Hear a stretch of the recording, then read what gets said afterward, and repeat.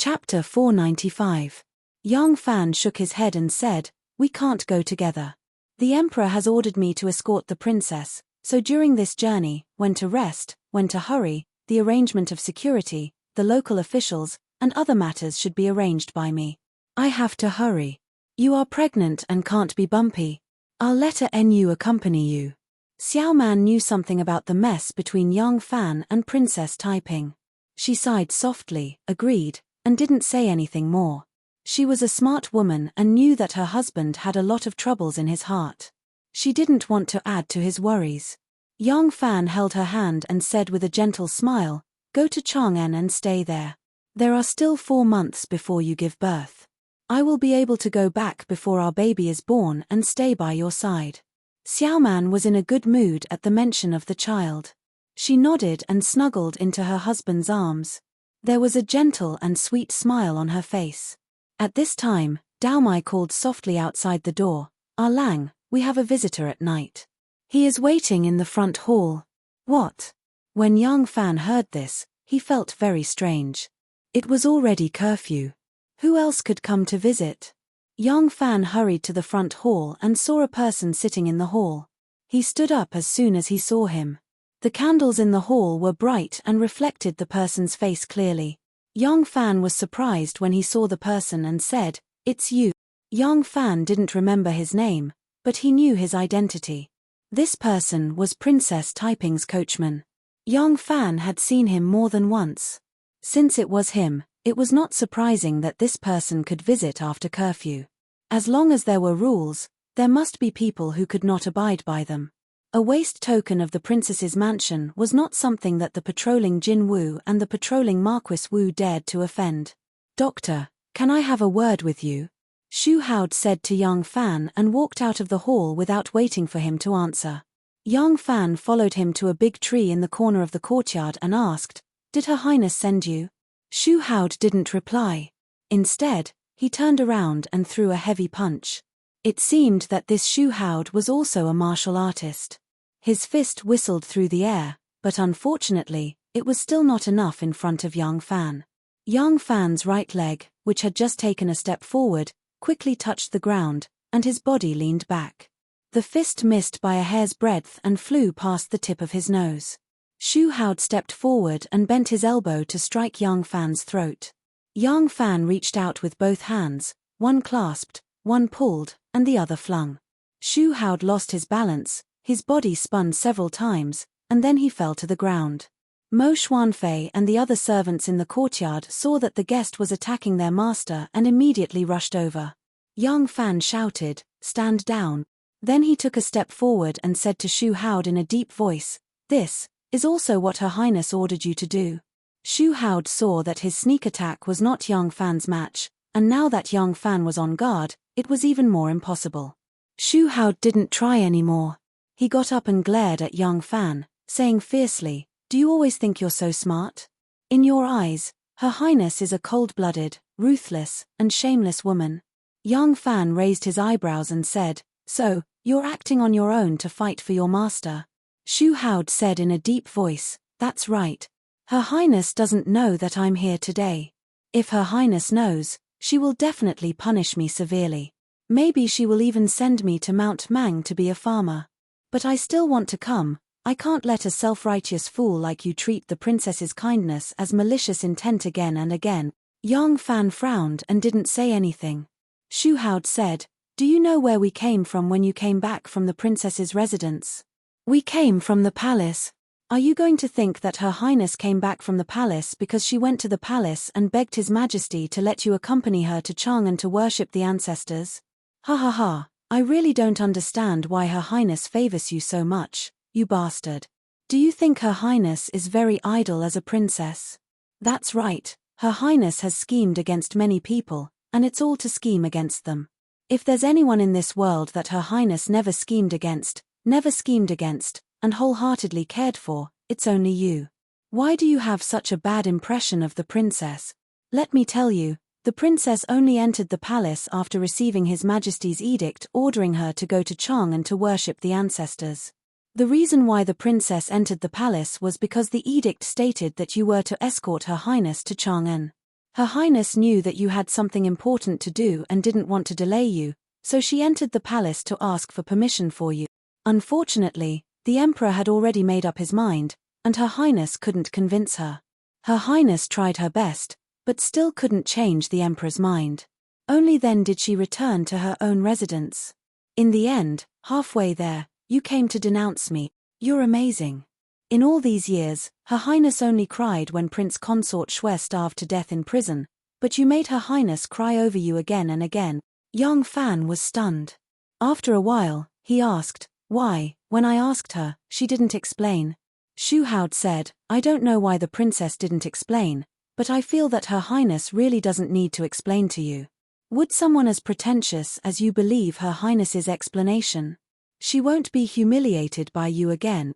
Surnamed Yang, what virtue or ability do you have?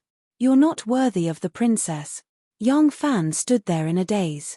The stars were sparse, and the cold night reflected on his face. It was impossible to see what kind of expression he had on his face. His expression was even darker than the night. Shu Haod patted the dust off his body and said to Young Fan, I came here today to tell you not to think so badly of Her Highness. Her Highness's heart is much cleaner than yours. He walked a few steps, then stopped and coldly said, also, it's not only me who is angry, the 8 guardian deities are even angrier. You better be careful. Young Fan said in astonishment, 8 guardian deities? Shu Haod said, haven't you already experienced their startling horse martial arts?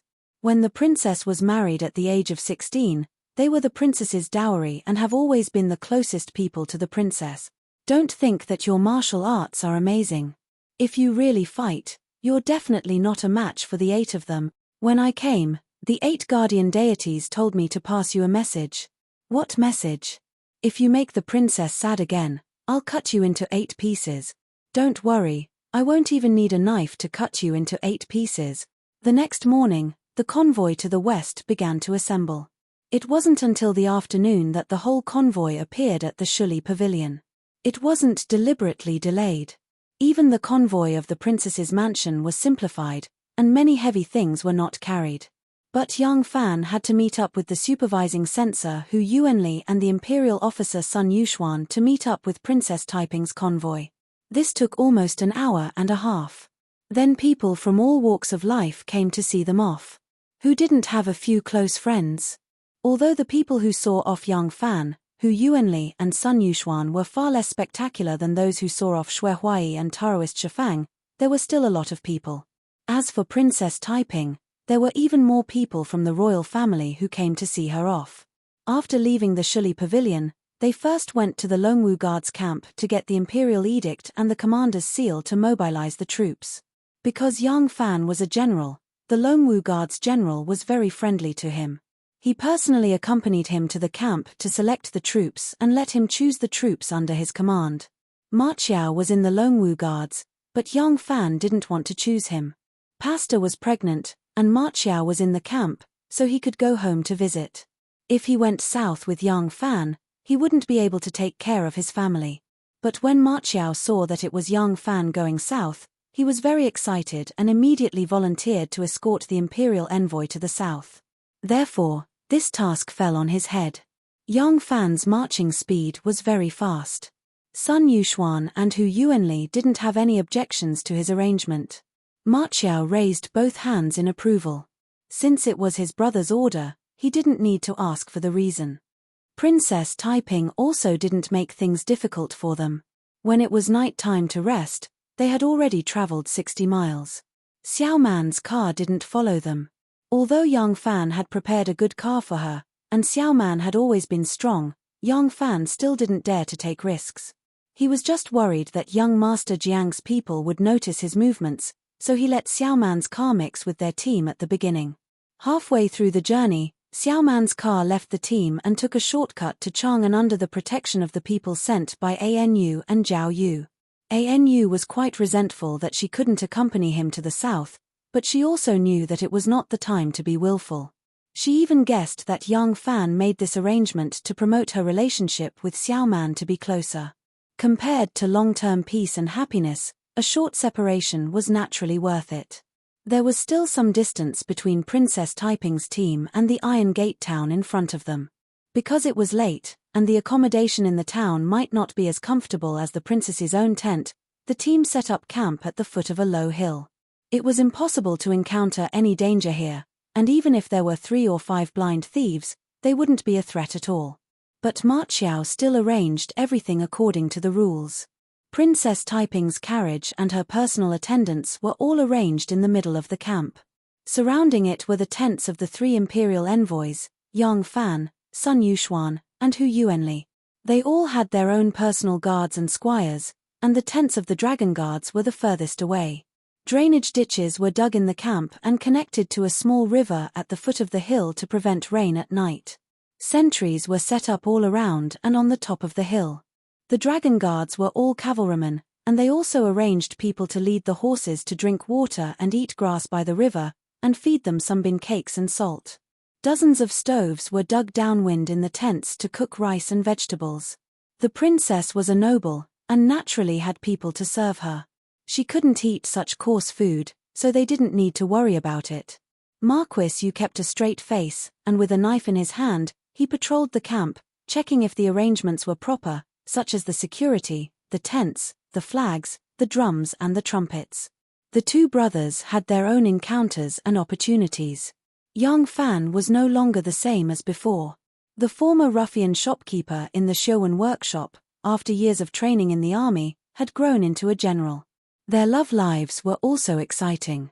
But now, Ma Qiao had come to fruition, while Yang Fan, who had a bumpy road of love, still had a long road ahead of him, and still couldn't see the end. On this day, Yang Fan intentionally wandered in front of Princess Taiping. But unfortunately, the princess didn't pay any attention to him, and didn't even look at him. Chapter 496. The setting sun was like blood, a patch of dark red. Yang Fan was sitting on a big rock, behind him was the red sun that was gradually setting in the west. The night breeze brushed his hair, causing it to flutter in the wind, just like his current mood. Looking at the 8 Vajrapani walking casually outside the princess's tent from afar, but still did not see the princess. Yang Fan could not help but secretly sigh. He could imagine how heartbroken Princess Taiping must be at this moment. Perhaps when he made up his mind to leave, her heart was already broken. Ma Qiao was patrolling outside and inside the camp. When he walked to the riverside, he saw the soldiers watering their horses by the riverside. He specially told them to look after the horses well and not let the horses run into the fields across the river and harm the common people's seedlings. If the local officials reported this to the capital, they would inevitably be punished with flogging. Just as he was giving his instructions in a rough voice, a few soldiers in the distance suddenly made a ruckus. Then they saw a row of bushes, a frightened hare was running away in panic, and it just happened to scuttle toward Ma Qiao's side. Ma Qiao's eyes and hands were sharp, he kicked the hare with his boot. The 6 to 7 catty's fat hare rolled on the ground a few times and died. Ma Qiao's kick had actually kicked the hare to death. Ma Qiao laughed out loud. He carried the hare to show off to his brothers, and then proudly walked away amidst the tide of flattery. When the soldiers who chased after him saw that the hare was intercepted by their superior, they could only accept their bad luck. They walked away dejectedly, hoping that they could catch something else. Ma Qiao carried the hare back to the camp. Suddenly he saw Yang Fan sitting on a big rock with his arms around his knees, lost in thought. Ma Qiao went around to the back of the big rock and climbed up to sit next to Yang Fan. He raised the hare and said with a grin, "Just now I caught a hare on the ridge of the fields. Let's roast it later and have a good drink." At this time there was no strict prohibition of alcohol in the army. Even the god of war, Li Jing, who was very strict in governing the army, in the military strategy he personally wrote, there was only a rule that drinking and fighting was not prohibited. Since ancient times, it was the custom for soldiers to drink. Banning alcohol was also a long process. Back then, Liu Biyu even caused a military coup and lost his life because he banned alcohol in front of the army. Until the Song dynasty, it was only at a critical moment of war, when 2 armies faced each other on a bloody battlefield. The commander-in-chief would temporarily ban alcohol according to the situation. Now that the dragon riders were escorting the princess to Chang'an, They were in territory controlled by the imperial court. It was a very easy task, so Ma Qiao was not nervous. Drink? Sure. For some reason, young Fan, who had never been fond of wine, wanted to drink to his heart's content at this moment. He looked at the hair in Ma Qiao's hand and frowned. This hair only weighs 6 to 7 catties. There won't be much meat left after it's skinned and roasted. How can it be enough for us to enjoy? Let's go search the mountain and catch a few wild chickens. We won't stop until we're drunk tonight. Ma Qiao laughed and said, haha, I've finally found a chance to teach you a lesson. We can drink, but how can we get drunk when we're on official business? Erlang, this is your fault. Before Ma Qiao could finish his sentence, young Fan had already jumped down from the big rock and was striding up the mountain. Ma Qiao hurriedly carried the rabbit and jumped down, shouting, Erlang, slow down.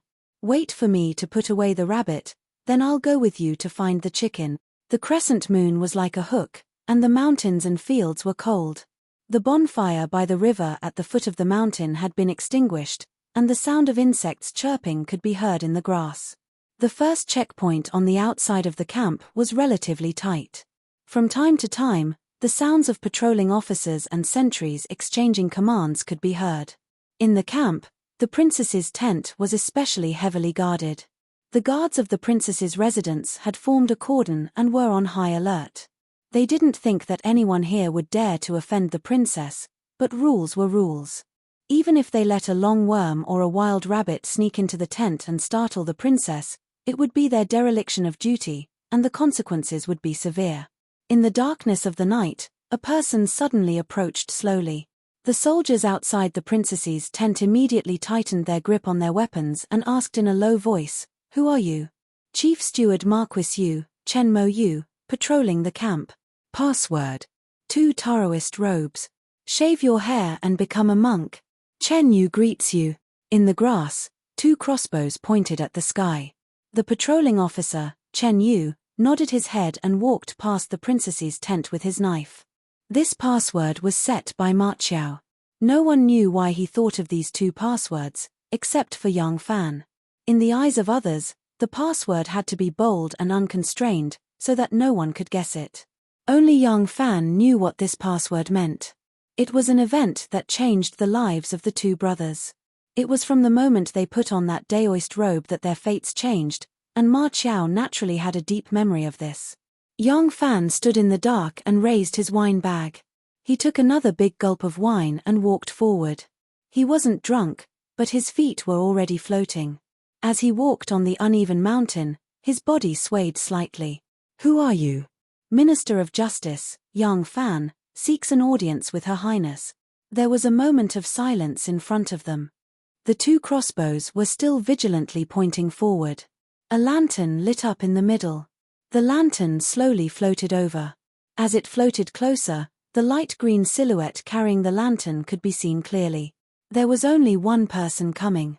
He raised the lantern and shone it on young Fan's face. The hand that had been pressing on the hilt of the knife loosened. It's getting late. If Dr. Lang has nothing important to do, please come back tomorrow morning. As he said this, he raised his right hand and gestured to the back. The 2 crossbows pointed to the sky to prevent accidental shooting. Young Fan kept the wine bag and said, "Please inform the princess. If she does not wish to see me, it will not be too late for young Fan to leave." The matter of young Fan and Princess Taiping had spread like wildfire. How could the guard not know? He really did not dare to offend young Fan. He hesitated for a moment before saying in a soft voice, "Her Highness is currently bathing. It is not suitable for her to meet Minister. Please come back tomorrow morning." Young Fan smiled bitterly. "If I come back tomorrow morning, I am afraid I will not be able to sleep well tonight. Please inform the princess. If she does not allow me to see her, it will not be too late for me to leave." The guard hesitated for a moment before nodding. "If that is the case, please wait for a moment." A moment later, the guard appeared in the big tent. This big tent was like the big tent of the Khan of the grassland. It was very spacious. Inside, there were simple folding screens and cloth curtains that separated different spaces. Separated by a cloth curtain that hung from the top of the tent to the ground, Princess Taiping, who had just finished bathing, was lying on a soft couch. She had a smooth back, a sunken waist, a round buttocks like a full moon, and a pair of slender thighs that were as strong as jade pillars. Because she was lying on her stomach, the two round jade balls in front of her chest were squeezed to the point that they were overflowing. There was a large arc under her ribs, which looked thick, soft, and elastic. Behind her stood a strong female sumo wrestler.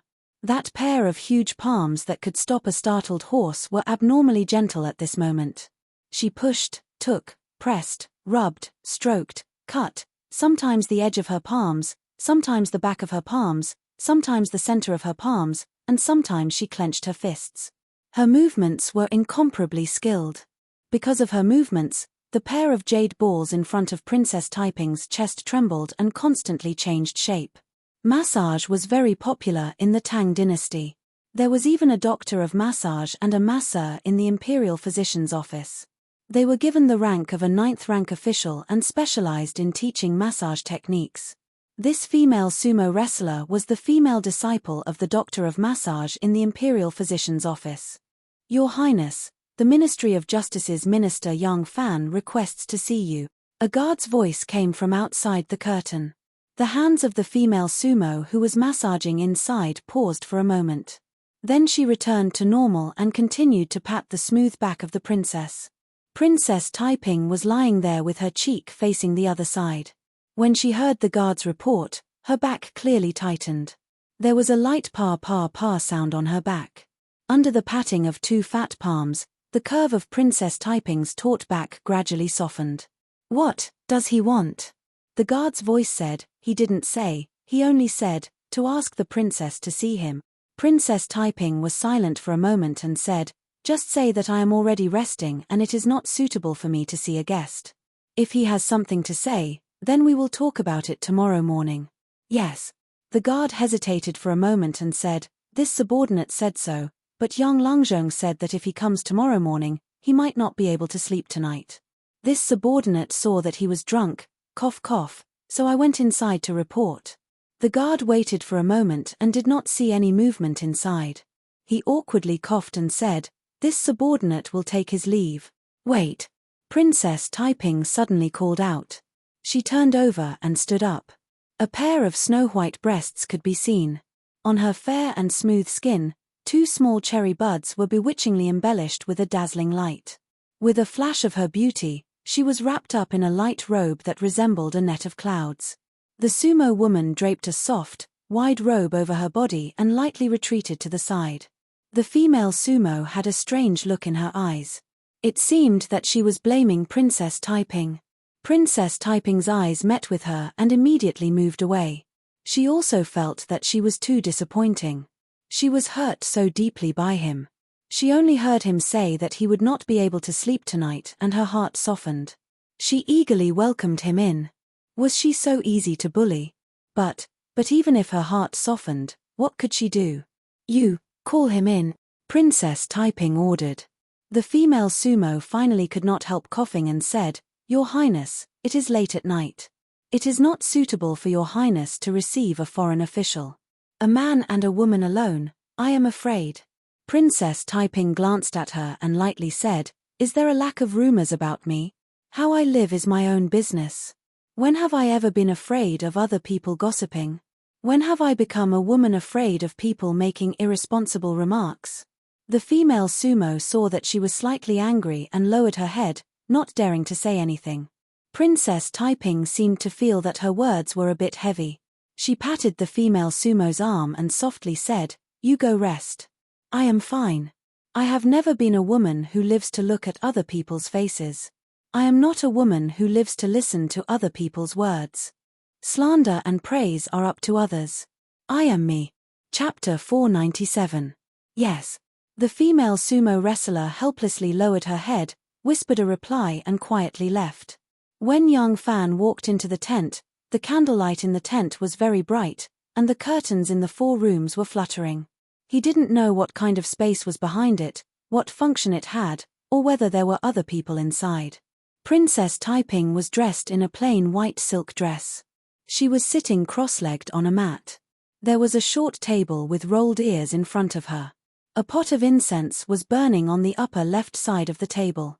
The smoke curled up in spirals, making Princess Taiping's complexion look somewhat ethereal.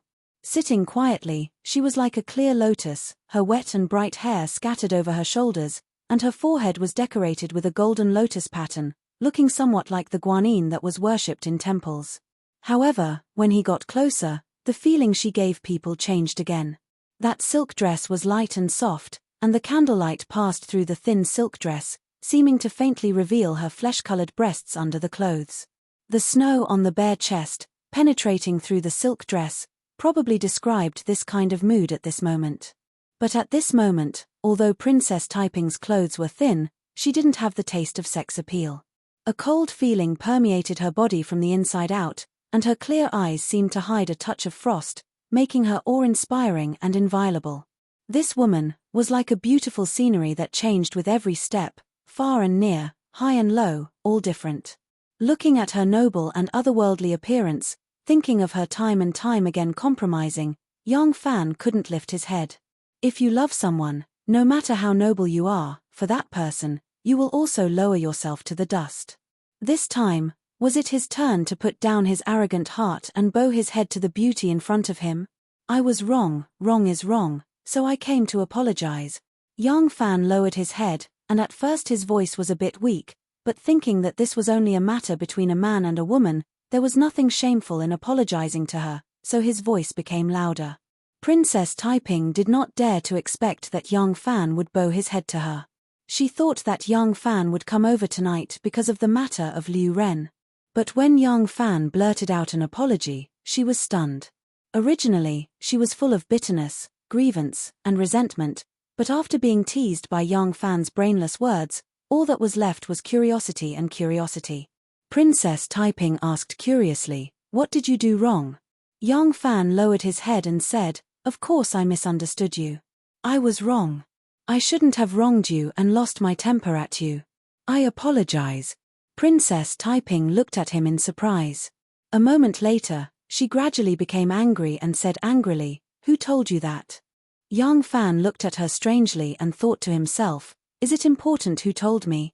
He's doing this because he's loyal to you. Why do you care so much about who he is?" Princess Taiping frowned and thought for a moment. She asked, "Was it Shu Haod?" "I think only he would act on his own." Yang Fan asked, "Who is Shu Haod?" Princess Taiping said, "My coachman." Yang Fan touched his nose, tacitly agreeing. Princess Taiping put this topic aside for the time being. She squinted at Yang Fan and said, "Do you need to drink to make an apology?" Yang Fan covered up and said, "How can that be? It's just that Ma Qiao is my good friend. We haven't seen each other for a long time. Now that we can travel together, I'm happy. That's why we drank a few more cups in the evening." Princess Taiping snorted softly and didn't expose his lie. Yang Fan said, "After I knew the truth, I felt that I was really reckless. I was wrong. Now I'm here to ask for forgiveness from the princess. You can punish me or beat me. It would have been better if he didn't mention it."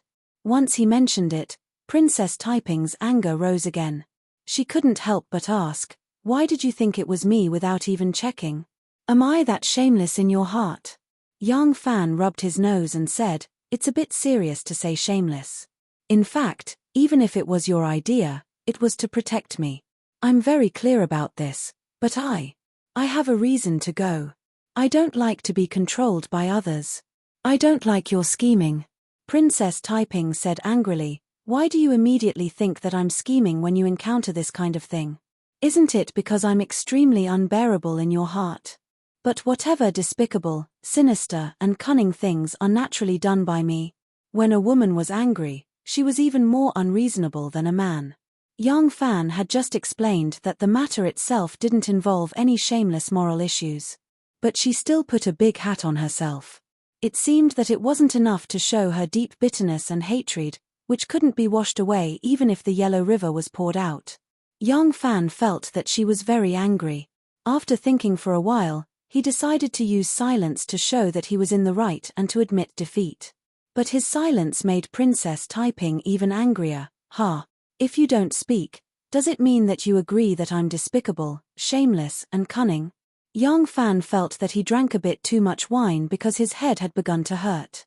Since silence was also wrong, he decided to explain. After thinking carefully, he seemed to find the crux of the problem. He deliberated and said, "I think it's because you're too smart." Smart? Yes. No matter if it's official affairs or military affairs, or any difficult problems, as long as you're willing to think of a way, there's almost no problem that can't be solved. You're too smart. So smart that once something may involve you, I almost don't think it's you.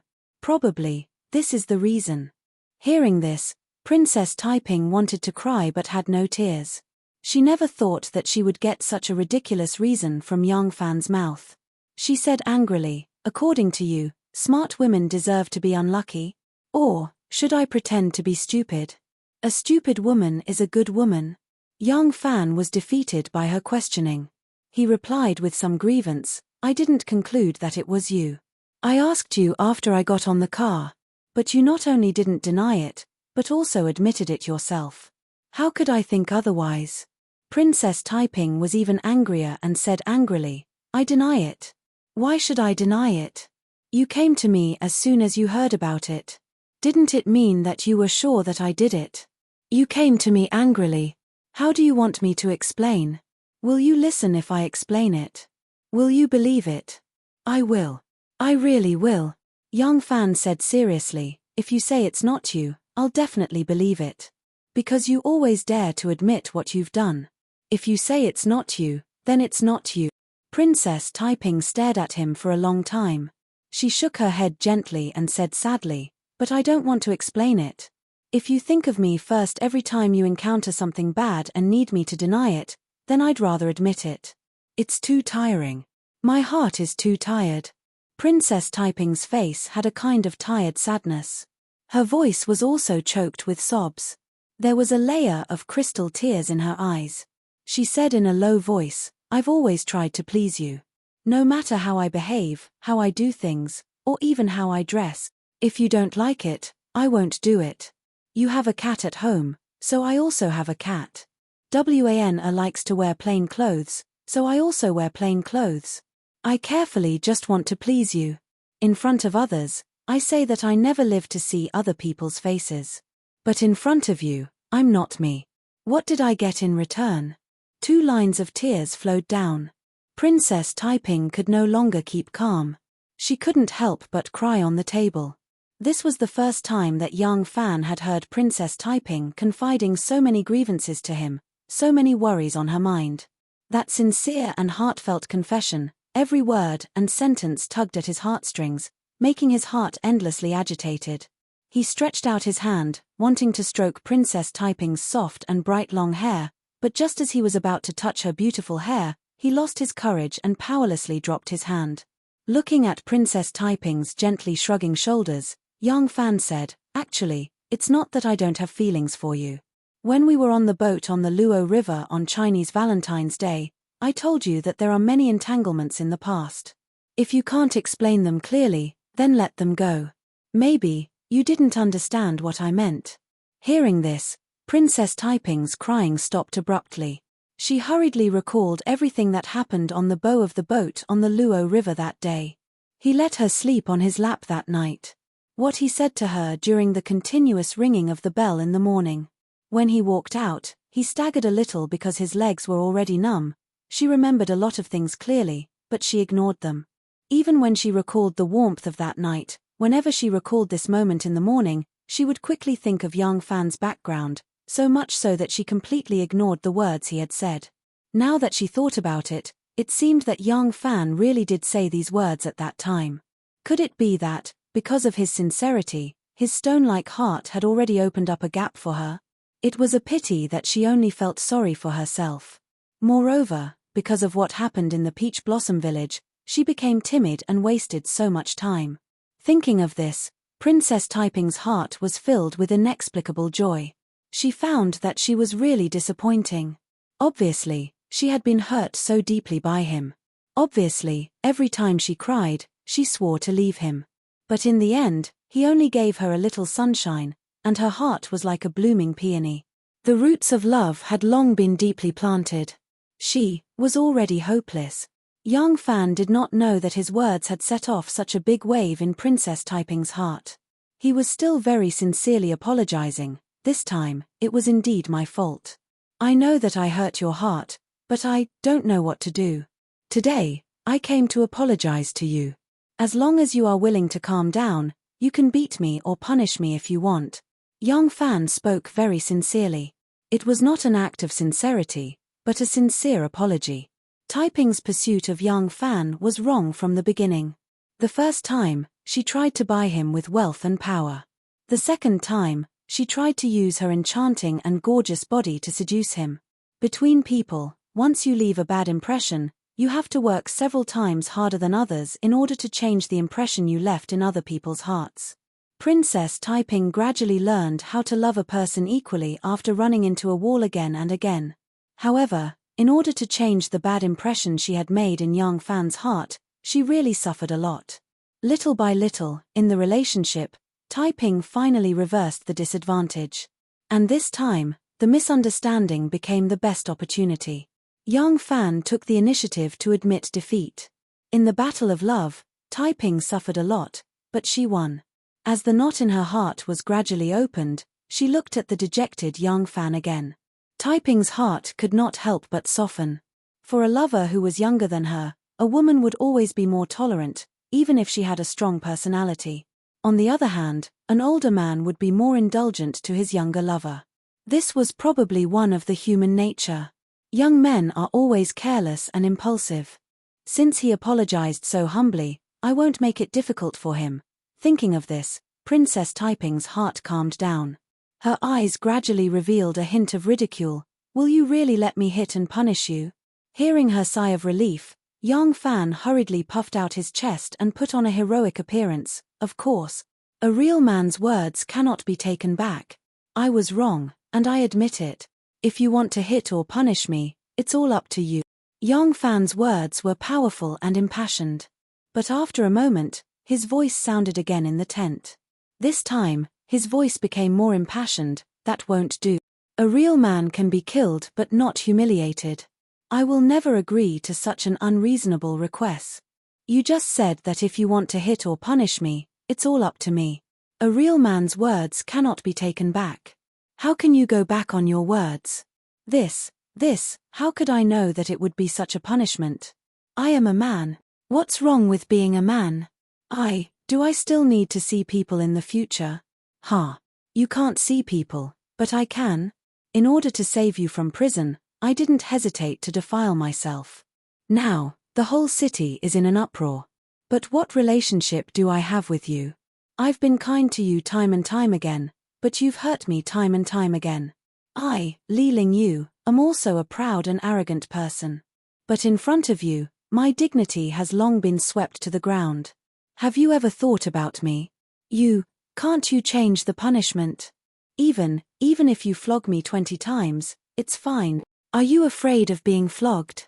Moreover, even if I give the order, will they really beat you? Don't play wishful thinking in front of me. I want this kind of punishment. It's fine if you accept it, but if you don't, I won't forgive you.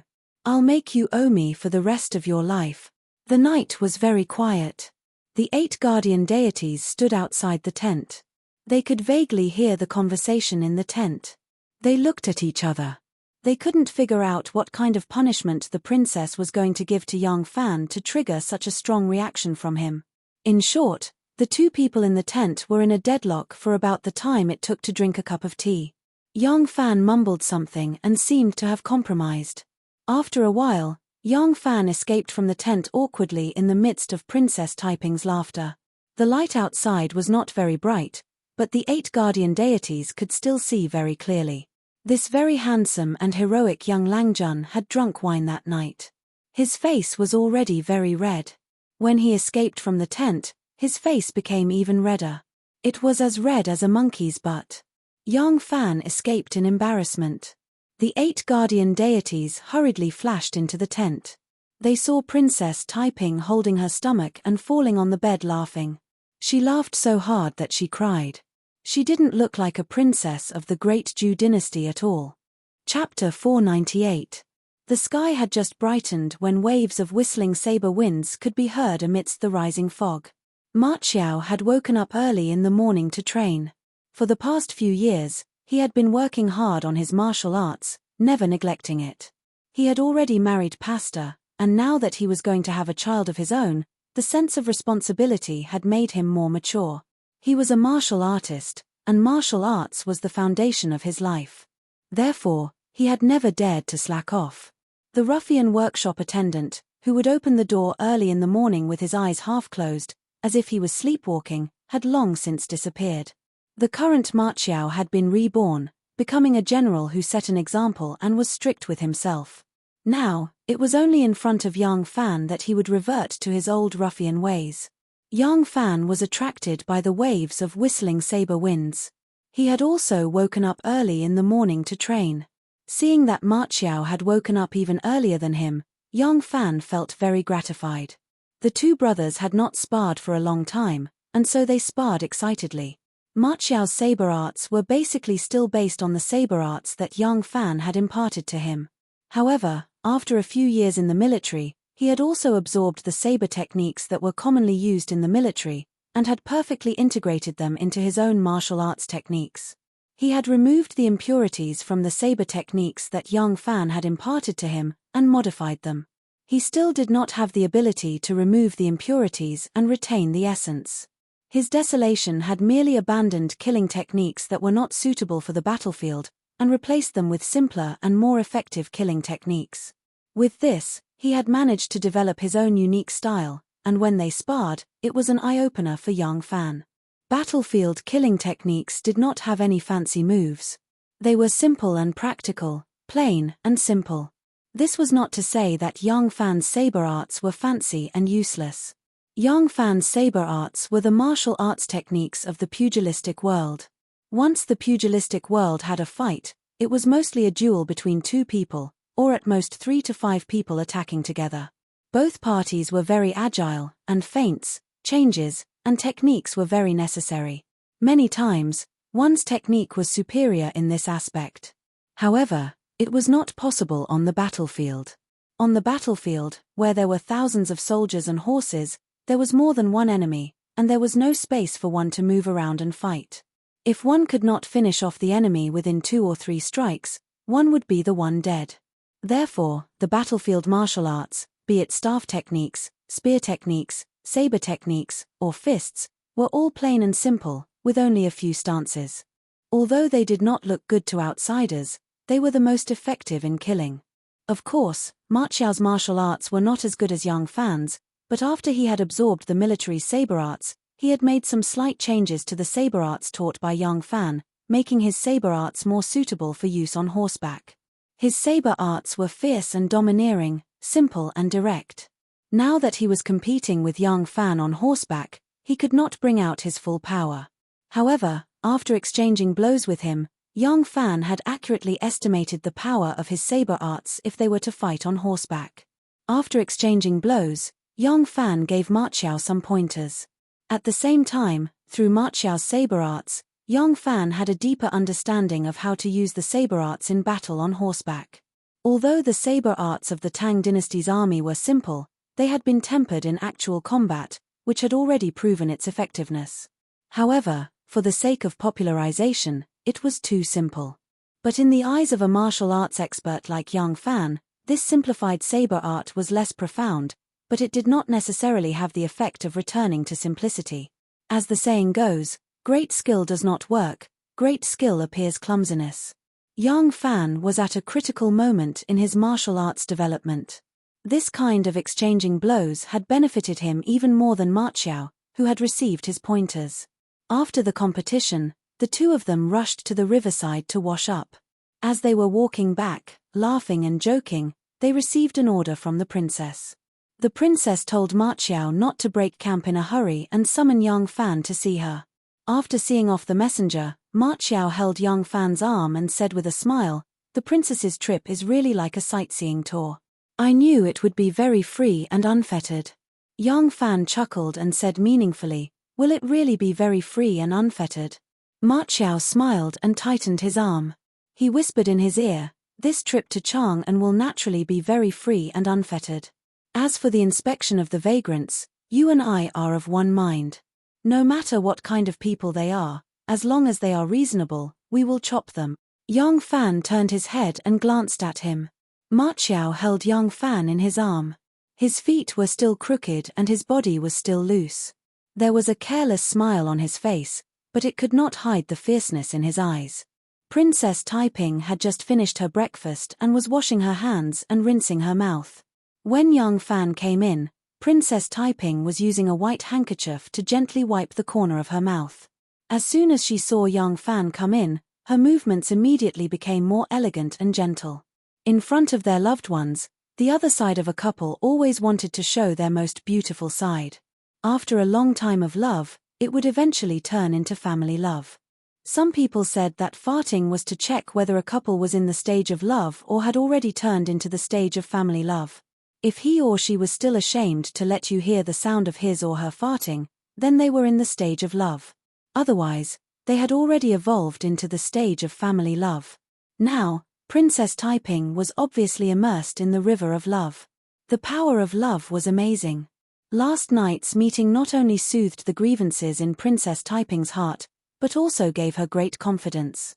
When she knew that she and Yang Fan were not destined to be together, and even happiness was close at hand, her whole body glowed with a kind of radiance. In fact, she tossed and turned last night and did not sleep well. But at this moment in front of Yang Fan, she appeared to be in high spirits. This flower of the Tang dynasty was like a good rain after a long drought. When it was about to wither, it suddenly absorbed enough water. That lustrous and plump complexion seemed to have just bloomed. There was still only the two of them in the tent. Princess Taiping said, "I thought about it all night last night." "You really want to do this?" Yang Fan nodded heavily. "If I don't have that ability, or I don't know about this matter, I can ignore it. I am not the kind of person who overestimates his own ability. But since I already know, and as long as I am willing to work hard, I can definitely save some innocent lives. If I don't do it, my conscience will be uneasy." Princess Taiping said faintly, "Actually, it was the Empress herself who ordered you to send me to Chang'an.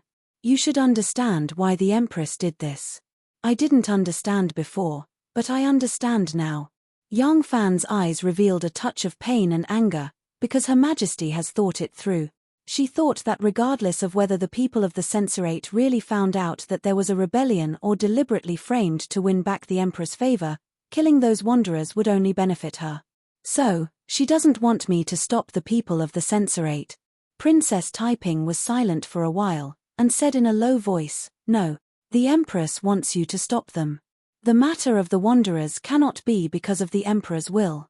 It can only be because the Emperor was deceived by the treacherous officials. So, the Empress needs you to have something on them. With something on them, the Empress can kill them. While appeasing the resentment of the world, it can also increase her prestige. But the Empress doesn't want you to go in time, because the Empress also wants those wanderers to die. The more wanderers die, the less unease the Empress will feel with the words substitute warrior Liu. In the future, the threat that may affect her succession to the throne will also be smaller. So, if you go too early, the Empress will not be happy. It may not be important if the Empress is unhappy. What is important is if the Empress feels that you are disloyal to her. Even if there is only a possibility, it will be enough to take your life. How many nobles have died so easily? If the Empress wants to kill you, she only needs to give you a look." Yang Fan sighed and said, "You don't have to worry. Although my official position is not high, and I don't have any noble title, I have unique advantages compared to those nobles. My master is Xue Huai. I am also very close to Wu Sanxi, and me and you. In the eyes of the Emperor, we have a very close relationship. It has always been very close." Princess Taiping coquettishly rolled her eyes at him, but she did not say this out loud. Since their hearts were already connected, there was no need to be so serious with her words. Sometimes, the fiery Princess Taiping could also be as gentle and understanding as spring water. Yang Fan smiled and said, "Now, the Prime Minister, the Emperor's most favored one, has promised to protect me. It is difficult for the Emperor to see my actions as going against her. Moreover, 2 of the 3 immortal masters are in the capital. I have a good relationship with them. If something bad happens to me, I believe they will put in a good word for me. You know, the emperor is very fond of them now. Princess Taiping was still worried and said worriedly, even so, the problem is that I don't know what will happen if you go. If you really make a big mess and harm the empress' interests, the empress will not give up on your punishment no matter how many people put in a good word for you. No one knows her better than me. You don't have to worry so much.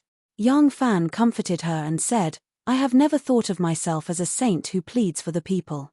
If I want to do something, I must first protect myself, so I will not act recklessly.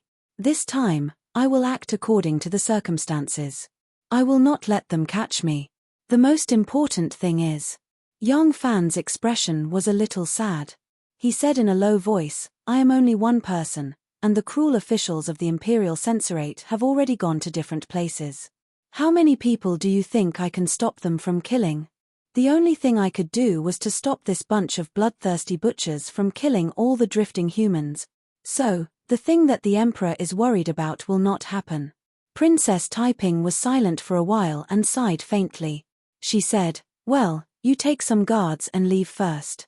As for Sun Yuxuan and Hu Yuanli, you better not take them with you. If all 3 of you leave, it will be hard for me to cover it. If the Empress knows that you disobeyed her orders, it will be really inappropriate. Don't worry, I will rush to Chang'an. When I arrive, I will send them to meet up with you. For now, it is best to discuss a meeting point. Where do you plan to go first? Yang Fan said, I plan to go to Jiannan first, but the meeting point cannot be there. They are only escorting you to Chang'an, so it won't take much longer than me. However, if they rush to Jiannan Prefecture, I'll have to wait for them there after I'm done with my business. I've decided to go to Qianzhong Prefecture after I'm done with my business in Jiannan Prefecture and meet them in Pingman Province. Princess Taiping nodded lightly and said, I will remember. Yang Fan put his hands on his knees and said, there is no time to lose. Then. I will go now. En. You don't have to worry about this. Try not to let too many people know where you are going. I will deal with all the aftermath. Good. Yang Fan was about to get up when he suddenly thought of something and couldn't help but ask, I saw Xu Hao leaving the camp early in the morning. He seemed to be heading towards the capital. What happened in the capital? Princess Taiping said disapprovingly, oh, it's nothing. I just sent him back to the capital. Yang Fan was stunned for a moment. Then he understood and asked, just because he went to find me? Princess Taiping nodded and said, yes. Yang Fan frowned and said, he did it out of goodwill. Princess Taiping slightly raised her eyebrows and lightly said, what's there to be kind or not? I originally thought that even if you hate me, you can only stay by my side. There is no need to get involved in this mess. Now that he has ruined my plan, do you want me to reward him? Yang Fan said, he did it because he is loyal to you and doesn't want you to be sad. Aren't you afraid of hurting the hearts of your subordinates by punishing him like this? Princess Taiping said in a serious tone, no reason can be used to disobey orders. Today he can disobey my orders because he is loyal to me and thinks that he is good to me. How do you know that he will not do other things because he is loyal to me in the future? Erlang, if you want to do something big, you should be strict with your subordinates. You can't be emotional. If Xu Hao didn't come to find me, I am afraid that you and I will never have a chance to be together again. Yang Fan thought and felt a little guilty. So he just kept silent. Princess Taiping smiled and said, don't worry. I didn't send him to Mount Mang to farm. I only sent him to my golden grain garden, ZZE garden, to be a guard. The life there is leisurely and generous. It's not hard at all. Let's not talk about other things. Just the ripe fruits in the garden can be sold by him. It's a big income. I didn't treat him badly, but he can forget about working by my side from now on. Yang Fan smiled bitterly and nodded, although I still feel that it is unreasonable, I have to admit that you are right. Princess Taiping smiled sweetly and said playfully, this is the first time that you obviously don't like my way of doing things, but you agree with my opinion. Do you think we should drink together? Yang Fan glanced at her and said, it is not good to drink in the morning. If you want to drink, wait for me to come back. Princess Taiping's eyes brightened and said happily, "A gentleman's word? A whip on a fast horse." Princess Taiping giggled. But that smile seemed to be a little mischievous. It seemed that someone had made a similar vow last night and wanted to take it back. Princess Taiping's eyes were already looking at young Fan's buttocks with bad intentions. So she laughed even more happily. Young Fan's face was a little red. He stared at Princess Taiping fiercely and stood up to walk out of the tent. Princess Taiping chased after his figure. When young Fan walked to the entrance of the tent, Princess Taiping suddenly called out, "Erlang." Young Fan lifted the tent with one hand and turned around. Princess Taiping stared at him with deep affection in her eyes. She said in a low voice, "You, take care. Be careful on the way." Chapter 499. The city of Peng Province, modern Xichang, was built on the northern shore of the Cheong Sea, on the southern side of the northern mountains. The city was not large and had a square shape, with each city wall around 6,000 feet in length. The rammed earth trapezoidal city walls were more than 15 feet tall. Wild grasses and wild flowers grew out of the walls, swaying in the wind as they told the story of the city's antiquity. Coincidentally, similar to Luoyang, Peng Province was also divided into two by a river. However, the Luo River flowed through the city, dividing it into the north and south. The Lulin River, modern East River, which originated from Zhaojue, meandered into the city and also divided it in two. However, the river flowed from the north, dividing the city into the east and west. The Cheong Sea was vast, with lush forests in the distance. The reeds on the banks of the Lulin River were like clouds and mist. The scenery was picturesque, making Peng Province look like a famous pearl embedded in this place. The western part of the city was the most prosperous. The military governor's office, the provincial governor's office, and the county government were all gathered here. There were also countless merchant houses, Buddhist temples, and Daoist temples. There were also mansions built by merchants and tribal leaders. The eastern side of the river was a completely different scene. The flat fields, the graceful willows, the winding paths, and the simple and elegant alleys were all filled with a rustic charm. However, the eastern side of the river was not entirely filled with farmers. For example, the Tonghai Alley was an extremely prosperous pier, and one had to pass through this place to get to the Cheong Sea. The Fish Market Street was the most prosperous wholesale market for aquatic products, where all kinds of aquatic products were available. The Spring Welcome Alley was a red light district. The brothels here housed women from various places and races.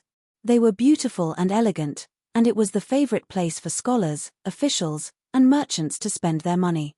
There were 3 wooden bridges connecting the eastern and western sides of the river.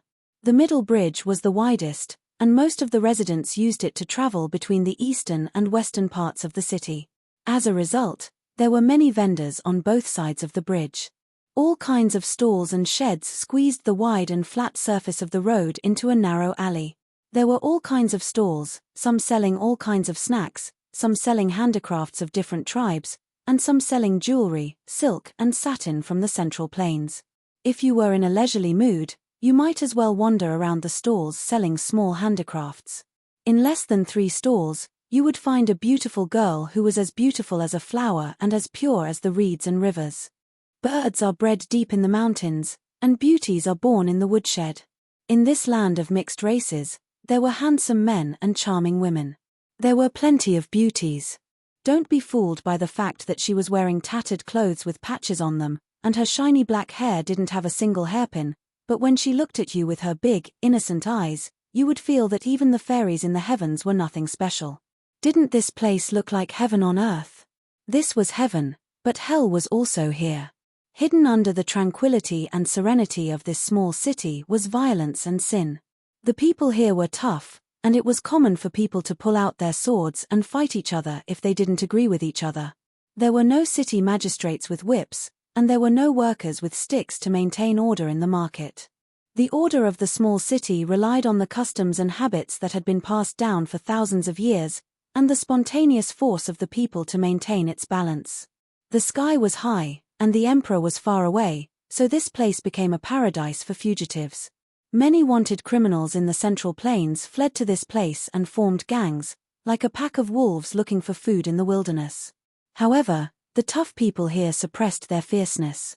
Although they did evil, they didn't dare to be brazen, and their main way of making money was smuggling. They tried their best not to fight for food with the local people or go against them.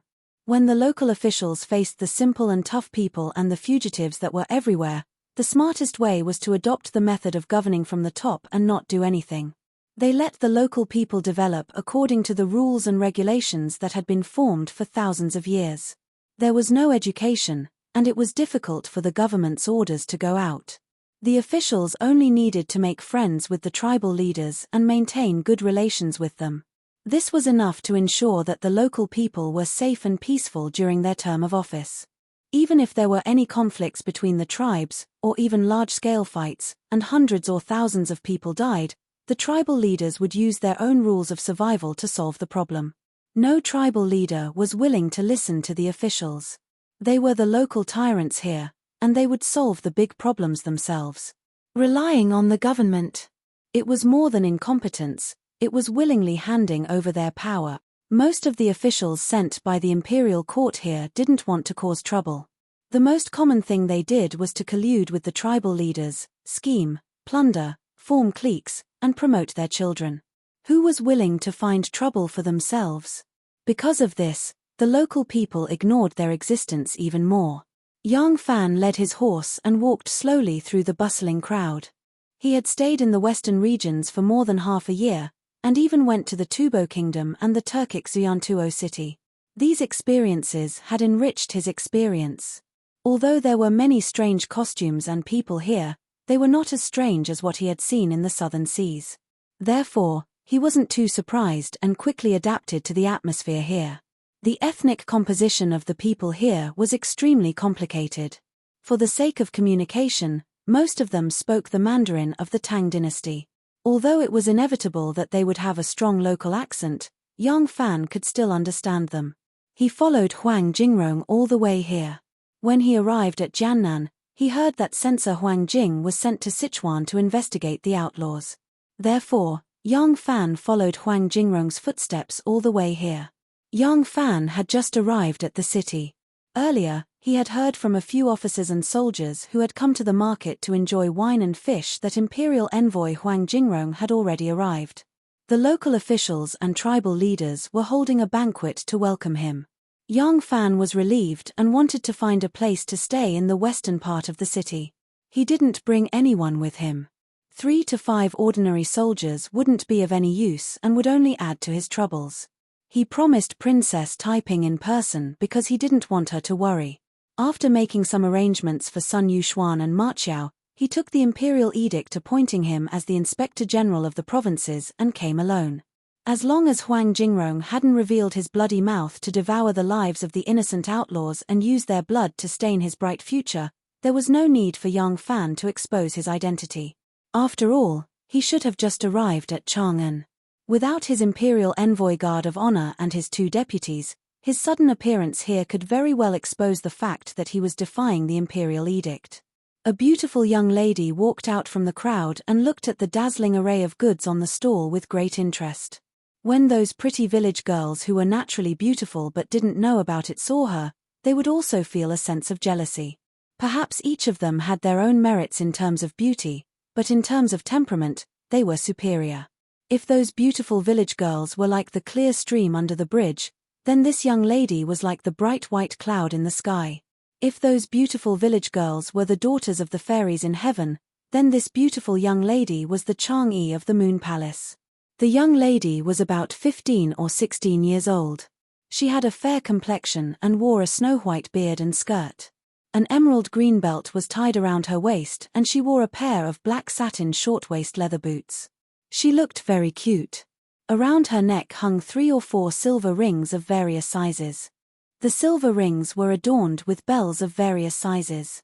Her hair ornaments were also adorned with all kinds of silver ornaments. When she walked, there would always be a pleasant tinkling sound. Especially her pair of long legs, which left a deep impression on people at first sight. Her legs were slender and long, occupying more than half the length of her body. They were as slender and graceful as the legendary mermaids. When she swung them, There was a natural sense of a very seductive rhythm. When young Fan saw her beautiful and cute appearance, his eyes immediately lit up. Beautiful women would always attract men's gazes. This beautiful young lady naturally attracted more than one gaze. There were also a few men in the crowd who stared at her at the same time. Young Fan's gaze was filled with admiration for her beauty, but those few gazes were filled with greed and lust.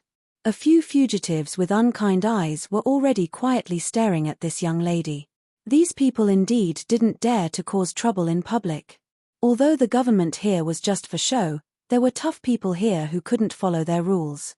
However, this didn't mean that these fugitives would never violate the law. If it was a place with few people, they wouldn't mind kidnapping this beautiful young lady. If this kind of exotic beauty was transported to Yangju and sold to those salt merchants, the money would be enough for them to live comfortably for the rest of their lives. They only followed her for a while before giving up on the idea of kidnapping her. This young lady mischievously looked around. She seemed to be alone, but about 10 steps behind her, there were always 4 unsmiling, serious-looking white-robed men, all of them carrying a gloomy blade. Seeing their gloomy sabers, the fugitives who were blinded by lust noticed that the young lady's enchanting waist had a short sword with a curved handle. The short sword was as delicate and graceful as the young lady's body. It was clearly a scabbard. As a result, the evil thoughts of these fugitives were like snow lions meeting fire, immediately disappearing without a trace. They couldn't afford to provoke this young lady. Whether she was beautiful or rich, it was better than being alive. They had fled from the Central Plains to this place in order to survive. There was no reason for them to run into the gates of hell. This young lady wearing white clothes was nothing, but not far behind her were obviously her entourage of 4 strong men wearing white robes. This was not a coincidence. They must be the white barbarians. The white barbarians and the black barbarians were the 2 largest ethnic groups in the southwest region. The black barbarians wore black clothes that reached their knees. They lived by herding livestock and didn't know how to farm. The white barbarians liked to wear white clothes that reached their knees. They farmed and weaved, similar to the Han people. Since the time of the Shu Han, the white barbarians had often received official positions in the Central Plains. Their writing and language were similar to that of the Han people. Most of their tribes were Han people who had been transformed into barbarians. Therefore, they were richer and more powerful than the black barbarians, but they still maintained the bravery of the barbarians. Do not offend the locals, especially the large local tribes. This was the first rule of survival for the fugitives of the Central Plains. Moreover, from the ornament-like weapon that the young lady wore, it was obvious that she was not an ordinary white barbarian. This made her even less of a person that they could provoke. This was because the short sword she wore was a scabbard. This was a sword that only the kings of the barbarians could use. The scabbard was ranked first among the 3 most famous weapons in the southwest region. The scabbard was shaped like the blade of a halberd. Its hilt was decorated with gold and its blade was incomparably sharp. Although it was small and slender like a toy, it could cut through iron like mud. It could cut through hair and pierce through anything. It was a precious weapon that only the kings of the tribes of the southwest would wear. On the waists of the 4 white-clothed people were the Yu Dao. Its value was second only to the scabbard. Just like the scabbard, the forging method of the Yu Dao was also a secret. Only the high-ranking craftsmen of the barbarians knew how to forge it. The blade of the Yu Dao was dipped in a strange poison that could kill upon contact with blood. These 2 weapons were not something that an ordinary barbarian could wear. An ordinary barbarian would at most wear a Ronin sword. Therefore, just from the weapons that these people were wearing, the experienced fugitives of the Central Plains could guess that this young lady's identity was extremely noble. She was not someone that they could afford to provoke. The fugitives quietly retreated. From the beginning to the end, the white-clothed girl didn't know that a moment ago, there were a few ignorant fellows who planned to kidnap her and sell her to those fat and big-eared salt merchants in Yangju to be their concubines. She looked around and found everything interesting. She hopped and hopped like a little sparrow looking for food. Not long after, she bought a bunch of random trinkets and happily held them in her bosom. As she walked, she saw a stall that sold all kinds of accessories made from cow horns. It seemed that she was tempted again. She stopped and held a bunch of useless trinkets that she wouldn't even look at after buying them. She tilted her head and her beautiful big eyes flashed. No one knew what she was thinking. At this time, a joyful voice suddenly called out, "Big Sister Zun-er! Big Sister Zun-er!" On the road ahead, a little girl caught sight of her, and ran towards her with a cry of joy, leaving the old woman who was following her far behind. "Ha! Little Shuilian, I was just about to go find you." When the girl in white saw the little girl running towards her, she immediately beamed with joy. She quickly walked up to her and handed all the things in her arms to the little girl. The little girl was so flustered that she hurriedly covered her dress. The girl in white, who had an empty hand, intimately pinched the little girl's pink cheeks and said with a smile, "Oh, you've grown taller again. It looks like you'll soon be my sister-in-law." When the little girl heard her teasing, her face immediately turned into a cute red apple. The little girl's eyebrows were like a painting. She was happy and angry at the same time. Although she was only 12 or 13 years old, she was already a beauty. It seemed that if she grew a few years older, she would really grow into a beautiful young lady. Young Fan was leading his horse and was about to walk past them, but when he heard them talking and laughing, he curiously looked at them. He immediately stopped and his eyes opened wide in amazement. If it wasn't for the young lady in white calling him Shuilian, even if he walked face to face with this little girl, he wouldn't necessarily be able to recognize her. However, he had already heard the name Shuilian and looked at her appearance. Although a girl would change 18 times between childhood and womanhood, this little girl Shuilian still hadn't grown up yet, so he could vaguely see some familiar charm. Young Fan was extremely surprised. Why would young Lungzhong's family appear here? Chapter 500. After being teased by Zun-er, Shuilian immediately became bashful. Rolling up the corner of her clothes, she stamped her feet and said, "No, Zun-er Jejie always teases me when we see each other." Zun-er laughed, revealing her white teeth. She rocked back and forth as she said, "Haha, it's so fun to see you being shy. You are my future sister-in-law. You call me Jejie now, but when you marry into my family, I will have to call you little sister-in-law. I haven't seen you for a year and you've grown even prettier. When I go back, I will tell my little brother. He will definitely like it." Shuilian was still young and her face was as red as a flower. She did not want to continue this topic and hurriedly said, "Zun-er Jejie, when did you come? Why didn't you come to my house?" At this time, the old man had already caught up. He also recognized Zun-er and respectfully bowed, saying, "This old servant greets Zun-er." Zun-er nodded at the old man, then said to Shuilian, "I came here this time to play with you." Coincidentally, some imperial envoy came to the imperial court. As soon as my father arrived, he was captured by Governor Luo to accompany him in drinking. Originally, father wanted me to accompany him, but I felt bored and stayed in Governor Luo's residence for a while before sneaking out. I was just about to go to your house. Hearing this, young Fan walked over to them. It was not easy for young Fan to find out Huang Jingrong's whereabouts. Since Shuilian's family was here, perhaps he could use them to find out some of Imperial Censor Huang's whereabouts. When he heard this Zun-er say that her father went to drink with the Imperial envoy, he made up his mind. "Miss Shuilian," young Fan called out. Zun-er and Shuilian turned around at the same time and saw a young man standing there with a pleasantly surprised expression. Shuilian looked at young Fan and hesitantly said, "You are." Young Fan laughed and said, "Miss Shuilian doesn't recognize me. Do you still remember the worker who was thrown into your pond back in Luoyang? And the big brother you hid in the street lamp?" Ah. Shuilian pointed at young Fan, her mouth opened wider and wider. After a long while, she suddenly cried out in surprise, "I remember. Ha! So it's you. Why are you here?" Shuilian jumped up and down twice. Suddenly, as if she had thought of something, she hurriedly handed all the things in her skirt to the old woman. She reached out and pulled young Fan to the side of the road. Seeing that he was still holding onto a horse, she whispered, "You still have a horse to ride.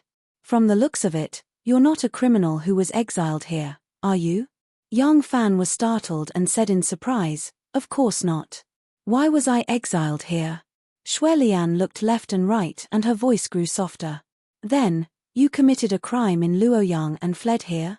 When Yang Fan heard this, he suddenly realized that in this era, there were very few people who would travel far from home. Coupled with the inconvenience of transportation, it was even rarer for people to travel thousands of miles to a foreign land. Moreover, Luoyang was the capital, and he was from Luoyang.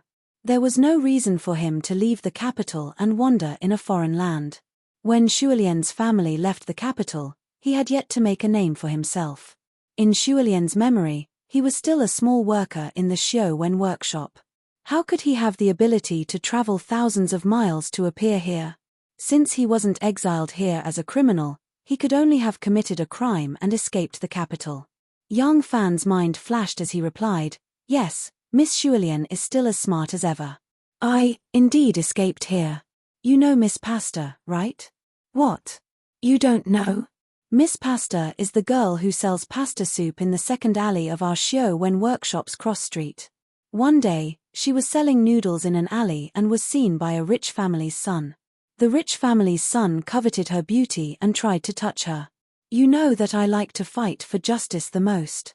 I beat the bad guy down with a few punches and kicks.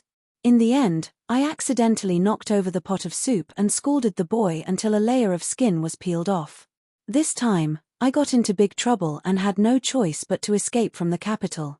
Yang Fan didn't even blink as he made up a bunch of lies. Hearing this, Shuolian felt both admiration and sympathy for him. She simply regarded him as a great hero.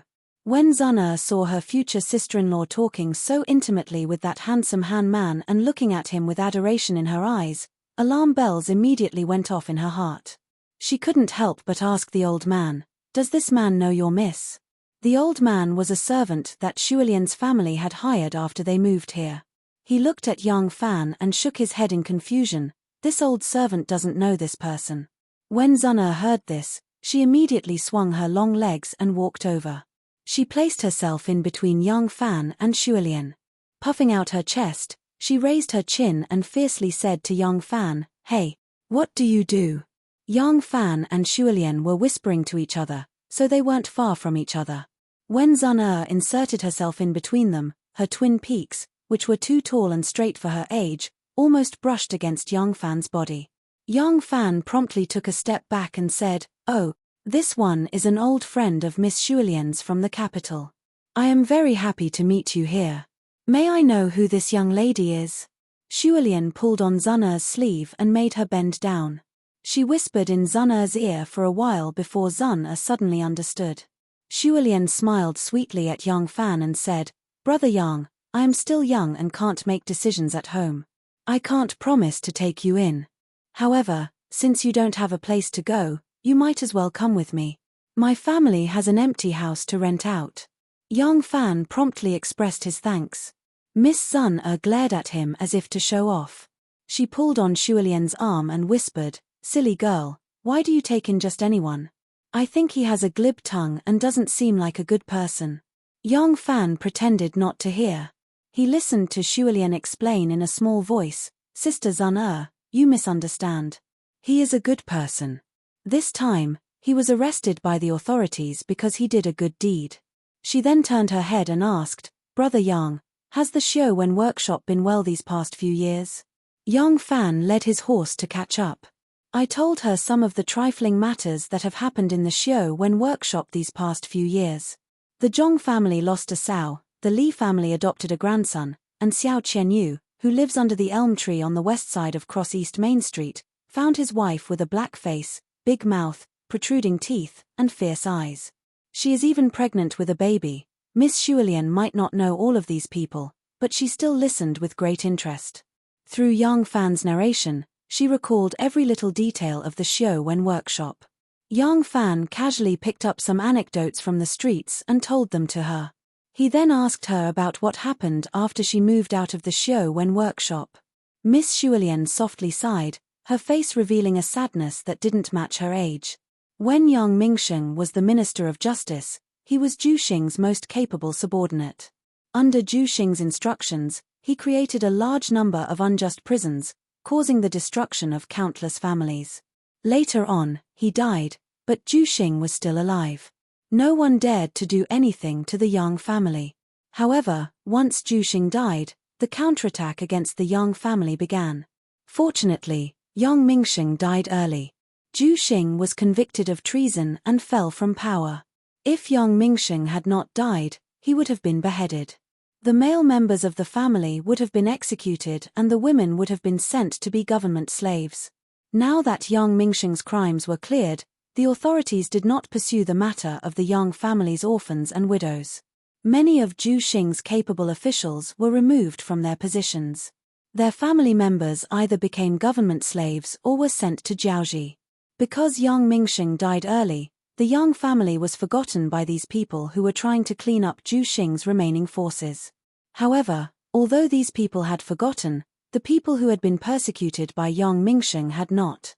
Some of the people who had been persecuted by Yang Mingxing were more soft-hearted, thinking that Yang Mingxing had already received his just deserts. Since the Yang family was only left with an orphan and widows, it was fine that the crime did not extend to the family. However, there were others who did not think so. Their families had been destroyed by Yang Mingxing, and the blood feud between their parents, wife, and children ran deep. How could they let the matter rest so easily? Even though Yang Mingxing was dead, his wife and children were still alive. Some of them came to the Yang family to cause trouble and vent their anger, while others used their remaining connections in the bureaucracy to try to drag the Yang family into Zhu Xing's rebellion. The Yang family had sent gifts to the imperial censorate several times, and had almost emptied their family's wealth. But they still couldn't avoid being threatened, and could only flee back to their hometown. Yang Mingxing was from Shu, and his hometown was in the Feng province of the Jiannan province. Most of the Yang family's assets had been destroyed in the fire. Coupled with the gifts they had sent out, they did not have much money left.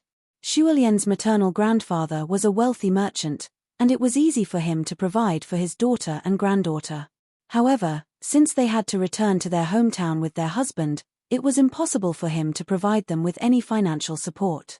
Shuolian's mother's dowry had also been destroyed in the fire, and when she first arrived in Jiannan, her life was extremely difficult.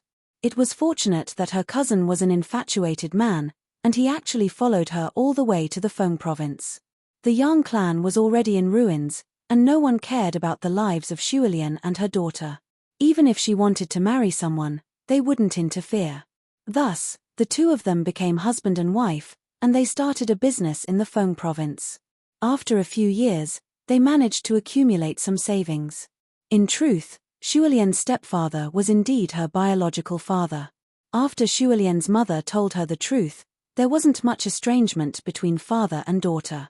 After all, back then, Yang Mingxing had already suspected that his daughter wasn't his biological father, and he didn't treat her well at all. As a result, the two of them didn't have a deep father-daughter relationship. Some of the goods of the Yang clan were bought from the white barbarian tribe that Zun'er belonged to. As time went by, Shuolian's father tried to curry favor with the tribe's chief, Con Chi. Later, Shuolian's father even intended to marry his daughter to Con Chi's youngest son, Con Jinjiao. Con Chi had seen Shuolian and liked this little girl very much, so he readily agreed. Thus, the two families became in-laws. Zun'er was the youngest daughter of the chief of this tribe, and he had always doted on her. When she heard that her little brother had a wife, she clamored to follow her father when he came to the Feng province for the second time.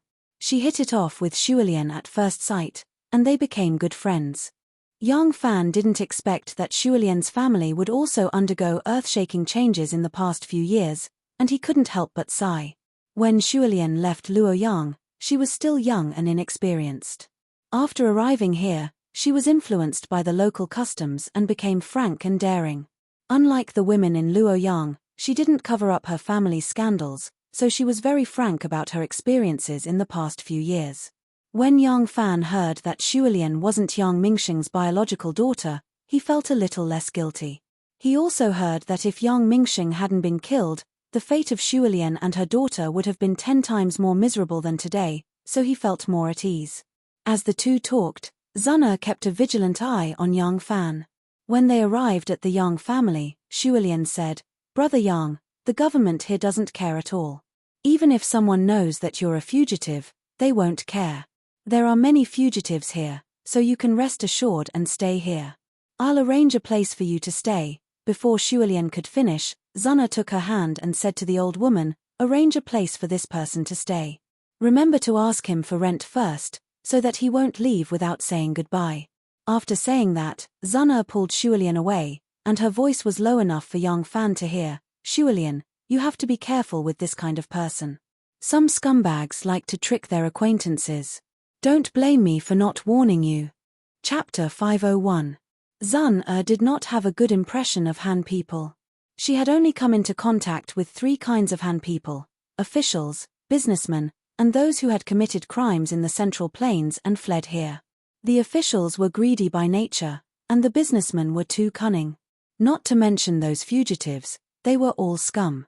Since this young Fan was a fugitive, in Zana's opinion, he must also be a scum, at most a scum that was not too ugly.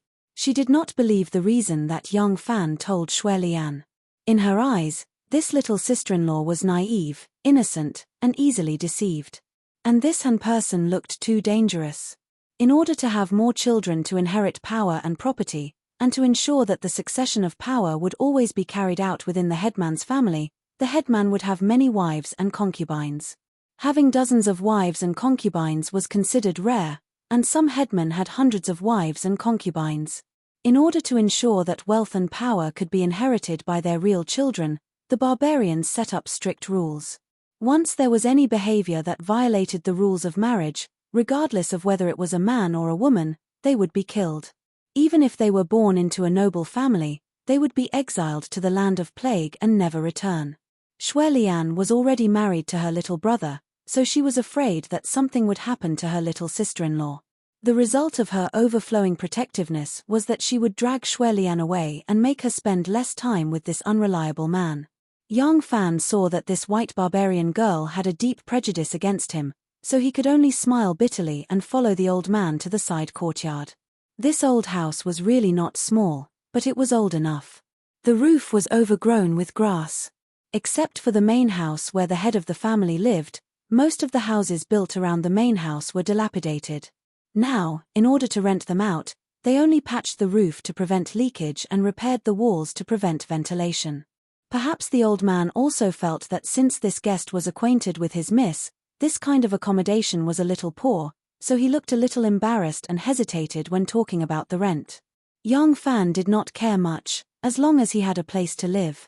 The most important thing was that not only was Shualian a local, but she could also help him inquire about a lot of information that he might not be able to obtain. Shualian's acquaintance, Zan was the daughter of a certain barbarian chieftain.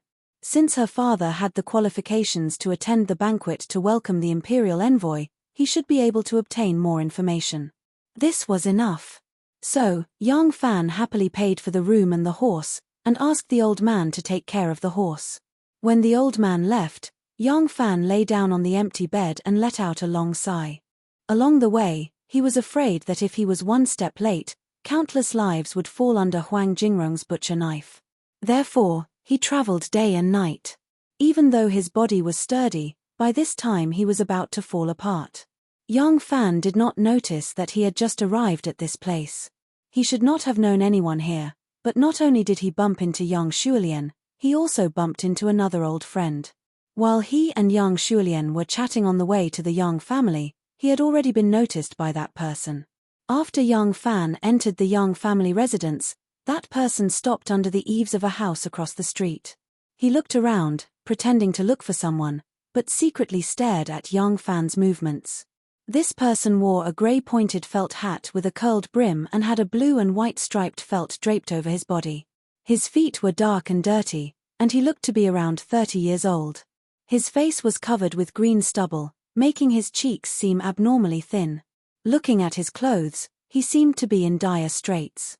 His bare feet and felt attire was the same as many of the people of the local minority tribes, so he did not attract any attention. Even if young Fan were to walk face to face with him, he would most likely not give him a second glance. But if young Fan could recognize who he was, he would definitely be shocked. Compared to Shualian, who had changed 18 times between childhood and womanhood, this person had changed even more thoroughly. Even if he personally revealed his identity, Young Fan still found it hard to believe that this person was actually the elegant, refined, powdered, and flower hairpin young master Liu Junfan. Back then, Liu Junfan had happily planned to go to Dunhuang to be the son-in-law of a noble's daughter in the minister's mansion that Nu had rented.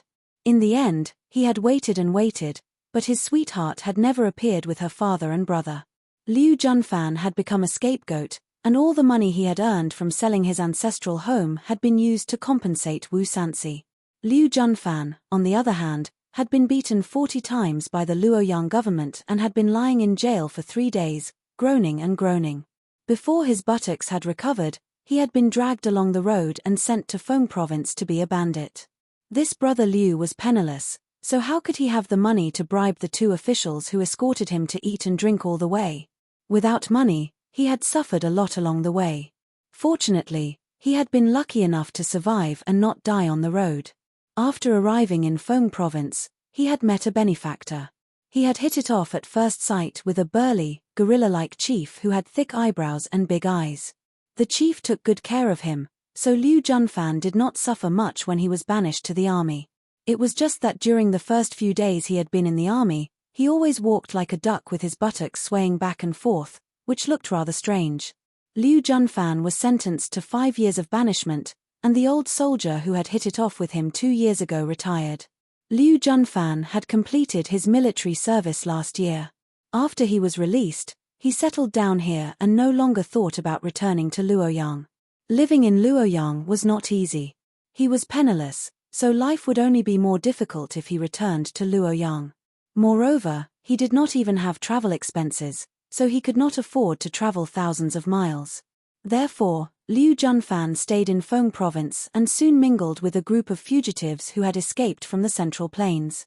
They specialized in reselling goods from Feng province to Tubo and smuggling goods from Tubo to Feng province. Now that the relationship between Tubo and the Great Zhou dynasty was tense, border trade had long been stopped. Although it was risky for them to do this, as long as they succeeded once, they would still earn a lot. However, Liu Junfan had neither influence nor capital. He was just a small errand boy. The majority of the money he earned from smuggling was taken away by his leader. His earnings were barely enough for him to make ends meet. Occasionally, he would go to a brothel with its half-closed door. It's him. It must be him. I can't be wrong.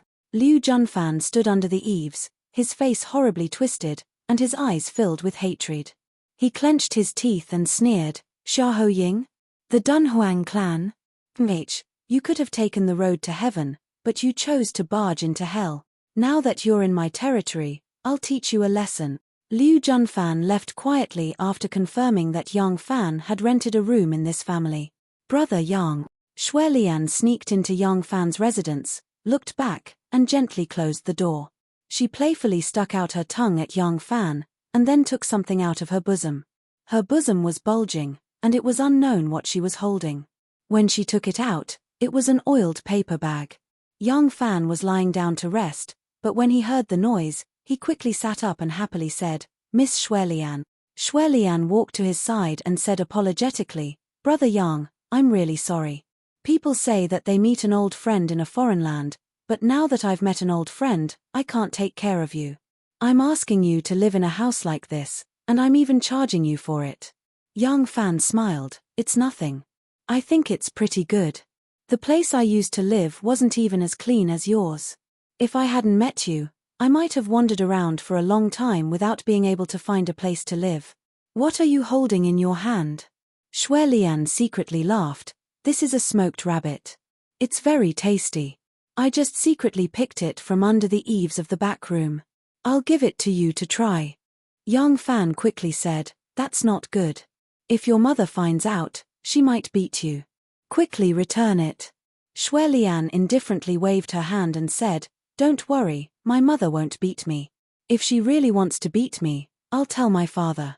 My father dotes on me more than my mother, he won't let my mother beat me. You keep this smoked rabbit. When you have nothing to do, you can tear it and eat it. It's very boring. Shuelian said and put the smoked rabbit next to his bed. Yang Fan said with a smile, Thank you. Later I'll go to the market and see if there's anything fun. You gave me a gift, so I should return the favor. Oh right, where's that girl in white? She looked at me like she was looking at a thief. Didn't she stop you from coming to see me? Shui Lian giggled and said, You're talking about Sister Zun. She's like this. Just now her father came over. She went to accompany her father and my father to talk. That's why I took the opportunity to run out. Yang Fan remembered Zun teasing of Shui Lian in the market. He couldn't help but laugh. Is what Zun said true? You're already engaged. Your husband is Zun elder brother? What kind of headman do you think her father is? He's very powerful here. When Yang Fan asked, Shui Lian's face blushed a little. Yes, my father helped me arrange a marriage. I haven't seen Sister Zun little brother yet. Her father is a headman, but he's not from here. Their tribe seems to be further south. I don't know. In any case, here, the leaders of tribes with dozens of people are called headmen. The leaders of tribes with hundreds, thousands, and tens of thousands of people are also called headmen. There are as many big and small headmen as there are officials crossing the river. Who knows how big her father's tribe is? Maybe it's just a small village. Yang Fan said with a smile, It doesn't look like it. Just look at that Zun's extravagance. Just look at that Zun's appearance. You should know that her brother must be very handsome. I'll congratulate you in advance for finding such a good son-in-law. The blush on Shui Lian's face that had just subsided returned. Embarrassed, she said, Who knows? Sister Zun already said that she looks like her mother. As for what her little brother looks like, I don't know. Yang Fan said, The wives and concubines of a headman are naturally extremely beautiful. If her little brother is Xiao Mu, he must be very handsome. If it's Xiao Mu, is this headman handsome? Shui Lian blinked her eyes and thought for a moment, then said, Oh, I can't tell. Uncle's face is full of wrinkles. He looks very old. Yang Fan took the opportunity to say, Why don't I help you take a look? I'm a person who is good at reading faces. Just by looking at his current appearance, I can tell if he was handsome when he was young. But, if we sneak over and eavesdrop on his conversation with your father, won't we make him angry? Shui Lian said indifferently, What does that matter? You are my friend.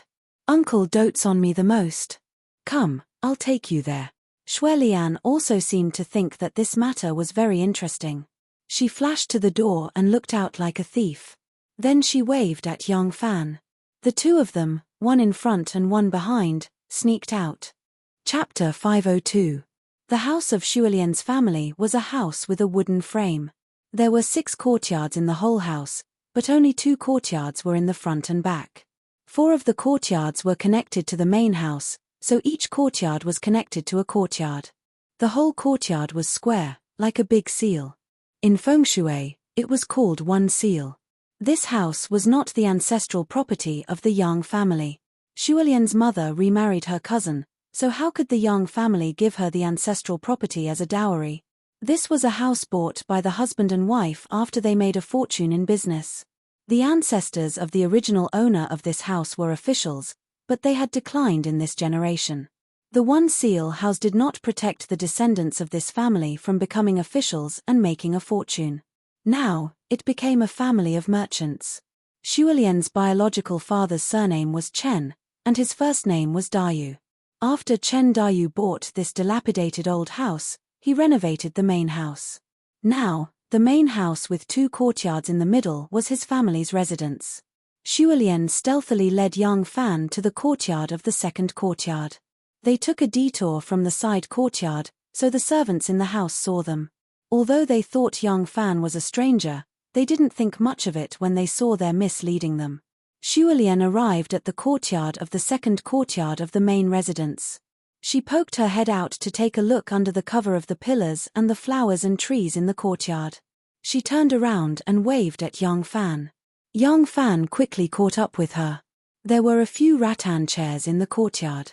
From Yang Fan's point of view, he saw an old man wearing a white robe with a white turban on his head and white leggings. There were red, yellow, orange, and pink patterns on the corners of his clothes and trousers. The old man looked really old. His hair and beard were white, and the wrinkles on his face were especially thick. There were 2 red earrings on his ears. As he spoke, they shook violently, making his wrinkled face look even thinner. Zun was sitting on the rattan chair beside him. She looked around and ignored her father's conversation. However, she had probably been reprimanded by her father for leaving the banquet without permission. Although her face was filled with impatience, she did not stand up and leave. Shulian's biological father, Chen Dayu, was sitting with his back facing Yang Fan, so he couldn't see his face for a while. When Yang Fan saw this man, he felt a little strange. He was already so old. Although he looked energetic, how could his daughter be so young? According to age, it would be more appropriate to say that Zun was his granddaughter. However, when he thought about the attitude of these leaders towards having more wives and concubines, Yang Fan felt relieved. This white-clothed old man was naturally the leader of the white barbarians. Although he was old and his figure wasn't tall, his voice was extremely loud and clear. Moreover, he spoke in standard Chinese. Hey. This old man has always felt that the officials here are greedy and black-hearted. I thought that an angel from the imperial court would be a little different. I didn't expect that he would be the same kind of trash, or even more black-hearted than them. The voice of the white barbarian leader was extremely loud. If one couldn't hear what he was saying, they would think that he was quarreling with someone. He grabbed the teapot and fiercely gulped down a mouthful of tea. He turned his head and said to his daughter, "Add more salt, it's too bland." The leader handed the teapot to his daughter, then turned to Chen Dayu and said in a loud voice, "This old man heard that the newly arrived provincial governor Zhong is a good and honest official. It's just that I haven't had any dealings with him before. When I went to welcome the imperial envoy today, I didn't see him. It was said that he had gone out of the provincial capital on official business and hadn't returned yet. Now that I think about it, I haven't seen him either. He must also have an undeserved reputation." Chen Dayu said, "Why do you say that, Elder Zun? This imperial envoy has just arrived in Mengju, and today, the officials of Mengju are holding a banquet to welcome him. He wouldn't ask for money from Elder Zun in public, right?" The leader spat and said, You'll never be able to imagine how thick-skinned and black-hearted those officials are. He had just arrived in Mengju and already asked for a bribe from me in front of so many officials. Not only did he ask for a bribe, he even did it in a righteous and open manner. When that angel with the surname Huang heard that this old man was the leader of a tribe in Yaoju, he immediately smiled and said that he had long heard that Yaoju was rich in gold sand and mountain gold. The current empress believes in Buddhism and is the reincarnation of Maitreya Buddha. She wants me to cast a pure gold Maitreya Buddha that he wants to bring back to the capital to present to the empress. Pa. It sounds nice, but in the end, it will still end up in his own pocket. Chen Dayu frowned and said, "It's not easy to deal with him using this kind of pretense. If he only wants it, there's no harm in casting a small gold Buddha and giving it to him. But since he said he wanted to present it to the empress, it won't look good if the gold Buddha is small. This person is a little too greedy. Did Elder Zun agree to it?" The old man snorted and said, "If it's really close, maybe this old man will agree to it. But guess how big the gold Buddha he wants." The old man's hands were like hugging Tai Chi and drew a big circle in an exaggerated manner. He said, "Here. It's just this big." He said he wants to cast such a big gold Buddha so that this old man can show his loyalty to the empress. This old man's clansmen have to dig in the mountains and dig in the sand. If they don't eat, drink, or wear anything for a whole 5 years, they would only be able to accumulate so much gold. He really dares to ask for it. Chen Dayu said in shock, "He wants such a big gold Buddha? Heavens! He really dares to ask. Then, did Elder Zun agree to it?" The old man glared and said, "Agree?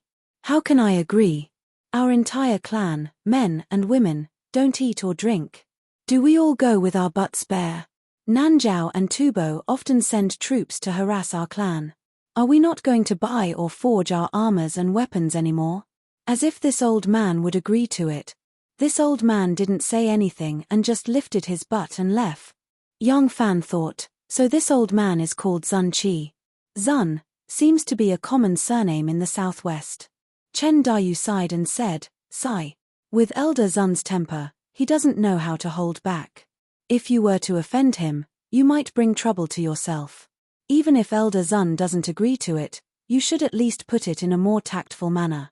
Now that you've embarrassed him in front of everyone, he will probably hate you to the core and find trouble with you in the future. Zun Qi sneered coldly, "What future?" Hearing his inhumane words, the old man immediately turned around and left. But the next moment, he said something along the lines of, "I came to Jiannan to investigate a case of rebellion. Do you think this old man can't tell that he's trying to intimidate the tiger?" Chen Dayu became even more worried upon hearing those words. He sighed and complained about Zun Qi's temper. Zun Qi glanced at him and said nonchalantly, "You don't have to worry about this old man. Here, this old man is the local tyrant. Even if this old man gives him face, he's still an imperial envoy. If this old man doesn't give him face, he's just a fart." From the looks of it, Zun Qi really didn't think much of Huang Jingrong. After complaining for a while, he changed the topic. Seeing that there was no more news to listen to, Yang Fan gestured to Xue Lian and the two of them left silently. As Yang Fan walked away, he thought, that fellow Huang Jingrong sure is greedy. Just because he's an imperial envoy, he's gotten carried away. These chieftains are all arrogant and unruly people, so who would be afraid of him? However, if he only wants to plunder under the guise of investigating criminals, then it'll be easy to deal with. As long as he doesn't kill innocent people, we can slowly plan other things. Xue Lian followed Yang Fan away and saw that he was deep in thought. At first, she endured it, but when they reached Yang Fan's residence and he didn't say anything, Xue Lian couldn't help but tug on his sleeve and ask in a small voice, "Brother Yang, you've seen Uncle Zun's appearance. If Sister Zun Er's little brother looks like him, do you think he'll be very handsome?" Ah! Yang Fan came to his senses and hurriedly nodded, "That's right, that's right. Just by looking at Uncle Zun Qi's appearance, I can tell that when he was young, he must have been elegant and handsome. If Miss Zun Er's elder brother looks exactly like your father, then Miss Xue Lian will definitely find a handsome son-in-law, an ideal Mr. Right, haha." "Is that so?" Miss Xue Lian beamed with joy. "If Sister Zun Er and Brother Yang say so, then the person I'm going to marry is really not bad." In the Feng Prefecture governor's manor, Huang Jingrong picked up a cup of hot tea and took a sip. Sour, sweet, bitter, spicy, and salty, he tasted almost all the flavors at once. He frowned and really couldn't stand the taste of the tea, so he casually put it to the side, his expression still somewhat resentful. Governor Luo smiled. "Imperial Censor Huang came from the capital and doesn't know the situation in this prefecture. Those barbarian leaders belong to the imperial court in name, but in reality, they are like independent kings. They are used to being unreasonable and don't know the laws of the imperial court or the dignity of an imperial envoy. Imperial Censor Huang, don't lower yourself to their level." Governor Luo's name was Luo Shudao. He was a third-rank secondary-class military general and was more than one rank higher than Huang Jingrong. However, for those who came from the capital, no matter how high or low their official rank was, the officials outside would not dare to easily offend them. Even if they were a 7th-ranked official, they would often circle around the emperor. Who knows, they might even be able to pass a message to the emperor. The imperial censor was infamous, so Luo Shudao didn't dare to take it lightly. Speaking of which, Feng Prefecture was a Jimmy prefecture, so Luo Shudao didn't need to be so afraid of the imperial court officials. Jimmy Prefecture referred to the border prefectures that didn't pay taxes to the imperial court. Local affairs were basically autonomous and they only accepted the imperial court's administrative rule. The territory of the Tang dynasty was very large and there were many such Jimmy prefectures. There were more than 860 of them, far more than the prefectures in the interior that the imperial court could directly control. The governor of Jimmy Prefecture, the provincial governor, and other local military and political officials were all held by the local armed leaders who represented these places when they submitted to the imperial court. Afterwards, their positions were hereditary and passed down from generation to generation, just like the headman of the chieftains. Luo Shudao was no exception. He was passed down from father to son and from son to grandson, generation after generation until now. These kinds of officials mostly lacked respect for the imperial court. However, Feng Prefecture had submitted to the imperial court for a long time, so the degree of assimilation was slightly greater. Luo Shudao's family was no longer the same as when his ancestors were the governor of a prefecture and the leader of a clan, as well as the leader of a tribe with many valiant private soldiers. They had already degenerated into a thoroughly bureaucratic family, so their reliance on the imperial court grew stronger and stronger. Not long ago, the provincial governor of Feng Prefecture died of illness. Because he didn't have a son, his nephews all wanted to inherit his position. In the end, the imperial court issued an edict and sent a second-rate official with the surname Zhong to this place to serve as the provincial governor. For the imperial court, this was an attempt to send a second-rate official to further control Jimmy Prefecture. Once this second-rate provincial governor was stationed, the hereditary provincial governors would become history. From now on, every provincial governor would be appointed by the imperial court. This kind of infiltration was also a threat to the hereditary governor Luo, but he didn't have the courage to resist the imperial court and make decisions for the provincial governor's family. Now, facing this imperial envoy, Huang Jingrong, Luo Shudao was somewhat fearful and even wanted to curry favor with him. Seeing Huang Jingrong's unhappy expression, Luo Shudao said, "Xuanqi is a rough and uncultured person from the mountains. Imperial Censor Huang, please don't take his offense to heart. Imperial Censor has just arrived at Feng Prefecture. It's more important for you to rest and recuperate for the time being. As for that Xuanqi, I'll ask him to apologize to you another day. There's no need." Huang Jingrong suddenly calmed down. He smiled at Luo Shudao and said, "I heard that Yaoju is rich in gold, so I had a strange thought and wanted to persuade him to present a golden Buddha statue to your Majesty's favor. It was originally a good intention, but he refused to accept it. This imperial censor is here to investigate the case of Liu Ren's rebellion. I hope Governor Luo can cooperate." Hearing that he wasn't going to pursue the matter any further, Luo Shudao secretly heaved a sigh of relief and hurriedly agreed. Huang Jingrong smiled slightly. He had already made up his mind, "I'll definitely implicate that ungrateful Xuanqi in the case of Liu Ren's rebellion. I'll take his dog's head to appease this hatred." Huang Jingrong wasn't very familiar with the situation in the southwest and didn't know just how much power these tribal headmen, who dressed like old farmers in the countryside, had. In his eyes, these headmen were no different from the rich country bumpkins. After dealing with this Xuanqi, he could kill the chicken to warn the monkey. At that time, gold, jewels would naturally roll in. As he chatted and laughed with Luo Shudao, he seemed to already see Xuanqi's head falling to the ground. Those headmen, who looked like country bumpkins, were all crying and shouting to give him money and women. After young Fan settled down in Chen Dayu's home, he strolled around the streets to familiarize himself with the local customs and to inquire about Huang Jingrong's movements. The small city wasn't large. A fart from an official could spread throughout the entire city in a short time. The news that Huang Jingrong's welcoming banquet had ended on bad terms and that Xuanqi's headman had left in a rage had already spread. Many of the townspeople were discussing it enthusiastically. Young Fan also stood to the side and listened to them talk. Hearing that Huang Jingrong had already been taken into the governor's office and settled down, Young Fan was certain that nothing would happen today. Huang Jingrong had just arrived. No matter how anxious he was to act, he had to first communicate with the local officials and obtain their assistance. Huang Jingrong had only brought a few personal bailiffs from the capital. They wouldn't be able to do much with just a few people. However, Huang Jingrong wouldn't drag things out for too long. Given this ruthless and thunderous style, if there was no movement in Feng province within 3 days, it would prove that Huang Jingrong's patrol this time was only for wealth and didn't want to kill people. This was because their investigation of Liu Ren's rebellion was something that was fabricated out of thin air. It was impossible for them to investigate in detail and find real evidence. Yang Fan decided to stay here for 3 days. If he didn't see any bloody actions from Huang Jingrong within these 3 days, he would immediately leave to see what the imperial censor in charge of the Liu Ren in Qianzhong was doing. Outside the side gate of the Chen estate, Liu Junfan had just returned. He had just chatted with the old man of the Chen estate and had gotten some information from him. He had already determined that Yang Fan was a Jianghu swindler. Now that this swindler had appeared in such a remote place, it was obvious that he had committed a crime and was wanted by the court.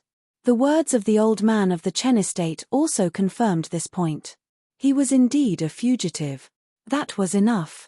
Could a fugitive with no roots in this place escape the palm of his hand?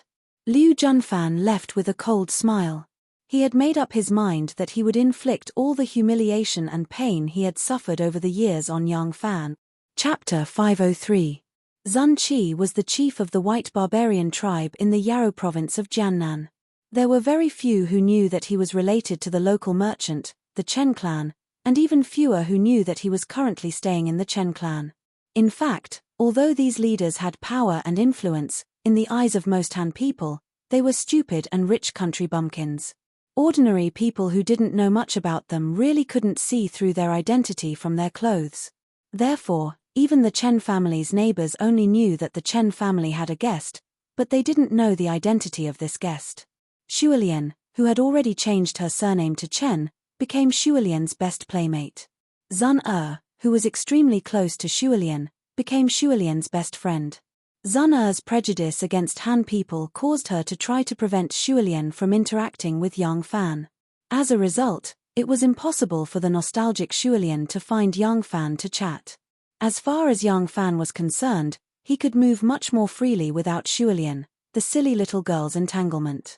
Early in the morning, he indirectly inquired about the situation in the city from Shuolian. After asking a few questions, Zun impatiently pulled Shuolian away. Yang Fan tactfully left the Chen family to wander around the city under the pretext of finding a job. Yang Fan wandered around the city for the whole morning. He mainly lingered around the martial governor's office to monitor the movements of the martial governor's office. At the same time, he also learned about the living conditions of the refugees in the Feng province. At noon, Yang Fan arrived at a small shop. He casually ordered a few snacks such as smoked chicken, cured meat, and pickled fish, and ate his meal leisurely. This small restaurant was built on the street directly opposite the martial manor. With Huang Jingrong's status as an imperial envoy, if he wanted to leave the martial manor, he would definitely go through the main entrance. From here, Huang Jingrong could monitor his movements. Yang Fan finished his lunch and asked for a pot of tea. Before tea became the mainstream drink of the Tang dynasty, tea drinks in the middle of Sichuan had been popular for hundreds of years.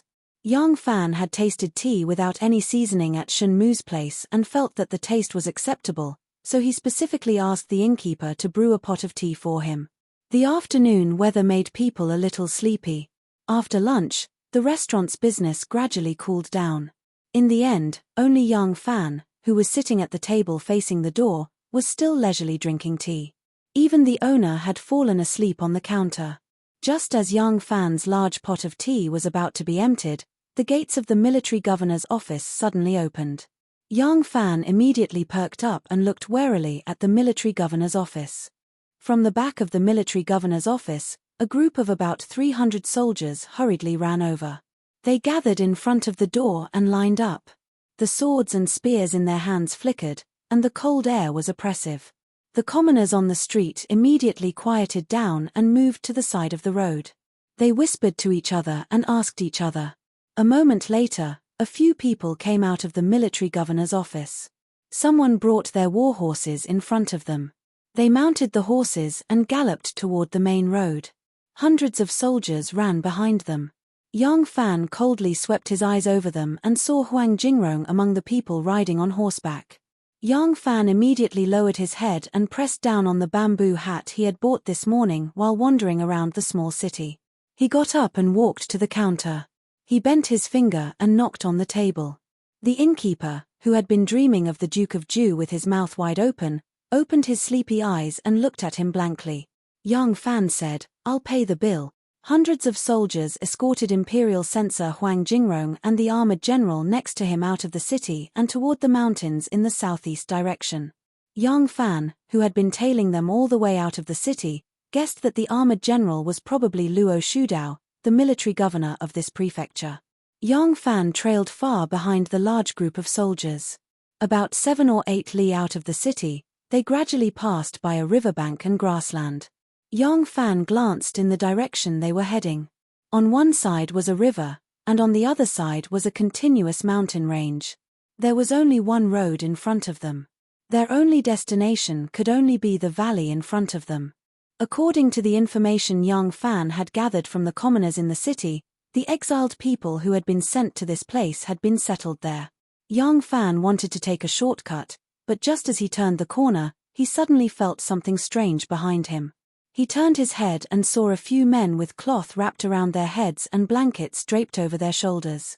They were barefooted and dressed like local people. They were still a stone's throw away from him. Young Fan frowned and immediately became alert. There were naturally pedestrians on this road. Along the way, young Fan had already seen farmers leading water buffaloes, porters pulling mules and horses, and village girls carrying bamboo baskets. But these 4 or 5 people seemed to be following him from a distance. Are they coming for me? No way. No one here knows who I am. Huang Jingrong doesn't know, and no one in Shuilian's family would notice me. Who in this prefecture would pay attention to me?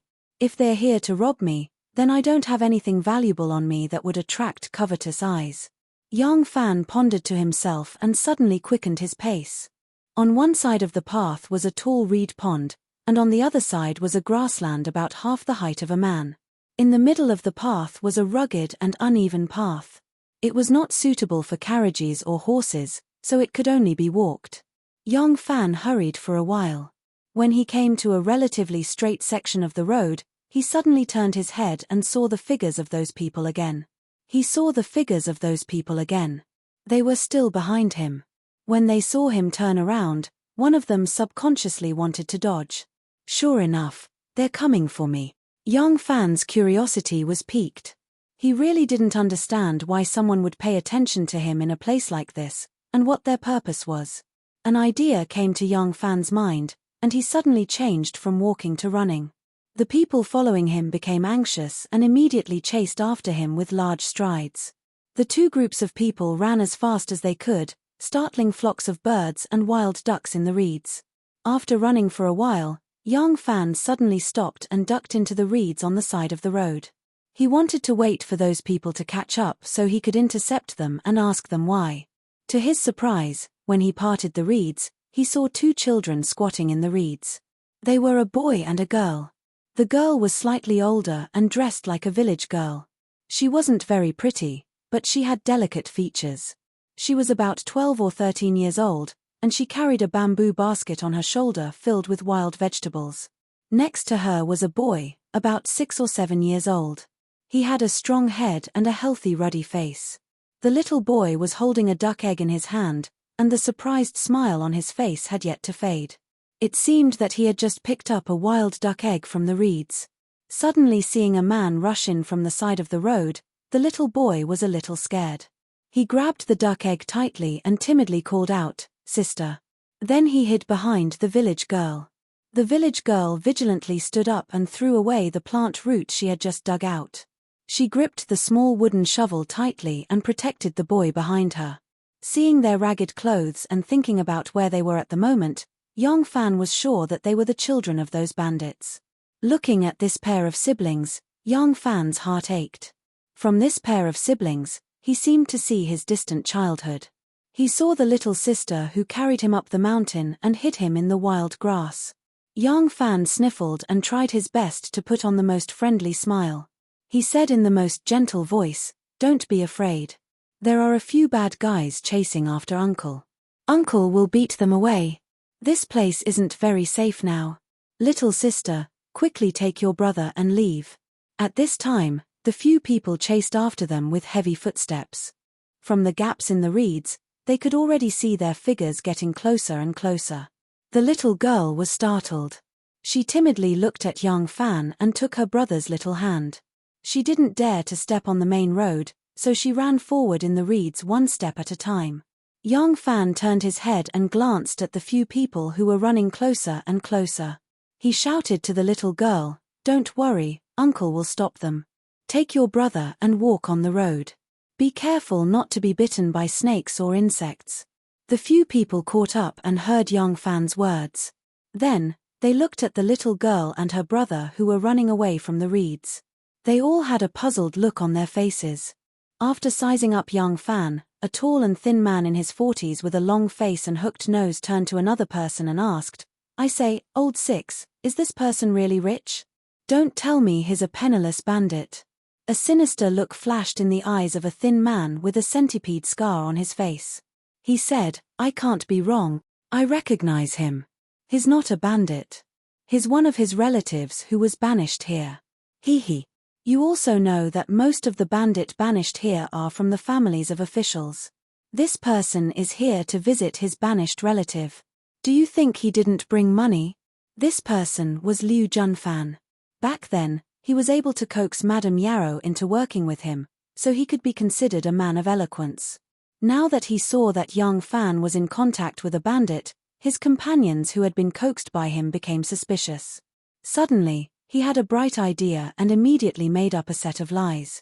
Combined with the current situation, it was quite plausible. Immediately, his companions' doubts were dispelled. The few people separated and blocked young Fan's way. One of them was fiddling with a badly worn Ronin sword and said in a sinister voice, Brat, us brothers only want money. If you know what's good for you, hand over all your valuables and I will naturally spare your life. Otherwise, hey. As he spoke, he slowly pulled out the sharp Ronin sword from its sheath to intimidate young Fan. Young Fan ignored him. The reason why he was entangled with these people was that he wanted to figure out their intentions. When he found out that these people were just a group of bandits, he wanted to end the battle quickly. He had to quickly kill these fugitives and see what Huang Jingrong was up to. If Huang Jingrong wanted to kill these bandits, he had to step forward to stop her. Although he did not bring any troops with him, he could easily be suspected of defying the imperial edict to escort the princess to Chang'an if he appeared so early. But he couldn't care less.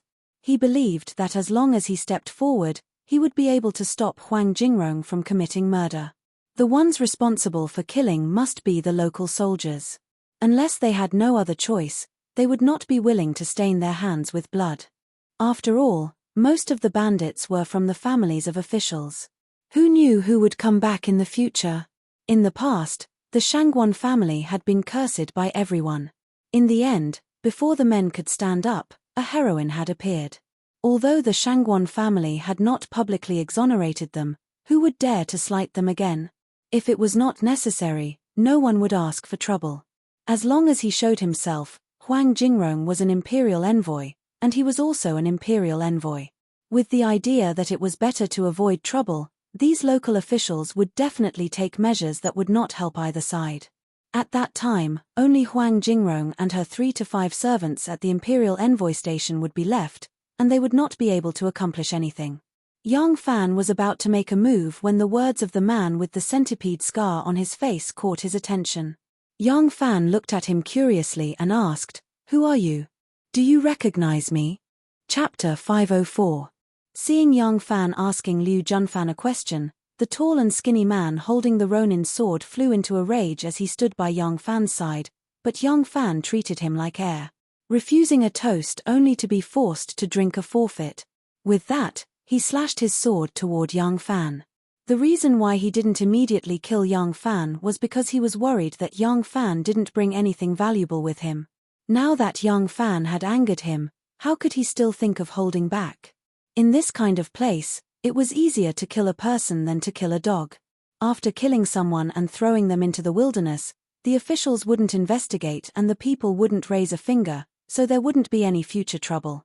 The tall and skinny man had just raised his sword when a huge fist flew over. Bang! His nose was punched and his head buzzed, then he didn't know anything else. The others saw Young Fan raise his hand and the tall and skinny man fell straight down. His face was covered in blood and his nose had completely collapsed into his cheeks. It was a frightening sight and they couldn't help but be shocked and angry. Immediately another person rushed over and used Black Tiger Steel's heart. Young Fan was just about to raise his hand to block when that person suddenly lowered his body and swept his foot toward Young Fan's lower body. Young Fan couldn't help but laugh when he saw that person's feint. Young Fan didn't move, he just bent his knees and lowered his body. That person flew up and swept his leg toward Young Fan's leg. Young Fan immediately screamed in pain and hugged his calf and curled up into a ball.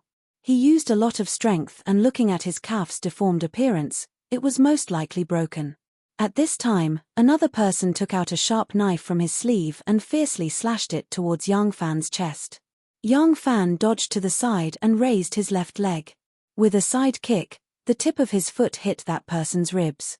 With a cracking sound, 3 of that person's ribs were broken. Blood spurted from his mouth as he fell into the weeds. The remaining 2 people were Liu Junfan and a short and stout man. When the 2 of them saw how powerful Yang Fan was, they couldn't help but be surprised. Liu Junfan hesitated and didn't dare to step forward. When the stout man saw Yang Fan looking at him, he roared and waved the Ronin sword in his hand. The sword light carried a sharp whistling sound as it fiercely slashed towards Yang Fan's shoulder. The sword light suddenly streaked past. Yang Fan didn't seem to have enough time to dodge. With a flash of the sword light, Yang Fan's shoulder and crotch were split into 2. When Liu Junfan saw this, his heart was filled with joy, but then he felt a bit regretful. In his opinion, it was too easy for Yang Fan to die like this. Liu Junfan still had a lot of evil plans to use on him. However, after the Ronin's sword slashed the shadow, there was no burst of blood.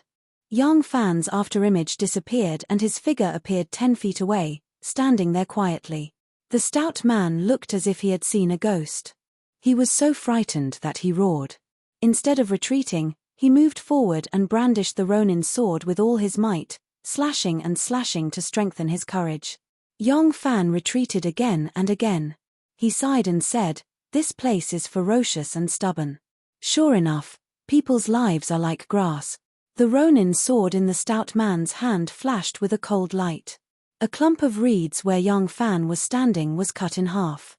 Yang Fan, who had suddenly appeared and appeared again, approached the stout man and heavily slashed his palm on the stout man's neck.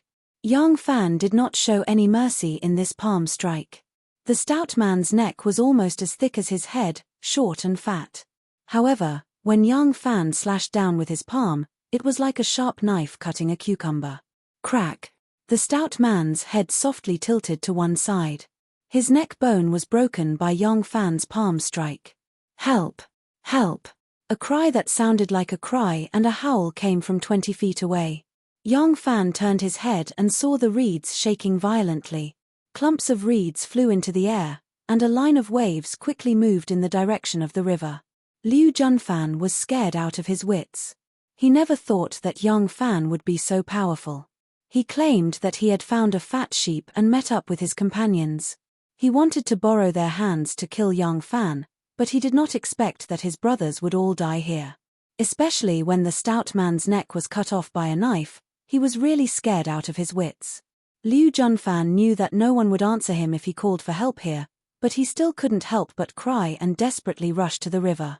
The reeds here were taller than a person. Nothing could be seen in front of them, only the sound of flowing water. Liu Junfan used all his strength to charge forward. The reeds whipped his face and scratched it, but he didn't care about it. Bang! Liu Junfan ran at the fastest speed she had ever run in her life. Her legs were like wheels as she broke through the reeds and ran to the river. She ran 4 steps on the surface of the river before she fell head first into the river. She floated downstream along the rapid current. Yang Fan chased him to the river. Looking at the floating figure in the distance, he could only give up. He couldn't chase after them anymore. He didn't even have time to wake up the disfigured man and interrogate him. He didn't know if Huang Jingrong would brazenly order a massacre when she led the troops into the mountains. If he delayed any longer, it would be too late. Dongping Ao, like the Peach Blossom Village, was also a small village formed by refugees.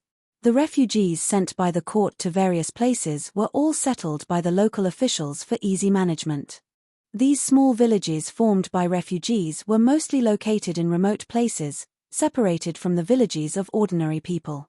These places did not have fertile land for them to open up, so they could only open up some terraced fields, flat some vegetable gardens, and do odd jobs and make handicrafts to earn their daily necessities. Life here was the same as in the Peach Blossom Village, poor and quiet. There was no glory and splendor, but there was also no deception. The thatched cottages were built on both sides of the mountain, giving it a sense of paradise. But today, the tranquility here was broken. A group of soldiers rushed into the small village like wolves and tigers, violently driving the villagers out of their houses, courtyards, and fields, and gathering them in the open space in front of the valley.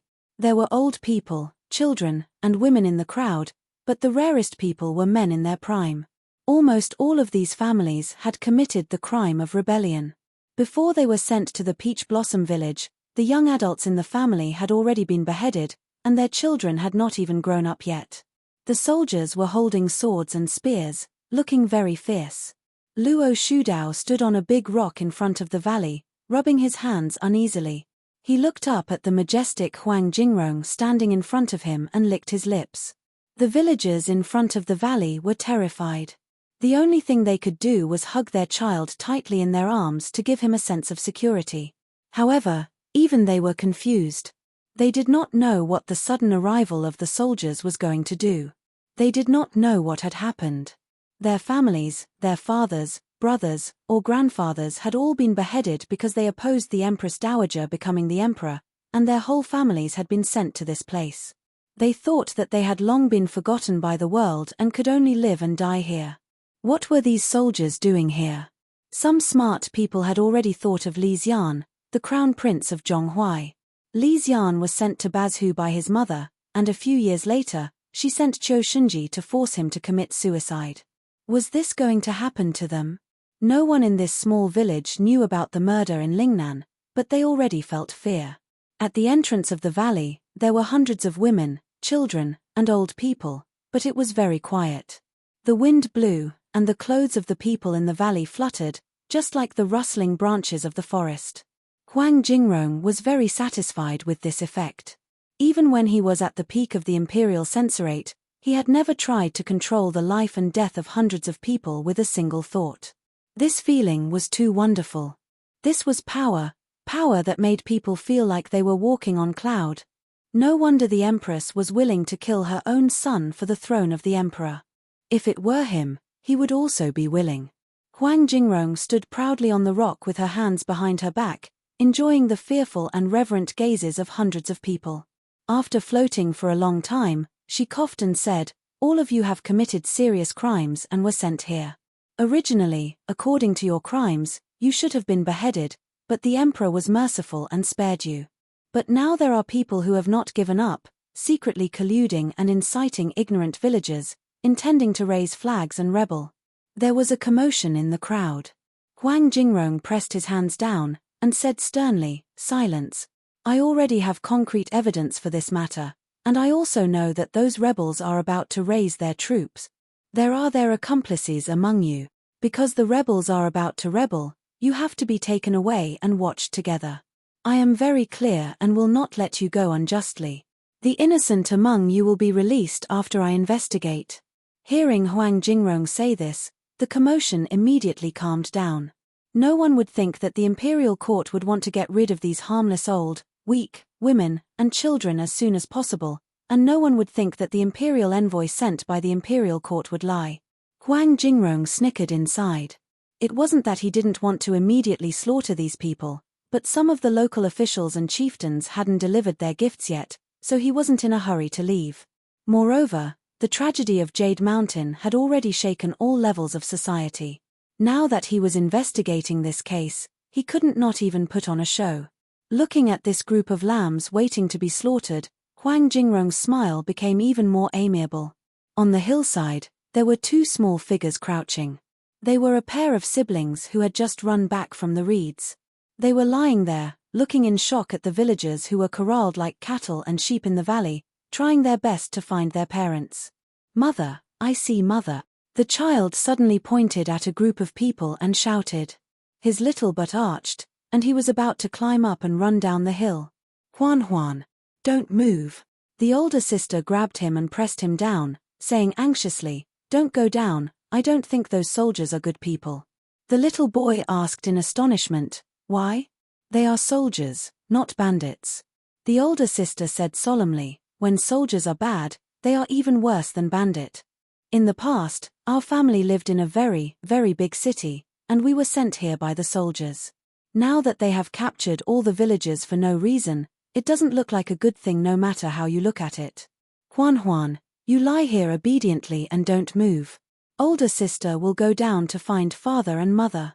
If there's nothing, I'll call you back down. If something happens, you must not come out. Grandpa Shui Mu, who is hunting behind the mountain ridge, likes you the most. If we are captured, you can go find Grandpa Shui Mu.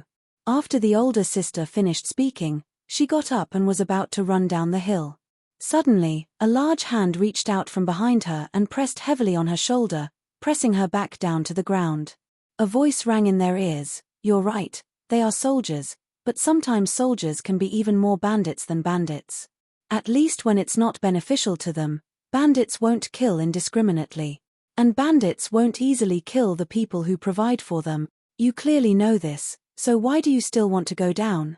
Chapter 505. The Cheong Lake was called the Cheong River by the Southerners. It was 20 li wide and more than 100 jong deep. This was the record of the Cheong Lake in the book of the later Han. The Cheong Lake was the Cheong Lake. The people who were taken away by Huang Jingrong were now standing on the shore of the Cheong Lake, where the water was shallow and not suitable for boats. The water and sky of the Cheong Lake were one color and the scenery was very beautiful. Unfortunately, these people were not here to enjoy the scenery, so they all looked anxious. Uncle, the sister and brother looked at young Fan together. They were young and did not have the power to save their relatives. When they found a powerful and kind person, they naturally thought of him as their savior. They followed the people who were taken away to this place. Because he had to monitor Huang Jingrong's movements and take care of the two children, young Fan did not have time to go back and interrogate the fugitives with broken noses and broken ribs. He let them fend for themselves. On the way, young Fan had already asked the sister and brother for their names. They were surnamed Jiyu. The elder sister was called Jiyu Yuan and the younger brother was called Jiyu Huan. He was not too clear about their family background. Commoners were generally unwilling to tell their children about their past. At least, they were unwilling to talk too much about the past before they grew up. When they were banished, the sister and brother were still young and did not know much about their family background. Young Fan thought, Huang Jingrong gathered the people here and did not even allow them to bring their bedding. It is obvious that she wants to kill them. She did not make her move immediately because she wants to show that she has investigated the matter to avoid being attacked when she returns to the court. If I appear now, there will be no problem here. But when the news reaches the capital, the time I appear here will not match.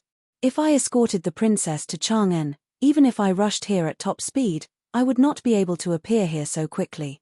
The empress hates people who deceive her the most, especially when she lives deep in the palace and relies on external officials for information and actions. She is even more afraid of this. If she finds out that I am pretending to obey but secretly disobeying, the consequences will be dire. Since Huang Jingrong is not in a hurry to make a move, I will wait for 2 more days. Thinking of this, young Fan said to the siblings, "The two of you don't have to worry. The authorities have locked up your parents and so many other villagers here to investigate a case of rebellion. Perhaps they will let your parents go after the investigation is completed. You two come with me first. Uncle will keep an eye on them. If they want to harm your parents, Uncle will go and save them." Jiyu Yuan blinked her eyes. She felt that this uncle's words were insincere, but she couldn't tell what was wrong. Her younger brother, Jiyu Huan, was still young, but he didn't think too much. He wanted to run over to accompany his parents, but his sister wouldn't let him. Now, he could only listen to young Fan's arrangements. Young Fan and the others continued to wait on the side until Huang Jingrong left a portion of the soldiers to watch over the refugees while she and Luo Shudao returned to the city. Only then did young Fan bring the Jiyu siblings back to the city. Huang Jingrong checked the name list and discovered that a pair of siblings was missing. They were just 2 children, so he didn't take them to heart. Killing 2 more or 2 less wouldn't affect him much. He didn't have the time to wait in the valley and send out people to search for them. He could just pretend that these 2 people didn't exist. After returning to the provincial capital, Huang Jingrong asked for the name list again and seriously studied it. As for the background of these exiled people, he had to find out more about them. If there really were any exiled people who had old friends or relatives who were officials in the imperial court and had great power, then he would get rid of this family. There was no need to offend people who should not be offended. In addition, he needed to understand these people's backgrounds so that he could make the crime of rebellion sound plausible. Oh! The family of the former vice-chancellor of the Ministry of Justice, Li Yueying, was also sent here. Huang Jingrong suddenly flipped to a very familiar name and couldn't help but exclaim in surprise. This vice-chancellor of the Ministry of Justice, Li Yueying, had passed the same imperial examinations as him. Later on, they were both in the 3 departments of law, so they were very familiar with each other. How could Luo Shudao remember the identities of so many people? He gave a random reply. Huang Jingrong looked at the name list and smiled. He stroked his beard and said with a sigh, Vice-Chancellor Li was beheaded because he colluded with Zhu Xing and Qiu Shunji to rebel. His family was sent to the desolate border. Turns out they ended up here. This official and Li Yueying passed the imperial examinations in the same year. 20 years later, 1 life and 1 death, 1 official and 1 prisoner, the fate of life really is. Luo Shudao was astonished. Imperial censor Huang has friendly relations with this vice-chancellor Li? Huang Jingrong chuckled and said with a deep voice, the 2 of us were imperial examinations in the same year and worked in the 3 departments of law, so naturally, we have a great friendship. Huang Jingrong's words had a deeper meaning. Unfortunately, Luo Shudao didn't understand. Li Yueying and Huang Jingrong were imperial examinations in the same year and both worked in the 3 departments of law, so they were indeed very familiar with each other. Unfortunately, while friends were familiar, enemies could also be familiar. After the 2 of them entered the government, they both worked in the 3 departments of law and their relationship was not bad at first. Later on, 2 new political stars rose up, one called Zhu Xing and the other called Li Junchen. The 2 of them had their differences. Huang Jingrong joined Li Junchen's faction, while Li Yueying protected Zhu Xing. Li Yueying felt that Huang Jingrong, as an imperial examination scholar, joining a ruffian was a disgrace to all scholars. He was quite disdainful of him and the 2 of them became enemies. Later on, Zhu Xing and Li Junchen fought for power. They each served their own masters and their relationship became even worse. After Zhu Xing's incident, Li Yueying was also implicated by him. He was sentenced to death for treason and his family was sent here. Now that he saw his name, Huang Jingrong couldn't help but recall the old hatred in his heart. Zhu Xing was killed for treason. Now that this matter is connected, why don't we use Li Yueying's family as the main culprits? The Li family was dissatisfied with the death of their master and colluded with other exiles after being sent here. Huang Jingrong thought about it and felt that this wasn't convincing enough. The main culprit could be the Li family, but there had to be someone who could be regarded as the leader. He should see if there were any imperial disciples among the exiles. If there weren't, he could say that they served the crown prince or the prince of Luling of Fang province as their master. In addition, this group of exiles won't be able to accomplish anything. They aren't convincing enough and will have to implicate several tribes. However, there's no rush in this matter. Let's see which chieftain doesn't come to present gifts tomorrow and then label him as a traitor. We can't let go of that fuming period. We'll include him as well. Huang Jingrong twirled his beard, his eyes flickering. A groundless case of treason was gradually taking shape in his mind. Luo Shudao didn't know about the grudges between Huang Jingrong and Li Yueying. Hearing his words, he really thought that Huang Jingrong and Li Yueying were old friends and wanted to help Minister Councillor Li exonerate his family. Although Luo Shudao couldn't remember Li Yueying's background, he suddenly thought of Yang Mingxing's family who had moved here because of Zhu Xing's case. He continued, yes, because of Zhu Xing's case, many people were implicated. There's a local family that was ruined because of Zhu Xing's case. Luo Shudao casually mentioned the situation of Yang Mingxing's clansmen in Feng province. After the Yang family returned to their former residence, they had visited him in order to find a backer and even sent him a generous gift. He was also aware of the marriage between the daughter of the Yang family and Fuming Period's son. Otherwise, the already ruined Yang family wouldn't be worthy of meeting him. Now that Huang Jingrong and Li Yueying were old friends, he could make use of this matter to form a relationship with the Yang family. This way, it would be easier to resolve the conflict between Huang Jingrong and Fuming Period. Huang Jingrong didn't know how much power fuming period had in the southwest, but Luo Shudao was well aware of it. That fuming period might look like an inconspicuous country bumpkin, but he had more than 100,000 tribesmen and dozens of white barbarian tribes attached to him. Even Luo Shudao didn't dare to offend this kind of power. Now that fuming period was on bad terms with the imperial envoy, it became a sore point for him.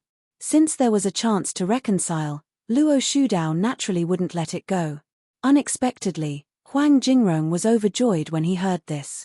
Back when the Ministry of Justice and the Censorate were like fire and water, their relationship was even worse than the current relationship between Yang Fan and the Censorate. Currently, Yang Fan was the only one in the Ministry of Justice to challenge the Censorate. Back then, it was Zhu Xing and his subordinates who suppressed the Censorate. As Zhu Xing's #1 fighter, Yang Mingsheng had a deep grudge with the Censorate. Furthermore, fuming period left in a huff during the banquet yesterday, which also shredded Luo Shudao's face. Luo Shudao wanted to teach this person a lesson. Now that there was such a good opportunity to kill two birds with one stone, how could he let it go? Hearing Luo Shudao's words, Huang Jingrong's rebellion plan was immediately perfected. Huang Jingrong immediately said to Luo Shudao solemnly, "Governor Luo's words are wrong. Before Yang Mingsheng died at Zhu Xing's hands, the imperial court didn't pursue the Yang family's responsibility. Who would want to harm them? Zhu Xing has been rebellious for a long time, and the Yang family is already deeply involved in it. They won't stop just because of Yang Mingsheng's death. After Zhu Xing's rebellion failed, the remaining members of his faction were either killed or demoted. The Yang family, as his trusted followers, were unwilling to give up, so they followed him here and contacted his old faction to plot a rebellion. Governor Luo, you've fallen into their trap. You say that the Yang family is ruined? What a great joke. When Yang Mingsheng was in power, he plundered the wealth of the people. The so-called ruined is just an excuse. The money was used to buy the hearts of the people and plan a rebellion. The Yang family used a young girl to marry the head of the white barbarians. It's also a trick. They want to buy the barbarians and make them their own. Luo Shudao never expected that his words would lead to such an ending. Luo Shudao stammered, Is that so? Huang Jingrong's eyes turned cold and he said in an awe-inspiring voice, "When I was in the capital, I received a secret report. Governor Luo, you're in charge of this area, yet you know nothing about this." In a noisy cart shop in the west of Feng Prefecture, there was a dark and dirty room. More than a dozen burly men were either standing or sitting in it. The room was filled with the stench of sweat. Some of the burly men had fierce eyebrows, some had crooked noses and stared. Their expressions and mannerisms were all different. It was as if there were statues of Luohan standing in the Luohan Hall. In the middle sat a burly man, but he didn't look like a Buddha. His figure wasn't tall and sturdy, but he exuded a fierce murderous aura that no one dared to underestimate. Liu Junfan was standing in front of him, crying with snot and tears. Two people were lying behind Liu Junfan. One had a collapsed nose and his face was covered in blood. The other had a broken leg and was curled up like a chicken. As for the man with broken ribs, because he was not treated in time, blood overflowed from his mouth and nose while he was unconscious, and he had already suffocated to death. The other man who had his neck broken was naturally also dead. His accomplices threw the two corpses into the bushes and didn't even bother to bury them. "Whoever dares to touch my, Sima Buyi's people, I'll take his life," the burly man sneered and said with a murderous aura. "Speak, where does he live?" Chapter 506. Come. Are you hungry? I bought more, enough for you to eat for 3 meals. Eat slowly, don't choke. Yang Fan put down the food and patted Jiyu Huan's head lovingly as he watched him wolf down the food. "Oh, there's a smoked rabbit here." Yang Fan walked to the corner of the wall and took out an oiled paper bag from a rattan basket hanging on the wedge of the wall. The smoked rabbit was still wrapped in oiled paper. He tore open the oiled paper and placed it in front of the siblings. Jiyu Yuan ate much more gently than her brother. She took small bites and worriedly said to Yang Fan, "Uncle, do you think my parents have anything to eat at the Cheongkai Lake? They didn't bring anything." Jiyu Huan was starving. After walking for so long, he had not eaten anything. When the little guy was growing, food was consumed quickly. He tore open the oiled paper bag and twisted off a rabbit's leg. He smelled it greedily and took a big bite of the rabbit meat.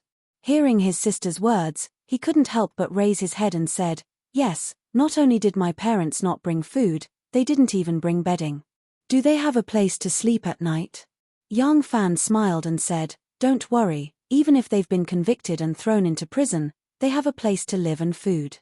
How can they not have food and a place to sleep? The authorities will take care of these things." The siblings believed Young Fan's words and began to eat their food with ease. Young Fan didn't let the Chen family know that he brought the two children back. Although the house was rented, the landlord had the right to interfere if he brought people back without permission, especially people of unknown origin. So the three of them didn't make much noise in the room. After dinner, Jiu Yuan didn't need Young Fan to say anything. He took the initiative to pack up his things. First, he carefully put the rest of the food back into the basket and tiptoed to hang it on the wall. This way, he could prevent mice from stealing it. There was only a small oil lamp in the room, and the light was very dim. Even so, in order to prevent people from passing by the window and seeing them, Young Fan did not light up the lamp. The three of them ate at a place with their backs to the window, and when the sky turned dark, they rested. Young Fan gave his couch to the two siblings and put two benches together to serve as a bed for the night. The siblings were still worried about their parents' safety. They lay on the bed and worried about their parents. Young Fan quietly comforted them and talked to them. The sky gradually darkened. The brother and sister had been running around for most of the day, and they had also suffered a scare. They were really exhausted. As they talked with Young Fan, they unknowingly fell asleep. Young Fan rested his head on his arms and listened to their steady breathing. He let out a long sigh, and a trace of worry appeared on his face. From Huang Jingrong's actions today, Huang Jingrong's killing intent had finally been aroused. Young Fan was too naive. After fighting with the ruthless officials for so long, he still believed that they would at least have some humanity left in them, hoping that Huang Jingrong would leave after extorting some money from them. This was a rare opportunity for the Imperial Censorate to make a comeback and regain their power. How could they be willing to give up on this opportunity? They had to make the public angry and everyone felt insecure. They had to make the emperor feel like he was in danger. Only then could they achieve their political goals. From this, it could be seen that the other imperial censors had the same thoughts as well. Young Fan really wanted to resolve the matter here and head to other places as soon as possible, but how was he going to resolve the trouble in Jiannan? There were 43 prefectures in Jiannan alone. Even if he could stop Huang Jingrong from killing in this place, how could he stop her from committing murder elsewhere? If he were to follow behind Huang Jingrong all the way, even if he were to follow Huang Jingrong and save all the refugees in Jiannan, what would happen to the refugees in other places? Young Fan thought about it, but he couldn't come up with a foolproof plan. The Empress hoped to use the Imperial Censor to eradicate the hidden threat, so he couldn't count on the officials. Could he rely on his martial prowess? Then, he could only stop the killings by killing. For example, sneaking into the military governor's manor at night and killing Huang Jingrong, then sneaking into the other prefectures and assassinating the other Imperial censors. But that was all he could do. He knew that this method couldn't be used. If the Imperial censors who were investigating the rebellion of the refugees were assassinated one after another, the consequences would be unimaginable. At that time, this case of rebellion would be viewed as an undeniable fact by the Empress and all the officials in the royal court. At that time, Wu Zetian would no longer send out imperial censors. Instead, she would send out generals who could command thousands of soldiers and horses. She would create a reign of terror in the world and use mountains of human heads to quell this rebellion. All the refugees would die, and more officials and commoners would be implicated. The imperial censor would once again stand above the officials, and more Zhu Xing and Lai Junchen would appear in the royal court. How troublesome. Young Fan sighed deeply. Closing his eyes, he muttered regretfully, "I'll do my best and leave the rest to fate." In the dark alley opposite Chen Dayu's house, several pairs of cold, wolf-like eyes reflected the starlight, glinting in the darkness. The leader of Liu Juanfan's gang, Sima Buyi, asked, "Little Liu, what does this family do?" Liu Junfan replied softly, "Big brother, this family is a merchant. I heard that they deal in silk, swords, seafood, and everything else." Sima Buyi was relieved upon hearing that. His gang specialized in the smuggling business between Great Tang and Tubo, and the entire Jiannan prefecture was their territory. Due to this, they didn't have a fixed base, and Fengju City was just one of the places where they settled down. They didn't have any qualms about not eating the grass near their nest. Most of the wealthy families were in cahoots with the authorities, and if that was the case, he would still have some reservations.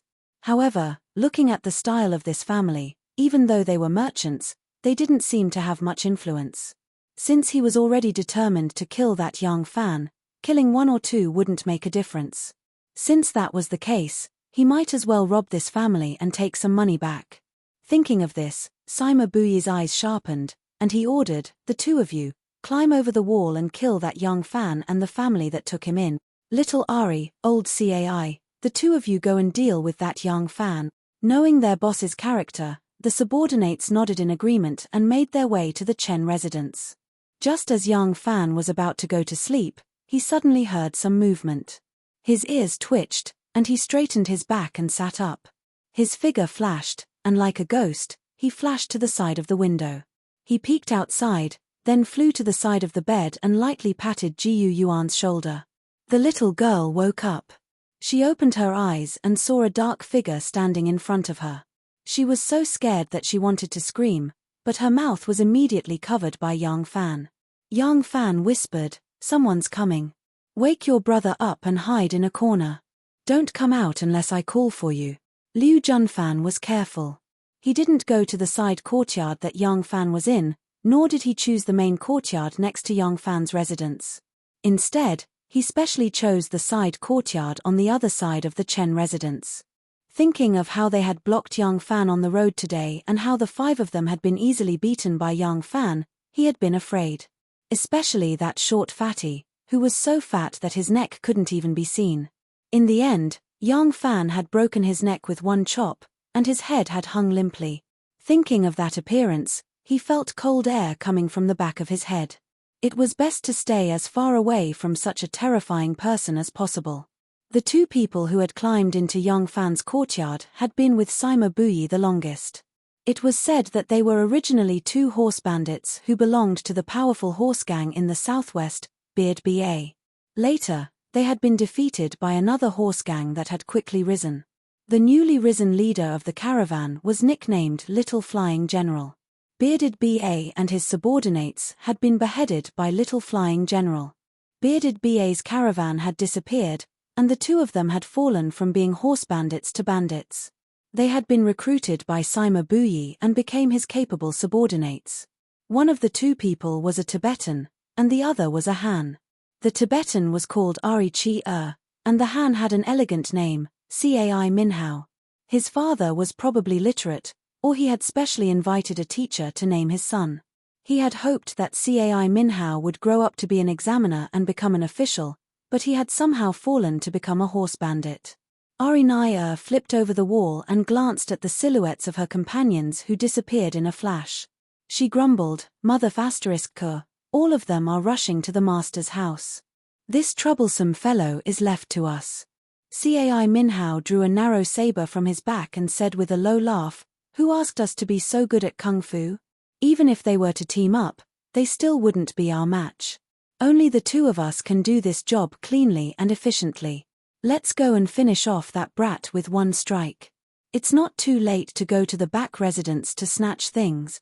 The two of them were used to working together. They made a hand signal and moved forward along the left and right corners of the courtyard. Ari Chi made his way to the door of Yang Fan's room and pushed it open. He lowered his voice and said, "The door is bolted. I will break in. You keep watch outside." The person on the other side also came over and said in a low voice, "There's no need to go in." Ari Chi frowned and said, "Nonsense. How can we kill without going in? Do you know how to use a flying sword?" The person on the other side laughed and suddenly appeared in front of him like a ghost, giving Ari Chi a fright. The person on the other side didn't even sway. It was as if he had just floated over from a distance of more than 3 meters. It was really frightening. Ari was about to scold Larocai when he suddenly realized that this person's facial features were somewhat different from Larocai's. Not only was his appearance different, but his height was also different. Ari's heart skipped a beat. Before he could react, that person stretched out a big hand and grabbed his neck. He couldn't even breathe, let alone shout loudly. Ari's feet slowly left the ground as he was lifted by that person. Cracking sounds came from his neck. His own weight was about to break his neck. The blurry face in front of him seemed to be smiling. With a chuckle, he said, "I'm already out. Why are you still going in?" Chapter 507. Young Fan's words were the last words Ari would hear in his life. After Young Fan finished speaking, the hand on Ari's neck loosened. Ari, whose face was completely red, slowly fell down. Before his feet even touched the ground, his chest was struck by an iron fist that was as large as a bowl, causing a muffled pu sound to ring out. His entire body flew out like a scarecrow and forcefully smashed open the door between the side courtyard and the main courtyard. The two bolted doors were smashed by Ari's body, causing the fragments to fly everywhere. In the quiet night, the commotion was extremely shocking. Mother***, what the hell is going on? The two bandits who had just reached the backyard suddenly heard a loud noise behind them. They couldn't help but stop in annoyance and curse in a low voice. They could no longer sneak attack. Two white figures had already appeared in front of them after the loud noise. They were two people in white robes. "Who are you?" The two white barbarian warriors shouted angrily. When the two bandits saw that their tracks had been exposed, they no longer hid. They had always thought that the people in this house were ordinary merchants. It was not surprising that they had knives in their hands. The people in this place were fierce.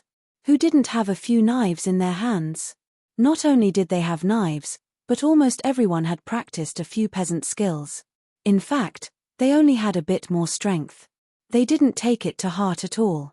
One of the bandits took a few steps forward and said casually, "Don't be afraid. I want money and not my life. Take out whatever valuable things you have in your house. As long as you know what's good for you, I will spare your life." The two white barbarian warriors were shocked and angry. One of them shouted, "How dare you come here to extort money?" The bandit looked up at the sky and sneered, "You really got it. My nickname is Liu Dan, courting death." The white barbarian warrior shouted angrily. He waved the knife in his hand and slashed at Liu Dan. The blade of the saber was long and narrow, and in the darkness of the night it was not very clear. The white barbarian warrior had expected that Liu Daring would dodge, so this saber strike was a feint and did not contain much strength.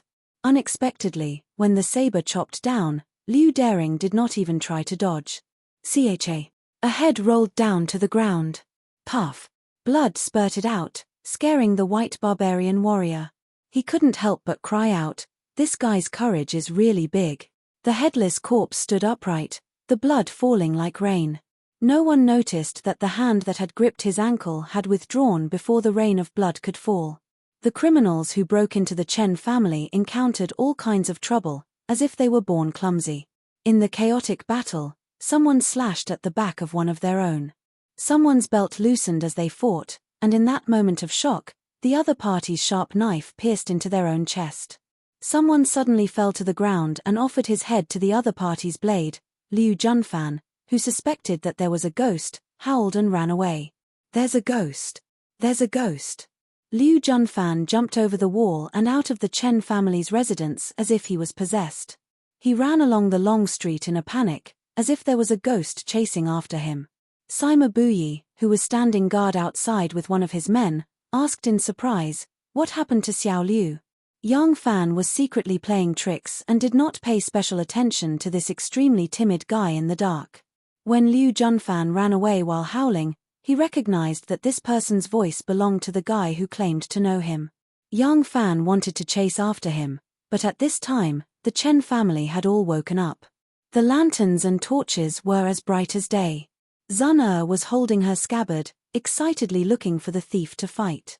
The few white barbarian warriors were so flustered that Yang Fan was afraid of revealing his presence, so he could only quietly hide, There were no survivors in the courtyard of the Chen family. These white barbarian warriors were the bodyguards of the headman. The weapons they wore were all knives dipped in poison. Coupled with Yang Fan's secret tricks, even if the thief was not critically injured, they all died. As for some of them whose chests had collapsed and some whose necks had been broken, no one could find the culprit. Everyone who saw them thought that they were killed by someone else in the chaotic battle. Holding her scabbard, Zana excitedly walked around the front yard, the backyard, the left yard, and the backyard for a long time, but she couldn't find a single opponent. Just as she was feeling unlucky, the door behind her creaked open. Yang Fan walked out with his back bare, wearing a pair of trousers and his hair disheveled. He rubbed his sleepy eyes and asked while yawning, "What happened? Why is it so noisy?" Zana fiercely glared at him and angrily said, "What a pig." Without any survivors, it was impossible to figure out the origins of these people, so the old man was very angry. In the middle of the night, his loud voice rang out in the courtyard of the Chen family, roaring so loudly that the entire street could hear him. "Someone actually dares to mess with the Tai Sui. Coming to this old man's head in the middle of the night. This old man is sleeping soundly." Chen Dayu hurriedly explained, "Elder Zun, don't be angry. Maybe this is because of me." The old man's voice became even louder. "Because of you?" The old man really did not know who they were after. "Dayu, you have always been honest in doing business, haven't you? Although Pengju City is a bit chaotic, it is not common for robbers to break into private houses at night. What kind of enemies have you made?" Chen Dayu smiled bitterly and lowered his voice. "I have always been honest in doing business. Elder Zun, lower your voice, don't disturb the neighbors." The old man's voice became even louder. "So be it. This old man's head was almost cut off. Shouldn't I shout that I was wronged? I will go find Luo Shudao tomorrow morning. This kid is getting more and more outrageous. This Pengju City has become a nest of robbers because of his management." Zana sighed. "Unfortunately, there are too few robbers. I didn't even have time to make a move." The old man angrily shouted at his daughter, "Who told you to make a move? You are a girl, running around with a knife. Will you still be able to get married in the future? I won't bring you out next time." Zana was very dissatisfied and retorted, "Then should I hide when I hear the sound? Our Zun family has never had a coward, be it men or women."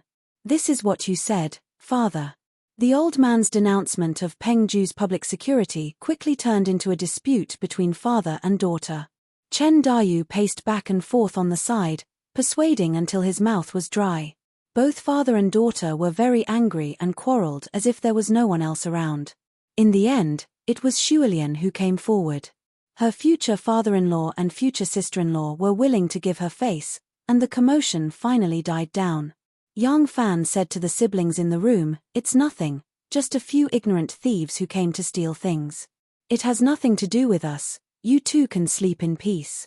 Early the next morning, the old man angrily dragged 7 or 8 corpses to the commander-in-chief's office to complain.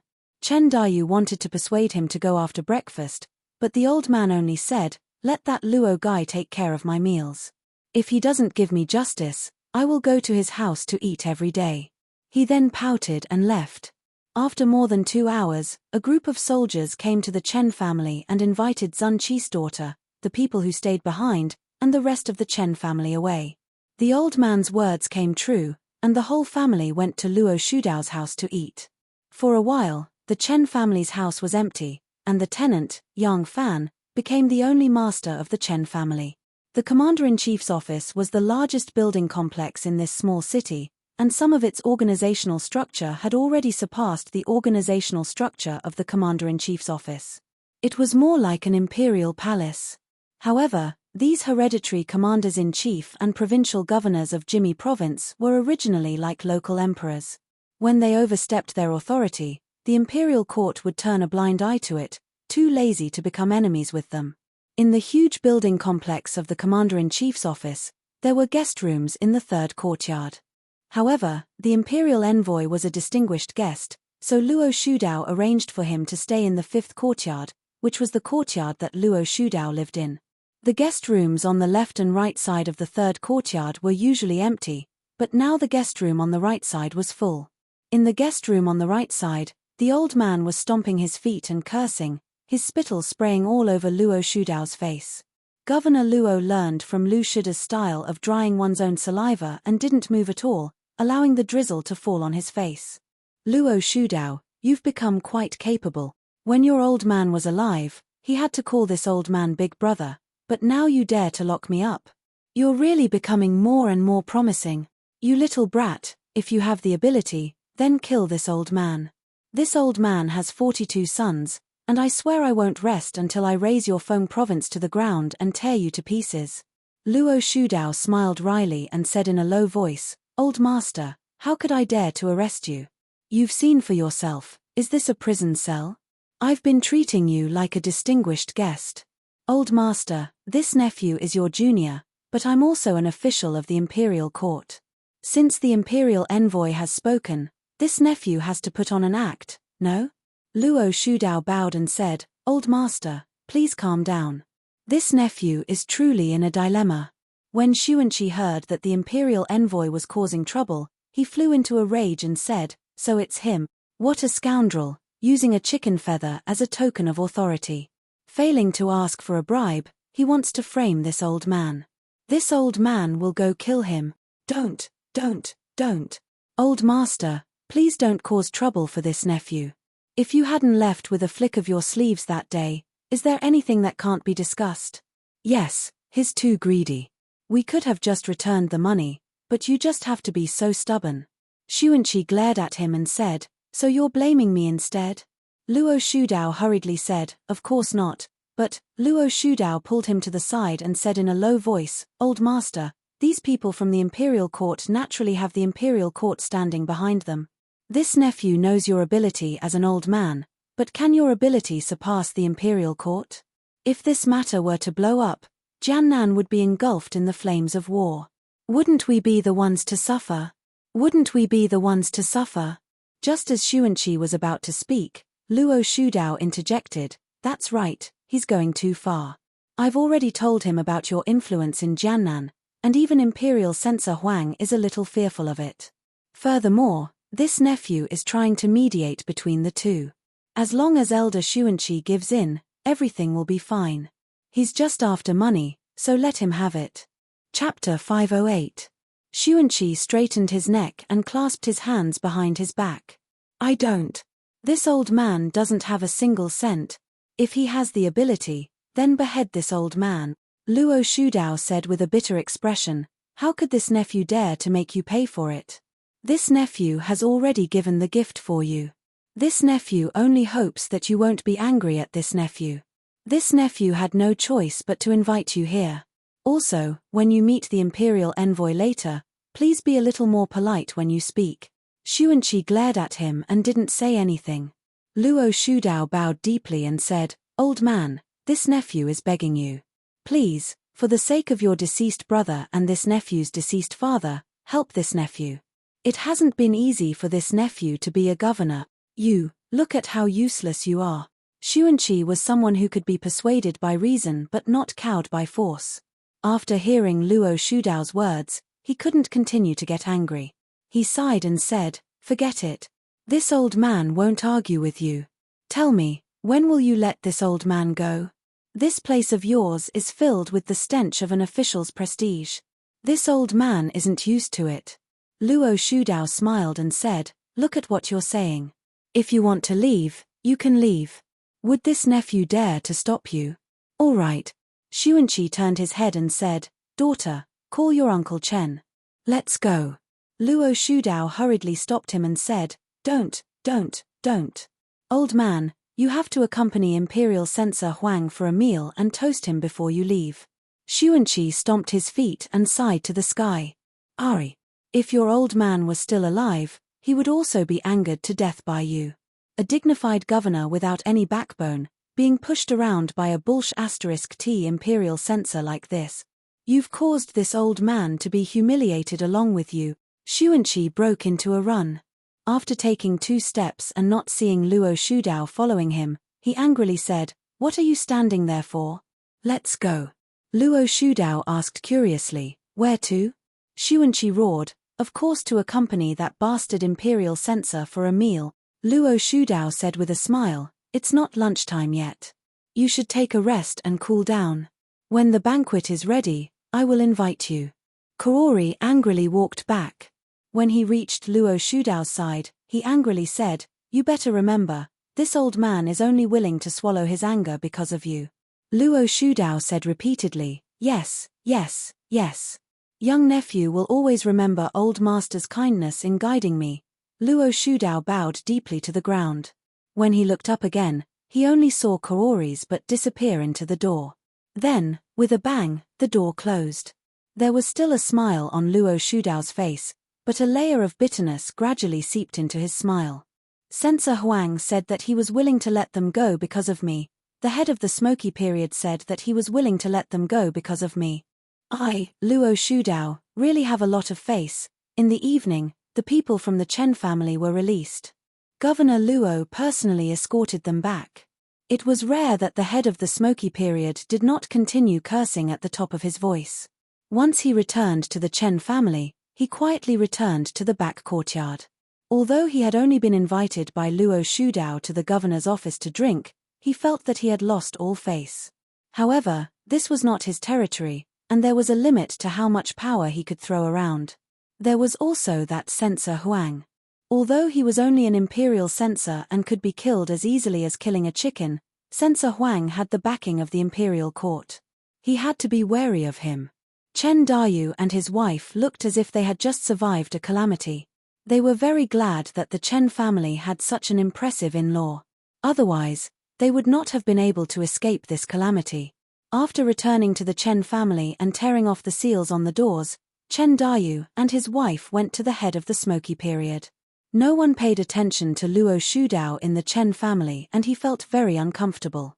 He paced in front of Kaori a few times, apologized, and then left in embarrassment. The Chen family and Kaori's people were all cursing Censor Huang in Kaori's room. No one noticed that little Shualian had already left unhappily. Miss Shualian. Shualian squatted alone in the corner of the courtyard. Her skirt was pulled up to her knees and she was plucking the wild grass and leaves one by one. She looked very bored. Yang Fan called out to her. Shualian only raised her head and glanced at him. She continued to pout without saying a word. Yang Fan walked to her side and squatted down to look at her. He smiled and said, "Miss Shualian, are you unhappy? You have the protection of the head of the smoky period and no one dares to bully you. Why are you unhappy? It was a daunting experience, but not a dangerous one. You should be glad that you managed to return home safely." Shualian plucked a leaf and gently twisted it in her hand until the green juice stained her slender fingers. She then said faintly, "But, the Yang family members have been captured." The Yang family members? Yang Fan frowned and immediately realized that the Yang family members Shualian was talking about were Yang Mingsheng's clansmen. He asked curiously, "The Yang family members have also been captured? They were captured together with you? What kind of crime is this? Now that you have all been released, why are the Yang family members still locked up?" Shualian shook her head and said, "I don't know. I am just a child. No one told me these things. I am very familiar with those who were captured. There are uncles and aunts. Although my mother married my father, they have always been very good to me. I am very sad to see them being captured." Yang Fan frowned and said, "Why didn't you ask the head of the smoky period to help rescue them?" Shualian said in a low voice, "Although I didn't ask, I can see that it is useless to ask. The head of the smoky period does not want to say a word to that bad person. This time, it was thanks to Governor Luo's help that my family was released. So even if I ask, the head of the smoky period will not help and will be scolded by my parents." Yang Fan said with a smile, "You speak as if you are a pitiful little girl. You are his daughter-in-law, not an outsider." Shualian shook her head and said, "Mother said that although the head of the Yang family likes me very much, I cannot be spoiled. Mother is right. The head of the Yang family has more than 40 sons. If every one of them bothers him with their personal matters, how can he be the head of the clan?" Yang Fan was silent for a while and said softly, "Miss Shualian, you are actually not a child anymore. You have already grown up." Yang Fan faintly felt uneasy. He had been in the Ministry of Justice for a long time and had a good understanding of the procedures and methods used by the three law divisions. The arrest of the Yang family members seemed very baffling. If one wanted to guess Huang Jingrong's motive, it seemed that he was only trying to expand the scope of the rebellion case. However, Yang Fan did not think so. Why would the Yang family members jump into Huang Jingrong's eyes? It could only be because of Yang Mingsheng. The Yang family members were so well off in Luoyang because of Yang Mingsheng, and they were forced to leave Luoyang because of Yang Mingsheng. Yang Mingsheng was a minister of the Ministry of Justice, and his current position was the #1 thug in the Ministry of Justice back then. At that time, the Ministry of Justice and the censorate were fighting openly and covertly, and it was even more intense than now. Yang Mingsheng must have offended many people from the censorate, so it was reasonable for Huang Jingrong to take revenge on the Yang family. However, what reason did he use to drag the Yang family, who were not thugs, into the rebellion case? Yang Fan immediately recalled that Zhu Xing had died for the crime of rebellion, and Yang Mingsheng was Zhu Xing's capable thug. It was obvious how Huang Jingrong was going to use this point. After figuring out this layer of relationship, Yang Fan immediately sensed that Huang Jingrong seemed to have found a breakthrough in the case. Those thugs could be killed.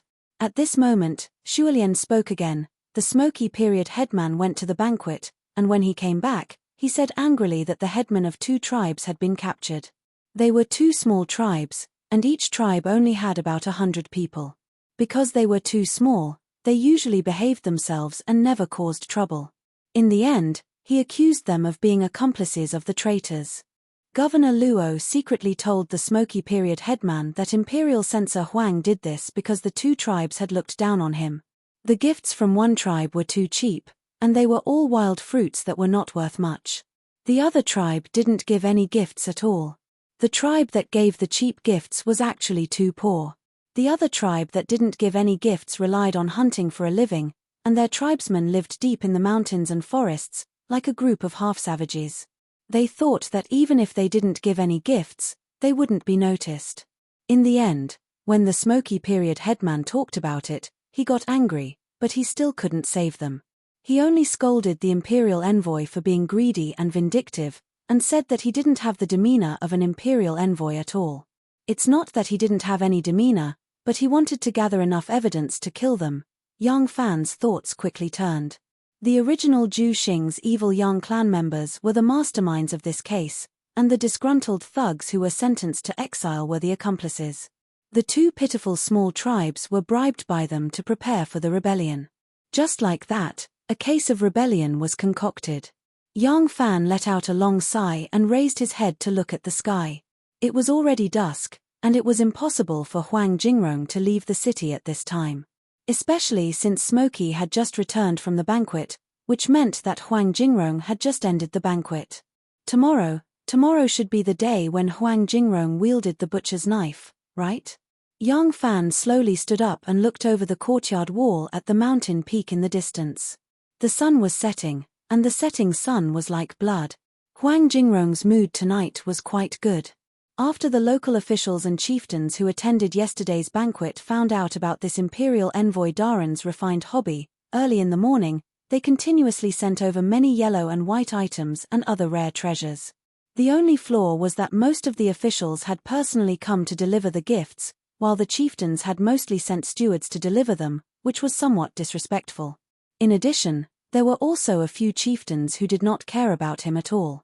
They had not arrived, nor had they received the gifts. Huang Jingrong gritted his teeth and recorded them one by one in their accounts. But in the afternoon, when the news of Smoky's capture spread, the people who came to deliver gifts came in an endless stream. There were even some people who had given him gifts in the morning who felt that their gifts were too light and gave him another one in the afternoon. As expected, they were lowly bastards who would not shed tears until they saw the coffin. He had originally decided to use that Fumioki as a sacrifice, but after this person was captured, he immediately admitted defeat.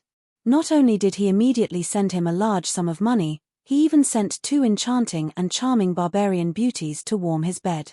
According to Luo Shudao, this person had some influence in the southwest. That old man was from Yaoju and not a local. Letting him go could also use his mouth to spread his name throughout Yaroju. This way, when he arrived in Yaroju, he would not have to establish his might and subdue those who did not know what was good for them. Huang Jingrong returned from the banquet and first opened the chests. With a beaming smile, he picked up the gold, silver, and jewels, then locked them up one by one. Only then did he excitedly walk to his bedroom. Inside, there were two beauties as beautiful as flowers and jade waiting for him. When Huang Jingrong returned from the banquet, he first opened the chests one by one. Beaming with joy, he picked up the gold, silver, and jewels, then locked them up one by one. Only then did he excitedly walk to his bedroom. Inside, there were two beauties as beautiful as flowers and jade waiting for him. Waking up wielding a killing sword and drunk lying on the knees of beauties, this was almost every man's dream. It seemed that Huang Jingrong wanted to reverse the order. Tonight, drunk lying on the knees of beauties, waking up wielding a killing sword. Chapter 509. Early the next morning, there was a sudden downpour. The rain came and went quickly. The bean-sized raindrops connected into a line, brushing back and forth on the ground for half an hour. Then it suddenly stopped, and a round red sun leaped out of the clouds. After the clouds and rain stopped, the whole land was filled with a fresh smell. The trees and flowers were washed by the rain into a fresh green. The lotus flowers and lotus leaves in the small pond were covered with sparkling water droplets, looking delicate and beautiful. The frog jumped back onto the lotus leaf and croaked at the top of its lungs. A few red-tailed dragonflies quickly tapped on the surface of the water, creating small ripples. The sun shone through the clouds, illuminating the earth. It was a beautiful morning, and the weather was good. When Huang Jingrong got up from the bed, the two beautiful barbarian girls, who had just been opened last night, were still sleeping on the carved bed. Their beautiful faces were close to each other, as if they were two flowers on the same stalk. The two girls were only 13 or 14 years old and were at the age when they were thirsty for sleep. They couldn't get up earlier than Huang Jingrong, who was over 50 years old. Huang Jingrong touched the high buttocks of one of the girls and felt that it was smooth, tight, and bouncy. He raised his fingers and felt the pink and greasy skin on his fingertips. Huang Jingrong smiled with satisfaction and got up to change his clothes. After a wild night, when he got up, he felt that his waist was a little sore and his thighs were a little overexerted. He was getting old after all. Huang Jingrong sighed and decided to reduce the number of wild nights in the future. He paid great attention to his health. Anyway, it was food on his plate, so he could enjoy it slowly. Huang Jingrong asked a few maids to help him wash up and put on his clothes before walking out of the dripping eaves. It was raining hard in the room last night, but he didn't expect it to be the same outside. There were leaves on the ground that had been knocked down by the heavy rain, but even the fallen leaves were bright green under the sun and full of vitality. Huang Jingrong took a deep breath and smiled happily. The weather today was good, a good day to kill. When it was close to noon, Huang Jingrong and Luo Shudao led the troops out of the city. The pace of life in the small city was very slow, and people lived very leisurely. When they left the city, some people were still eating breakfast. Luo Shudao, who was riding on a horse, was fully armored. He looked majestic under the protection of the soldiers who were holding shiny sabers, spears, swords, and halberds. But his face was crooked, his eyes were wandering, and there was always a feeling of restlessness. He did not look as energetic as Imperial Censor Huang, who had picked 2 virgin flowers in a row last night. Huang Jingrong saw Luo Shudao's reaction and secretly sneered. She said with a hint of mockery, "Governor Luo seems to be somewhat unwilling. Could it be that you are still sympathizing with those rebels?" Luo Shudao laughed dryly and said reluctantly, "Not at all. If there are rebels who wish to harm the imperial court, then they are my mortal enemies." Imperial Censor Huang was well aware of Luo Yunyang's loyalty to the imperial court. However, Luo Shudao sucked in a deep breath and said as if he had a toothache, "Imperial Censor Huang, among those people, there are many women, children, the elderly and the young. It seems that, even if someone is plotting a rebellion, it has nothing to do with them. Do you think we can let these people go?" The corner of Huang Jingrong's mouth twitched, and he said indifferently, "Governor Luo, are you questioning the impartiality of this imperial censor?" Luo Shudao hurriedly said, I dare not. This lowly official just feels that those old, weak, women and children. Huang Jingrong snorted, those rebels, the old, weak, women and children also have different ideas. If we do not eliminate the roots of the weeds today, they will become a great threat to the imperial court in the future. For the sake of the world, how can we be soft-hearted? Huang Jingrong coughed and said, under the heavens, there is no land that belongs to the imperial court. Those who live on the land are the imperial court's subjects.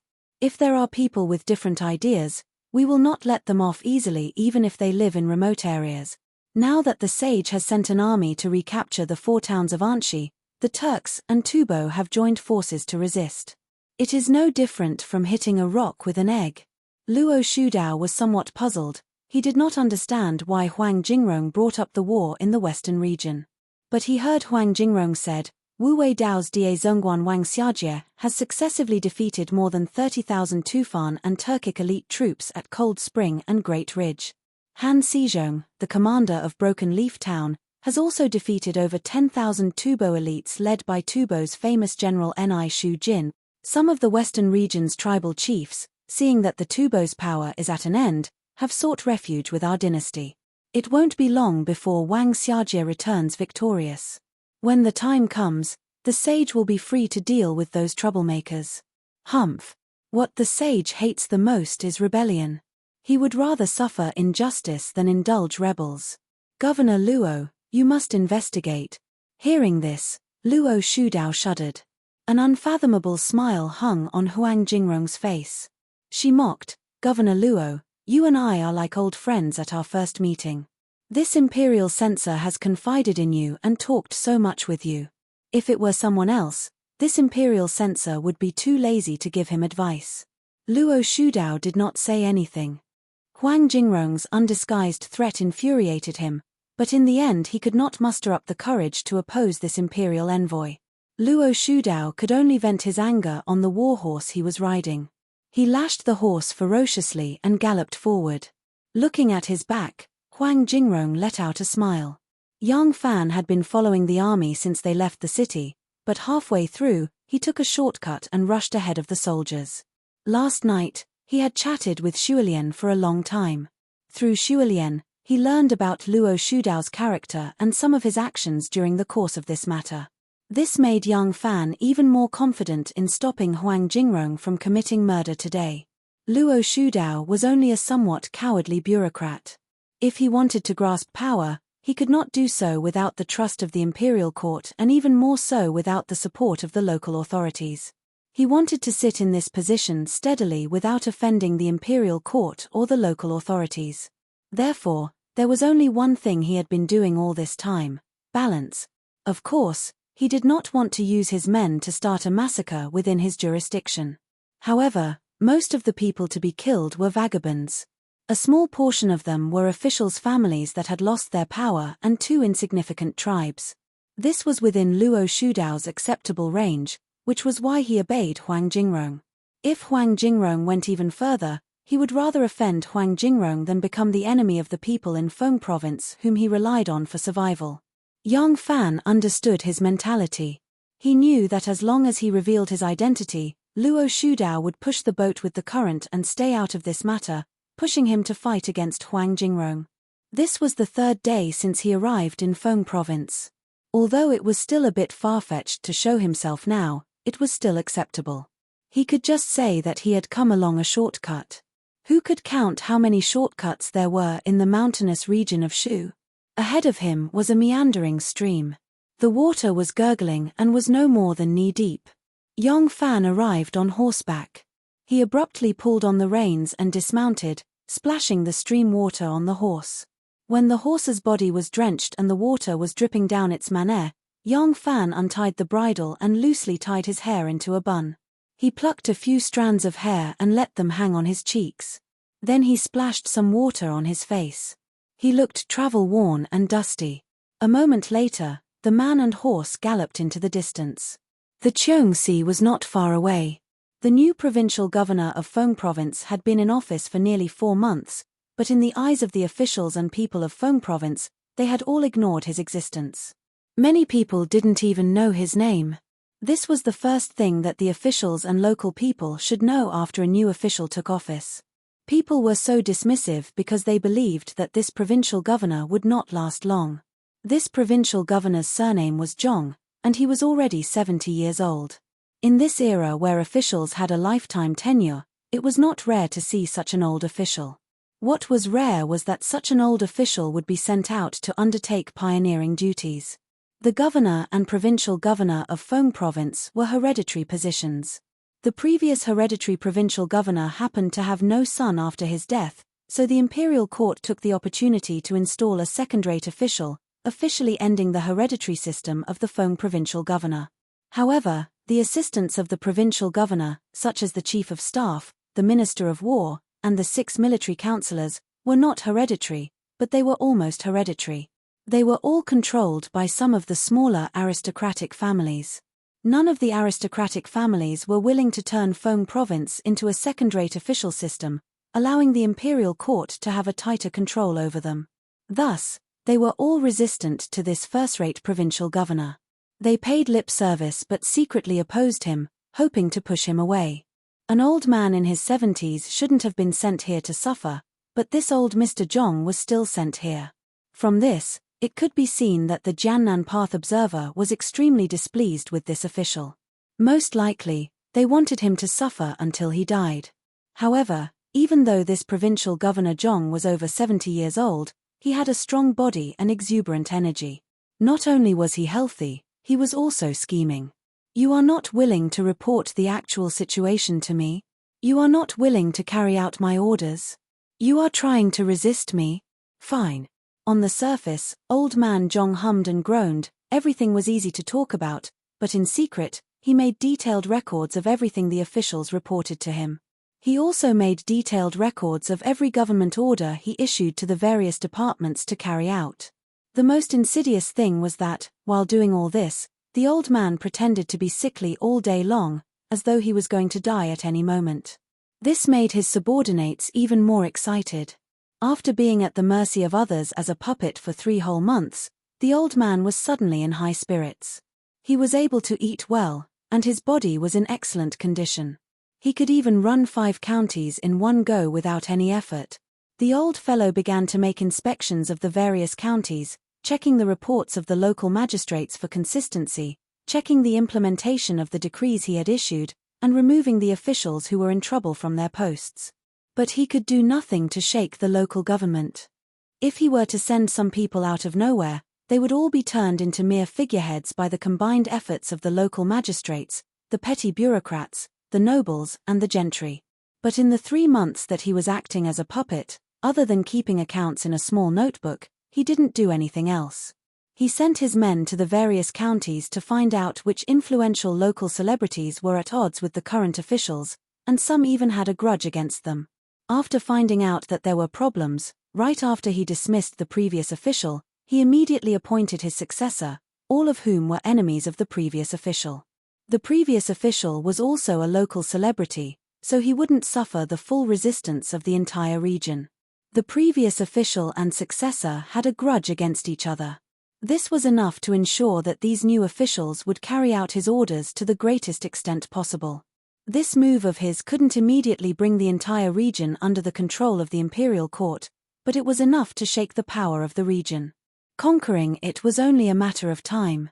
Governor Zhong had just returned from a few of the most important counties when he heard that Governor Luo Shudao had accompanied the imperial envoy and a large number of soldiers to the Cheongsi to quell the rebellion. Governor Zhong was both shocked and angry. He knew very well what kind of people the censorate were. Slandering people for rebellion? He wanted to kill someone right under his nose. How could that be? In particular, some of these people were members of Li Tang's imperial clan who had survived, and old Mr. Zhong considered himself to be a loyal subject of Li Tang. Old Mr. Zhong had just entered his residence. After hearing the news, he didn't say anything else and immediately galloped out of the provincial governor's residence, rushing toward the Cheongsi like an arrow. This provincial governor's health was really good. He was already 70 years old, but when he reached the edge of the Cheongsi, he was only slightly out of breath. At the edge of the Cheongsi, The soldiers were arranged in a fan-shaped formation, forcing the commoners to turn their backs to the Cheongsi. Old Mr. Zhong whipped his horse with all his might. The war horse under him let out a long neigh and suddenly increased its speed, charging straight toward the soldiers. "Stay your blade! Stay your blade!" Old Mr. Zhong urged his horse to gallop as he shouted loudly. A few soldiers raised their sabers and spears and shouted sternly, "Halt!" The old man's hair was like snow, fluttering in the wind. His voice was even louder than theirs as he shouted, "Zhong Zhenji, the provincial governor of Peng, is here. Who dares to stop me? All of you, stand down." Zhong Zhenji urged his horse forward. When the soldiers heard that the provincial governor of Peng had arrived, they didn't dare to be rash and hurriedly moved to the left and right. Zhong Zhenji urged his horse forward until he was in front of Luo Shudao and Huang Jingrong. He reined in his war horse and stomped heavily on the ground, sending up a cloud of yellow sand. Zhong Zhenji glared at him and shouted, "How dare you? You dare to use rebellion as an excuse to slaughter innocent people." Huang Jingrong's face darkened. She turned her head and asked Luo Shudao, "Who is this old man?" Luo Shudao replied awkwardly, "Zhong Zhenji is the provincial governor of Peng." He leaned forward and said in a low voice, "His name is Zhong Zhenji. He was just demoted from the capital 2 years ago. Has Censor Huang heard of his name?" Huang Jingrong let out a soft "ah" and suddenly remembered this person. The phrase "great talents mature slowly" was simply the best portrayal of Zhong Zhenji. After Zhong Zhenji passed the Jinsha examination, he was appointed as the Qingyuan County Magistrate, an 8th-rank official. His starting point was not low, but he had been in the position for a long time. He had been working as a county magistrate until he was 63 years old and had never been promoted. When he was 64 years old, Wu Zetian was fully prepared to wear the imperial robe. She began to promote external officials without restraint, replacing officials that she didn't like. Zhong Zhenji also entered the capital as one of the candidates. After the imperial examinations, Wu Zetian was very satisfied with him and appointed him as the supervising censor. Not long after, he was promoted to Ren of the Phoenix Pavilion. During the early Tang dynasty, the Ren of the Phoenix Pavilion, Ren of the Hall of Governmental Affairs, entered the pavilion and issued edicts. He was the one who carried all the memorials. The Phoenix Pavilion was the place with the power to issue orders. The position of the Ren of the Phoenix Pavilion was similar to that of Yang Fan, the director of the Ministry of Justice, in the Ministry of Justice. He had great power. Wu Zetian clearly wanted to put him, an official who had been depressed under Li Tang's rule, in an important position. She wanted to train him as her confidant. However, Zhong Zhenji regarded himself as a loyal official of Li Tang and didn't listen to Wu Zetian at all. He disagreed with many of Wu Zetian's decrees and used the Phoenix Pavilion's right to refute them.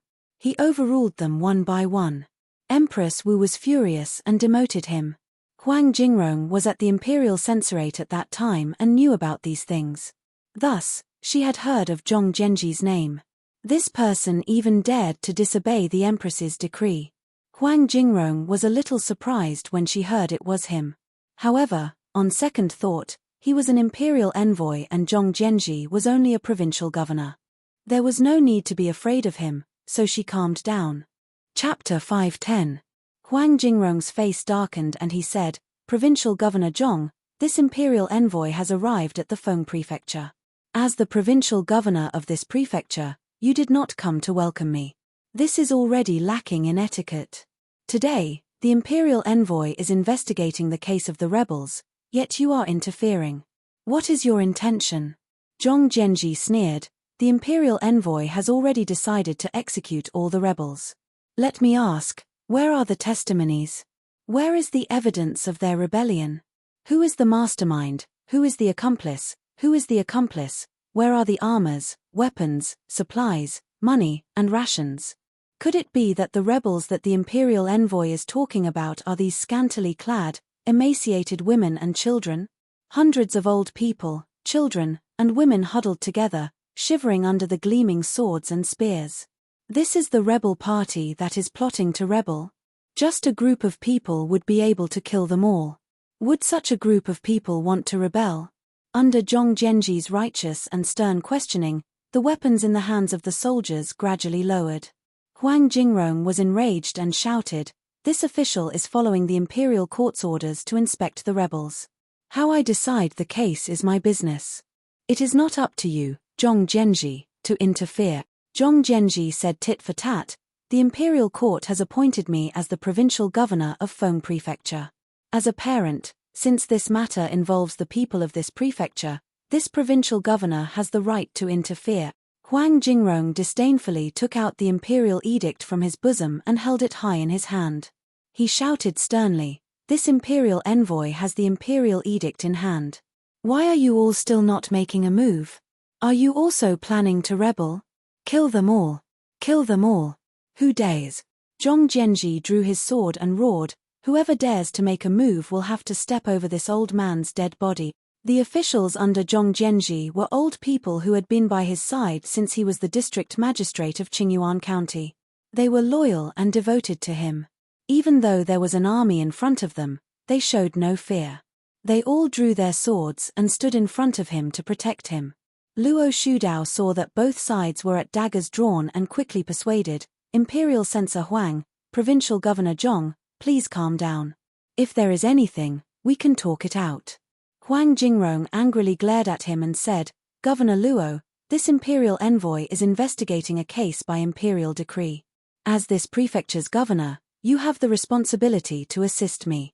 Quickly chase this old man away and execute him immediately." Zhong Zhenji also glared angrily at Luo Shudao and berated, "Governor Luo, you eat the blood of the people and receive support from one side.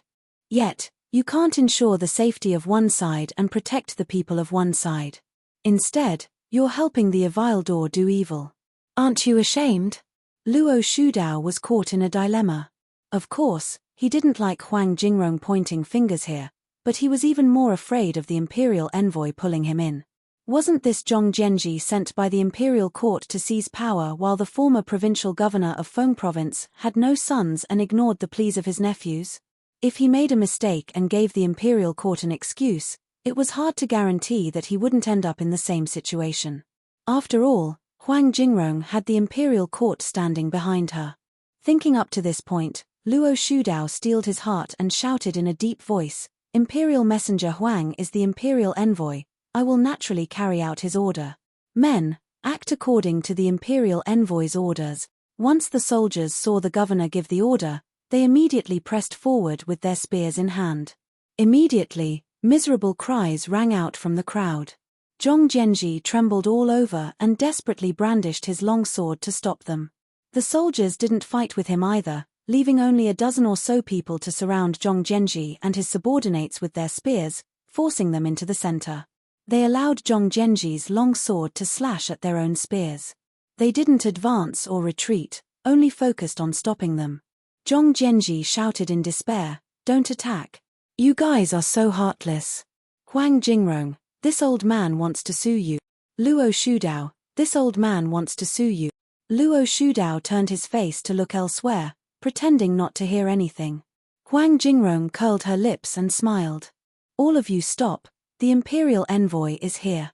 Those soldiers raised their butcher knives, and just as they were about to start killing, a loud shout suddenly exploded like spring thunder. A date-red horse suddenly dashed out of the forest, and a person sat upright on the horse, holding a roll of yellow silk in his hand. Yang Fan had actually arrived earlier than them and had been hiding in the forest at the side. The terrain of the Qiongxi was uneven and there were all kinds of hills and short mountains that were covered with vegetation. The group of people had been arranged to stay in an open space between two hills. Yang Fan saw that Huang Jingrong was about to kill and wanted to appear to stop him. However, Zhong Zhenji rushed over from afar and passed right in front of the forest where Yang Fan was hiding. Yang Fan heard Zhong Zhenji yell for him to stop, so he paused and wanted to see what was going on. If there was someone else who could stop the killing, he wouldn't be in such a hurry to act. When Zhong Zhenji rushed in front of Huang Jingrong, the two of them exchanged a few words. Yang Fan was too far away and couldn't hear clearly, but just from his actions, he knew that this official wanted to stop Huang Jingrong from killing. Seeing that this official couldn't stop Huang Jingrong from killing, Yang Fan spurred his horse and rushed out. Suddenly the soldiers saw a rider dashing out of the thicket and immediately raised their guard. But hearing his loud voice, and seeing that he was alone, they did not stop him, they did not release any arrows to kill him, they only stepped aside to make a path for him to come near. When Yang Fan arrived within 3 jongs from Luo Shudao and Huang Jingrong, he was stopped by a spear and could not go any further. In a loud voice Yang Fan said, "I am the Minister of Justice of the Great Jew, Yang Fan. I have received an imperial order to be the inspector of the various paths, to investigate the case of the various paths Liu People's Rebellion. There is insufficient evidence in the case of the Liu People's Rebellion. I'm afraid there is more to it than meets the eye. Human life is at stake, this cannot be a child's play. I want to reopen the case, we will talk about it again when we have concrete evidence." Huang Jingrong recognized Yang Fan. As soon as she saw him suddenly appear in front of her, she was really startled. She also saw that he was alone, dressed in ordinary clothes, both man and horse were drenched in sweat. She could not help but feeling suspicious. "Yang Langzhong," she shouted, "where did you come from?" Yang Fan sat upright on his horse and said in a loud voice, "There is a rumor that the various paths Liu people are responding to each other by raising their flags and rebelling. The sage sent the imperial censors out of the capital to investigate, but was afraid that they would overcorrect and kill the innocent. Therefore, he sent Yang Fan out of the capital to rectify the mistake and investigate the traitors, to put them in jail, to show the sage's mercy." Huang Jingrong was puzzled. "You are wearing casual clothes, you look like you are in a sorry state, you do not have any guards of honor, you do not have any entourage, why is that?" Yang Fan said, "I received an imperial order to leave the capital and escort Princess Taiping to Chang'an to worship the ancestors. However, I was entrusted by the sage, I did not dare to tarry. Therefore, as soon as I escorted the princess to Chang'an, I immediately rushed here on horseback, taking small paths the whole way. I was travel-worn, even my bodyguards were left behind." Hearing this, Huang Jingrong immediately found a loophole in his words. "If that's the case," she questioned, "Sire has just arrived, how can you be sure that there is a discrepancy in my verdict?" Yang Fan calmly said, "It's very simple. As soon as I arrived at the capital, I went to the governor's mansion and the provincial governor's mansion to seek an audience with the local senior officers. Coincidentally, there were people complaining of injustice, moreover, they were 2 children. I asked them a few questions, and found out that there is something fishy about the case." Huang Jingrong was about to ask again when Yang Fan raised the imperial edict in his hand. With a smile that was not a smile, he said, "Imperial Censor Huang seems to be suspicious of my identity and intention in coming here. I wonder if Governor Luo and Provincial Governor Zhong are here? Please examine my imperial edict." When Zhong Zhenji was demoted from the capital, Yang Fan was still a lowly soldier in the palace. Zhong Zhenji did not recognize him, but upon hearing that he was an imperial envoy, and seeing that his attitude was that of protecting exiled people, Zhong Zhenji was pleasantly surprised.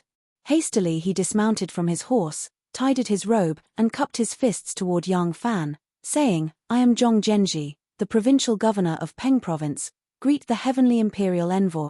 Seeing him dismounting from his horse, Yang Fan hastily dismounted as well. Stepping forward to help him up, he politely said, "So it is Envoy Zhong. Envoy, please rise. This must be our prefecture's Governor Luo, right?" As Yang Fan spoke, he purposely glanced sideways at Luo Shudao, who was fully armored. With the help of the guards, Luo Shudao dismounted from his horse and stepped forward to pay his respects. Seeing this, Huang Jingrong could only dismount unwillingly. Luo Shudao and Zhong Zhenji unfolded Yang Fan's commission and read it carefully. The seal was stamped without error. Zhong Zhenji glanced at Huang Jingrong and said, "Would Imperial Censor Huang also let me take a look at the commission?" Huang Jingrong angrily said, "Isn't it enough to have Governor Luo as a witness?" Zhong Zhenji solemnly said, "How can we be careless when it comes to state affairs? Even if I am familiar with Sire, the documents that should have been checked should have been checked." Huang Jingrong angrily took out his commission from his sleeve and flung it to Zhong Zhenji. Zhong Zhenji unfolded it and immediately discovered the problem. Actually, Zhong Zhenji did not suspect Huang Jingrong's identity. He only wanted to diminish his prestige.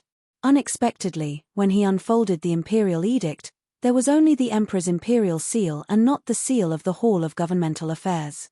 Zhong Zhenji couldn't help but be furious and shouted, "If the order doesn't come out of the Hall of Governmental Affairs, what kind of imperial edict is it?" Huang Jingrong was shocked and angry. He said, "How dare you? The sage's imperial seal is on it. You dare to say that this isn't an imperial edict? Zhong Zhenji, are you rebelling?"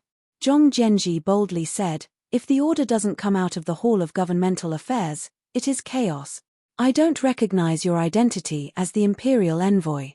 This is according to the laws and regulations of the state. Imperial Censor Huang, don't randomly accuse me." Zhong Zhenji dared to say this because he really had something to rely on. The power of the Tang and Song emperors was not unrestricted. The highest state decree of the Tang dynasty was called Imperial Edict. The Hall of Governmental Affairs issued the decree. After the emperor agreed, he wrote the word Imperial Edict and then sent it to the Ministry of Governmental Affairs. If the Ministry of Governmental Affairs objected, it was more powerful than the emperor's opinion. It had to state the reason clearly, and the Ministry of Governmental Affairs had to rewrite the edict. This was called alteration. Even if it was approved by the Ministry of Governmental Affairs, it still had to be sent to the Ministry of Governmental Affairs. The Ministry of Governmental Affairs had jurisdiction over the 6 departments of rights, arms, punishment, and works. The Ministry of Governmental Affairs added the seal and sent it to the corresponding yamen to execute. Without the seal of the Ministry of Governmental Affairs, although it wasn't a fake imperial edict, it wasn't legal. The officials at all levels had the right not to execute it. The reason was like this. The law was also like this. There were very few people who dared to ignore the emperor. However, this Zhong Zhenji happened to be one of them.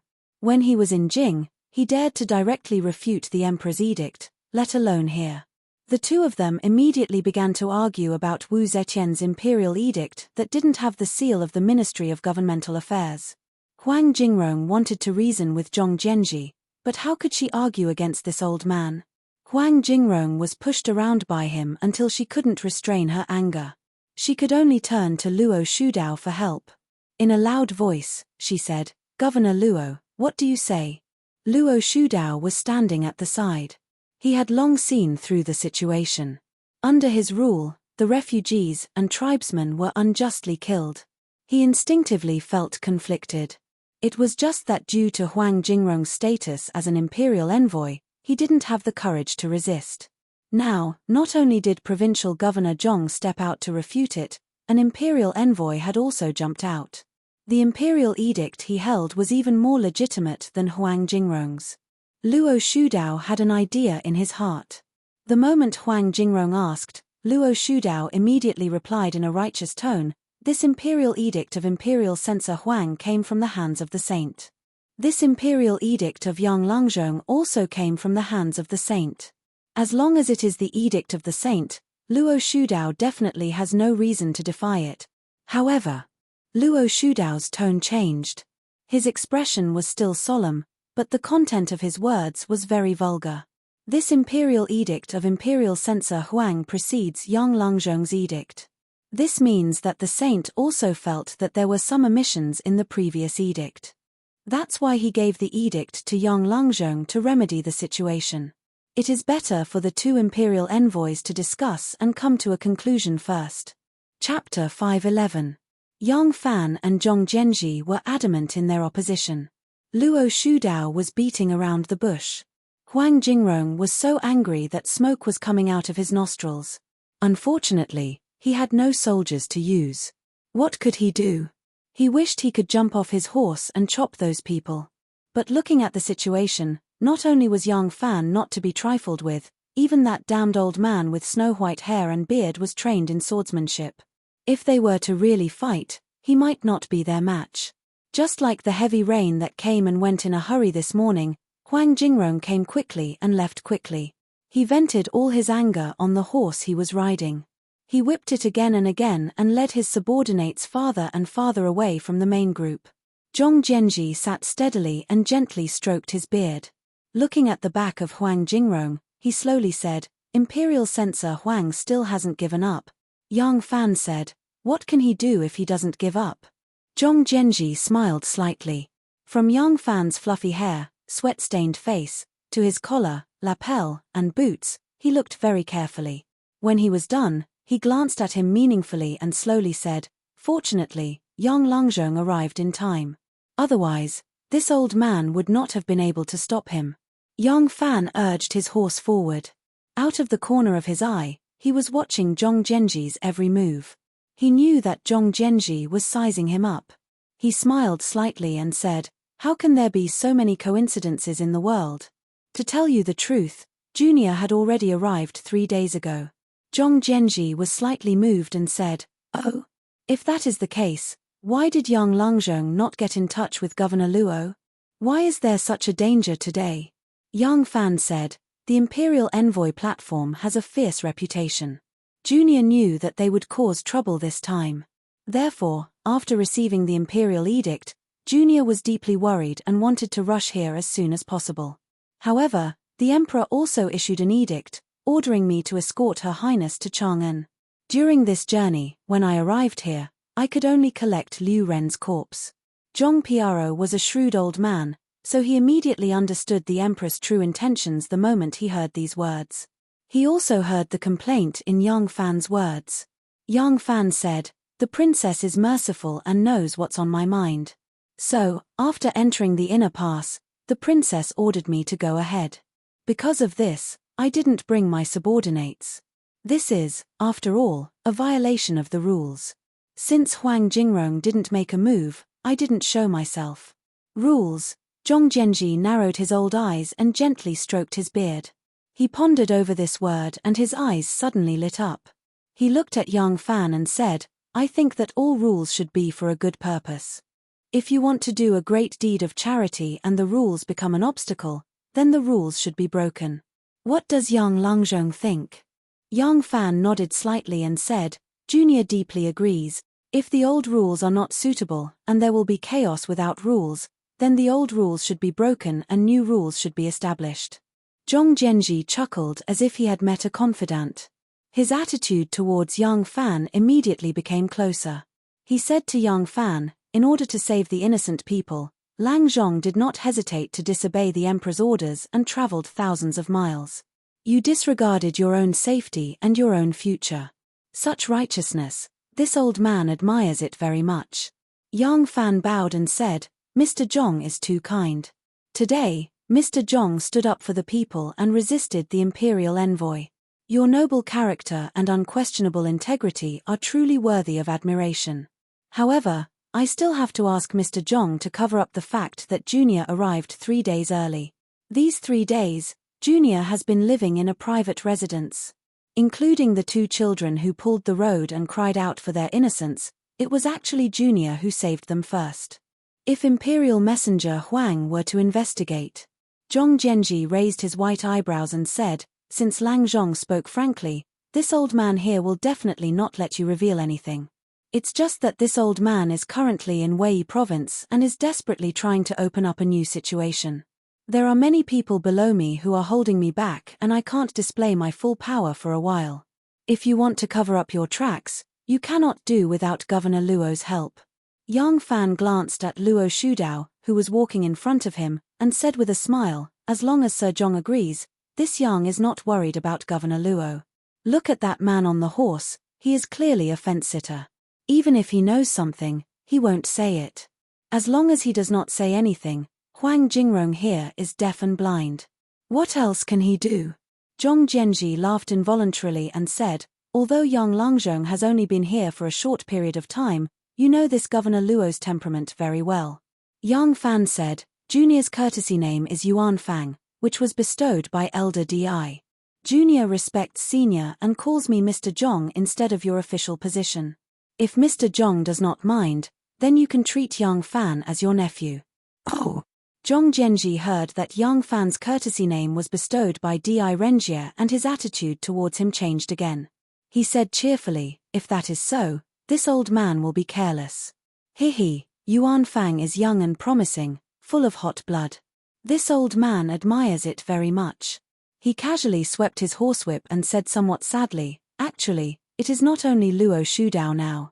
How many officials do not pretend to be deaf and dumb and only care about protecting themselves? With this kind of discussion, it meant that he really did not treat Yang Fan as an outsider. Massacring the vagrants was the imperial censorate's strategy to save themselves, but objectively speaking, it was beneficial to the Wu faction. Since Yang Fan desperately tried to stop it, it could not be the Wu faction. Moreover, hearing that he was appointed by Princess Taiping, Zhong Zhenji felt even closer to him. Although Princess Taiping was the daughter of the current empress, she was also the princess of the previous dynasty, Li Tang. Since ancient times, children inherited the blood of their fathers. In the eyes of Zhong Zhenji, who was a firm supporter of Li Tang, Princess Taiping was the royal family of Li Tang and would always be a member of Li Tang's royal family. Since Yang Fan was on the princess's side, naturally he was also a loyal official of Li Tang. Now that he heard that his courtesy name was bestowed by Di Renjie, he must be regarded as a nephew by Di Renjie. How could he not believe someone who was appreciated and trusted by Di Renjie? Therefore, a bold idea suddenly emerged in his mind, but this idea was really too risky. Although he had tried to probe, he could not completely understand Yang Fan's temperament and character. After a slight hesitation, he thought in his heart, "No, this idea is too bold, I have to test him." Therefore, the words that were on the tip of his tongue changed to a discussion. "But, although I want to save people, I can only save one place, not others. I can save them for a while, but not forever. If these cruel officials are not eliminated, they will eventually become a scourge. What does Yang Langzhong intend to do?" Yang Fan slightly frowned, shook his head and sighed, "I will do my best and leave it to fate. If I can save one person, I will save one person. If I can save 10 people, I will save 10 people. I will do my best to seek peace of mind. Otherwise, what else can I do?" Zhong Zhenji softly sighed and murmured, "Yes. If I want to eliminate this trouble forever, the heavens will have to send down divine lightning and strike them alive. But, will the heavens send down punishment?" After returning to the city, Luo Shudao strongly invited Yang Fan to stay in the military governor's residence, while Zhong Zhenji invited him to stay in the provincial governor's residence. Yang Fan naturally chose the provincial governor's residence. Luo Shudao's expression was rather regretful, but he inwardly let out a sigh of relief. He also did not want the 2 imperial envoys to use his home as a fighting ring, causing him to be like a mouse in a bellows, being bullied on both sides. It was just that he still had to maintain a necessary posture. Following Yang Fan's request, Zhong Zhenji only sent 2 people dressed in civilian clothes to accompany him to carry his luggage. In reality, Yang Fan did not have much luggage to carry. He only had a horse, and he had even ridden it out. He was going to fetch the 2 children hidden in the room. Yang Fan did not want his true identity to be known by the Chen family, so when he arrived not far from his residence, he had the 2 officials wait in the corner of the alley while he returned to the Chen family residence. Taking advantage of the fact that there was no one in the courtyard, Yang Fan first brought out the 2 children and handed them over to the 2 officials, then returned to bid farewell to the Chen family. The only people in the Chen family who knew that Yang Fan was an old friend from the capital were Shuelian and that old man. Shuelian's mother had not seen Yang Fan when she was in Luoyang. At that time, Yang Fan was still a small fry and did not have the qualifications to chat with the doctor's wife or get to know her. His return this time was naturally to bid farewell to Shuelian. Upon receiving the news, Shuelian hurriedly ran out. When she saw Yang Fan, she said reluctantly, "Brother Yang, are you leaving?" Yang Fan nodded his head and said, "Yes. I'm not used to staying in the southwest, and I can't find a suitable job. I want to go somewhere else." Shuelian bit her lip, and an extremely fine and faint hair appeared on her lip. "My father has a few stalls on Fish Market Street. If Brother Yang doesn't mind, I can talk to my father and have Brother Yang go there to be a waiter, thank you." Yang Fan bent down and smiled at her. "Thank you, I've already decided to leave. I'm very happy to see you again on this trip to Wei Province. I remember that Miss Shuelian was very unhappy at that time.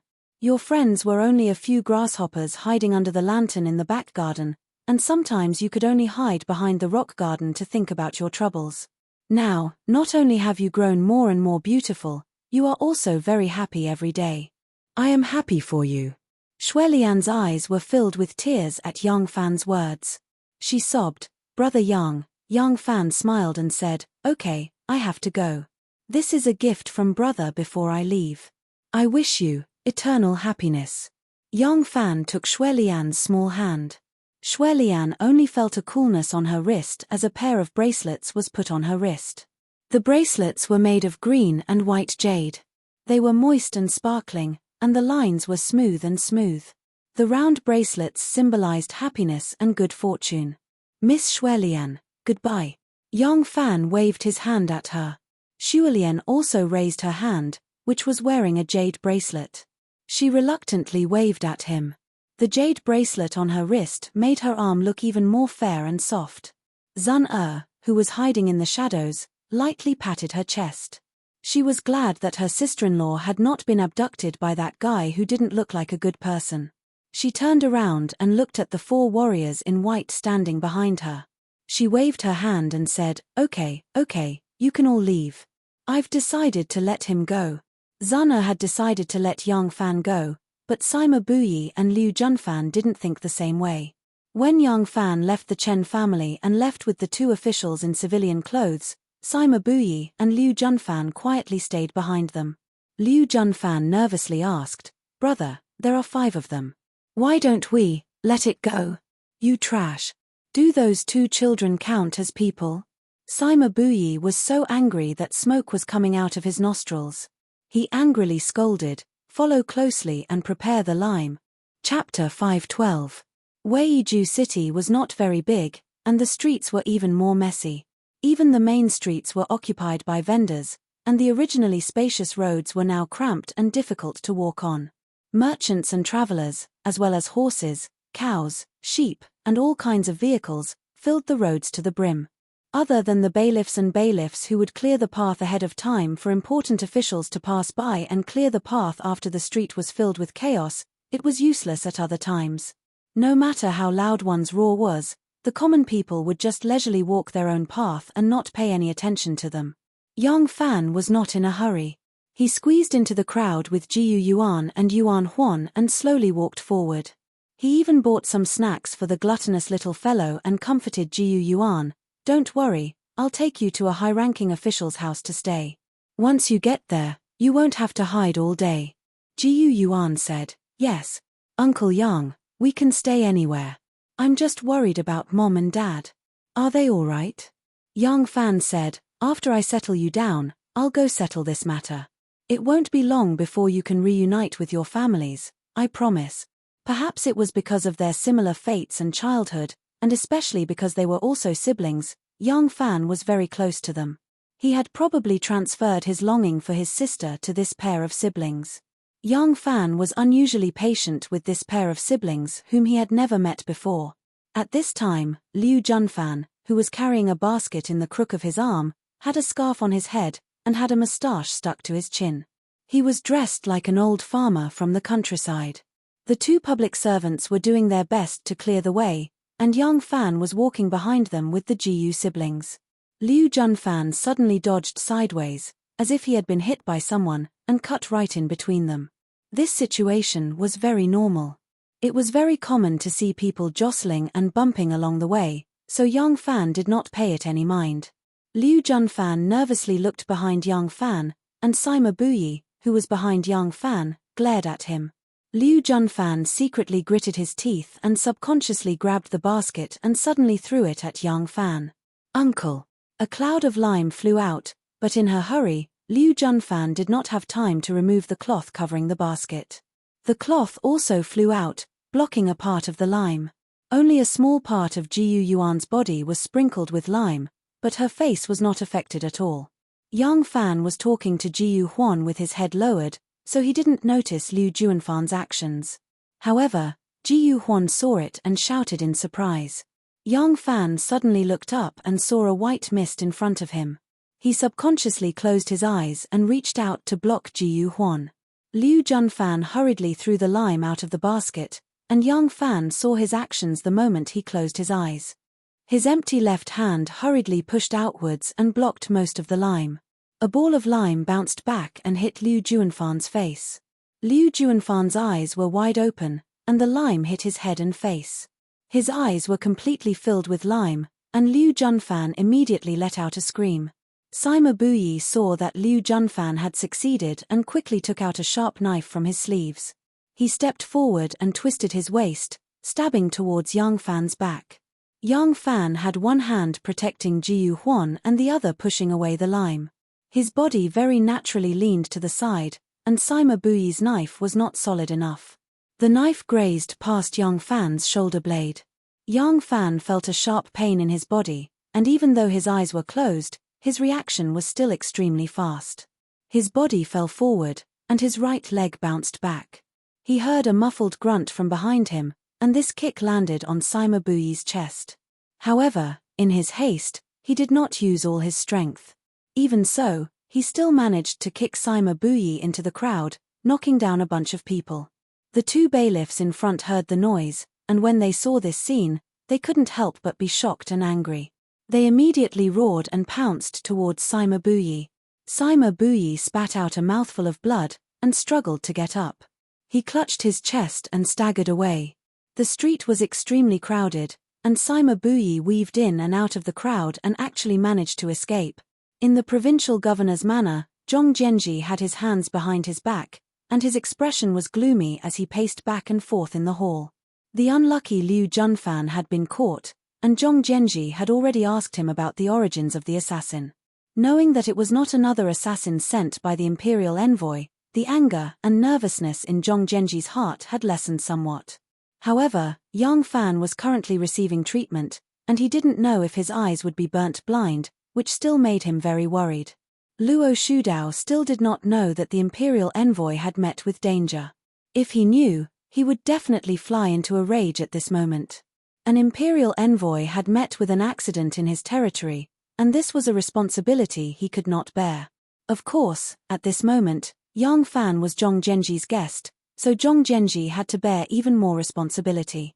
After a long time, the doctor finally came out from the inner room, and behind him was his little disciple, who was carrying a medicine box on his back. Zhong Zhenji hurriedly went forward and cupped his hands, saying, "Mr. Wen, how is this old man's nephew's injury?" Because this matter was of great importance, Zhong Zhenji did not reveal Yang Fan's identity to the doctor, and only said that he was his nephew. Mr. Wen was younger than Zhong Zhenji by more than 20 years, nearing the age of 50.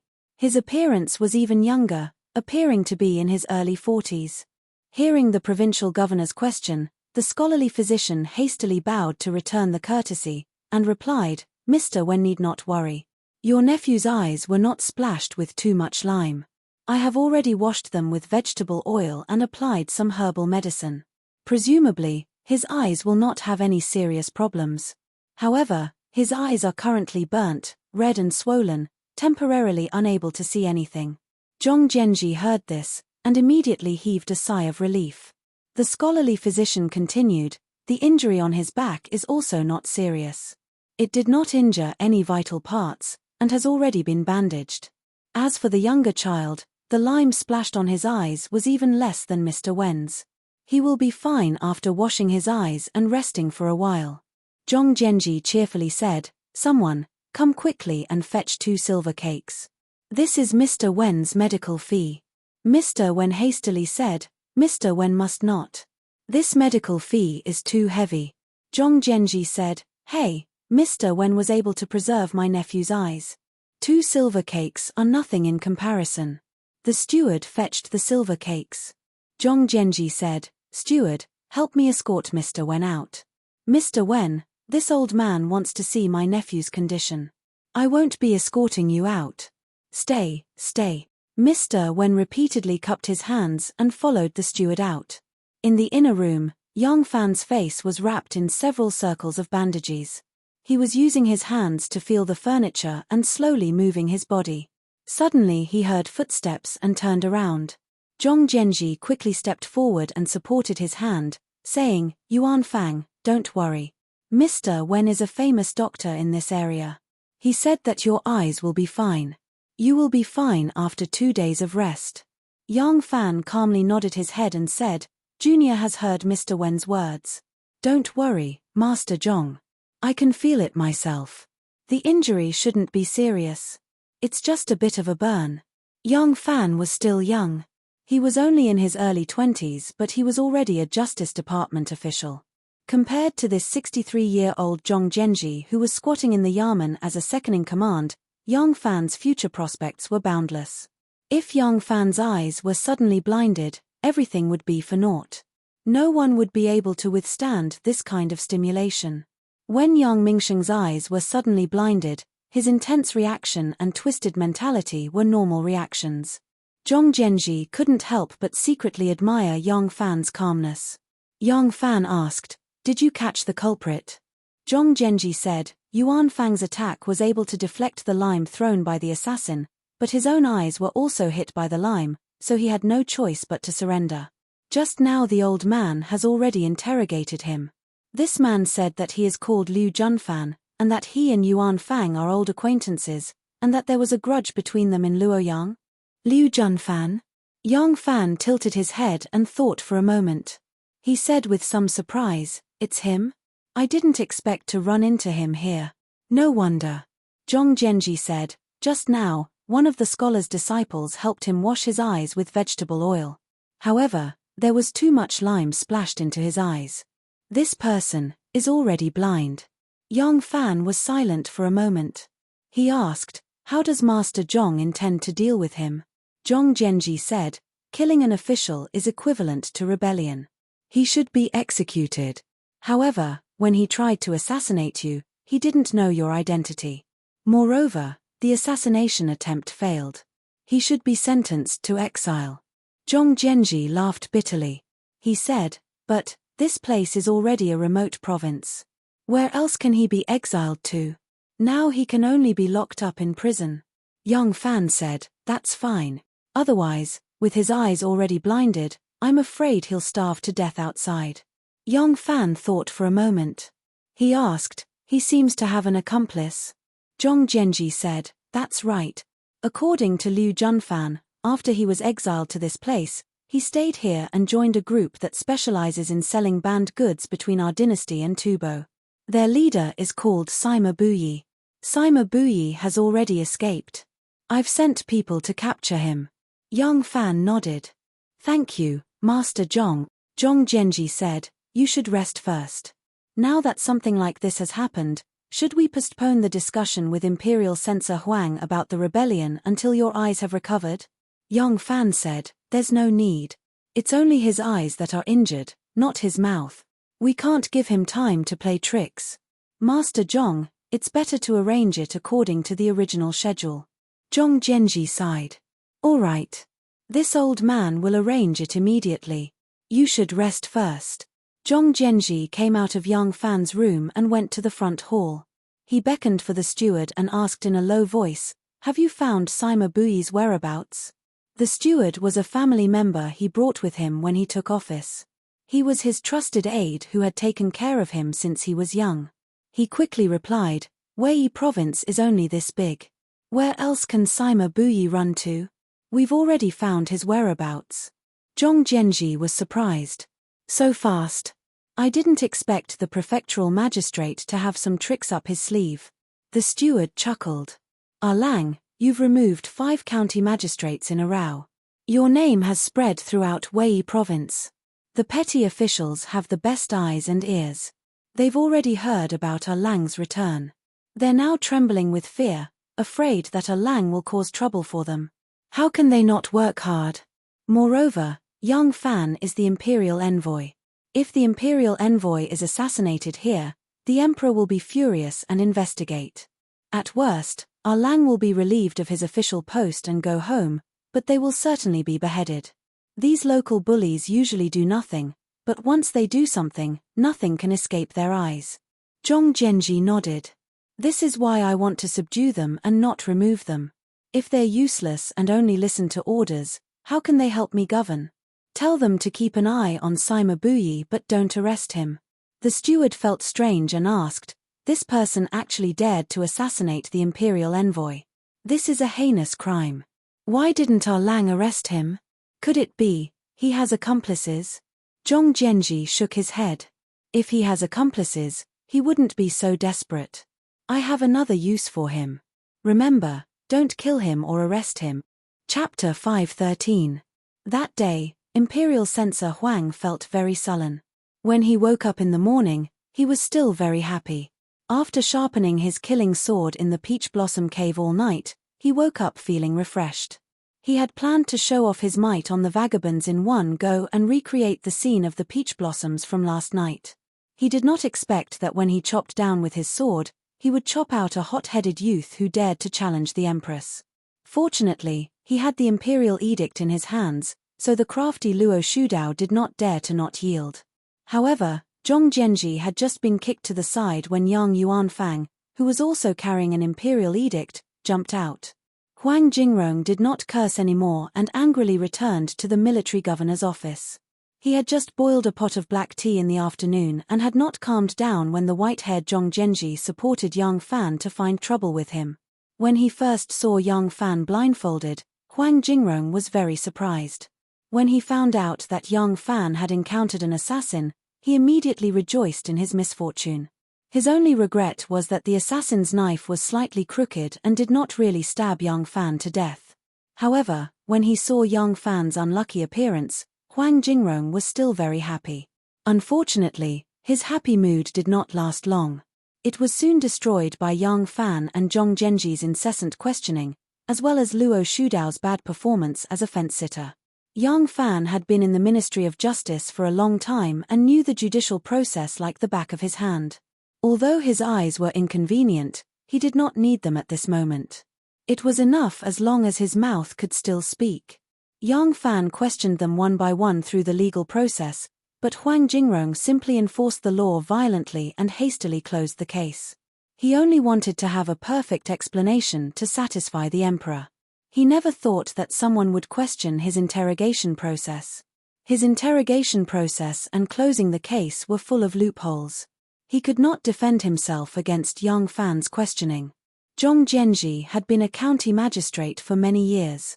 Now that he was the provincial governor of a province, he was in charge of the administrative affairs of a province. He was not a layman when it came to justice.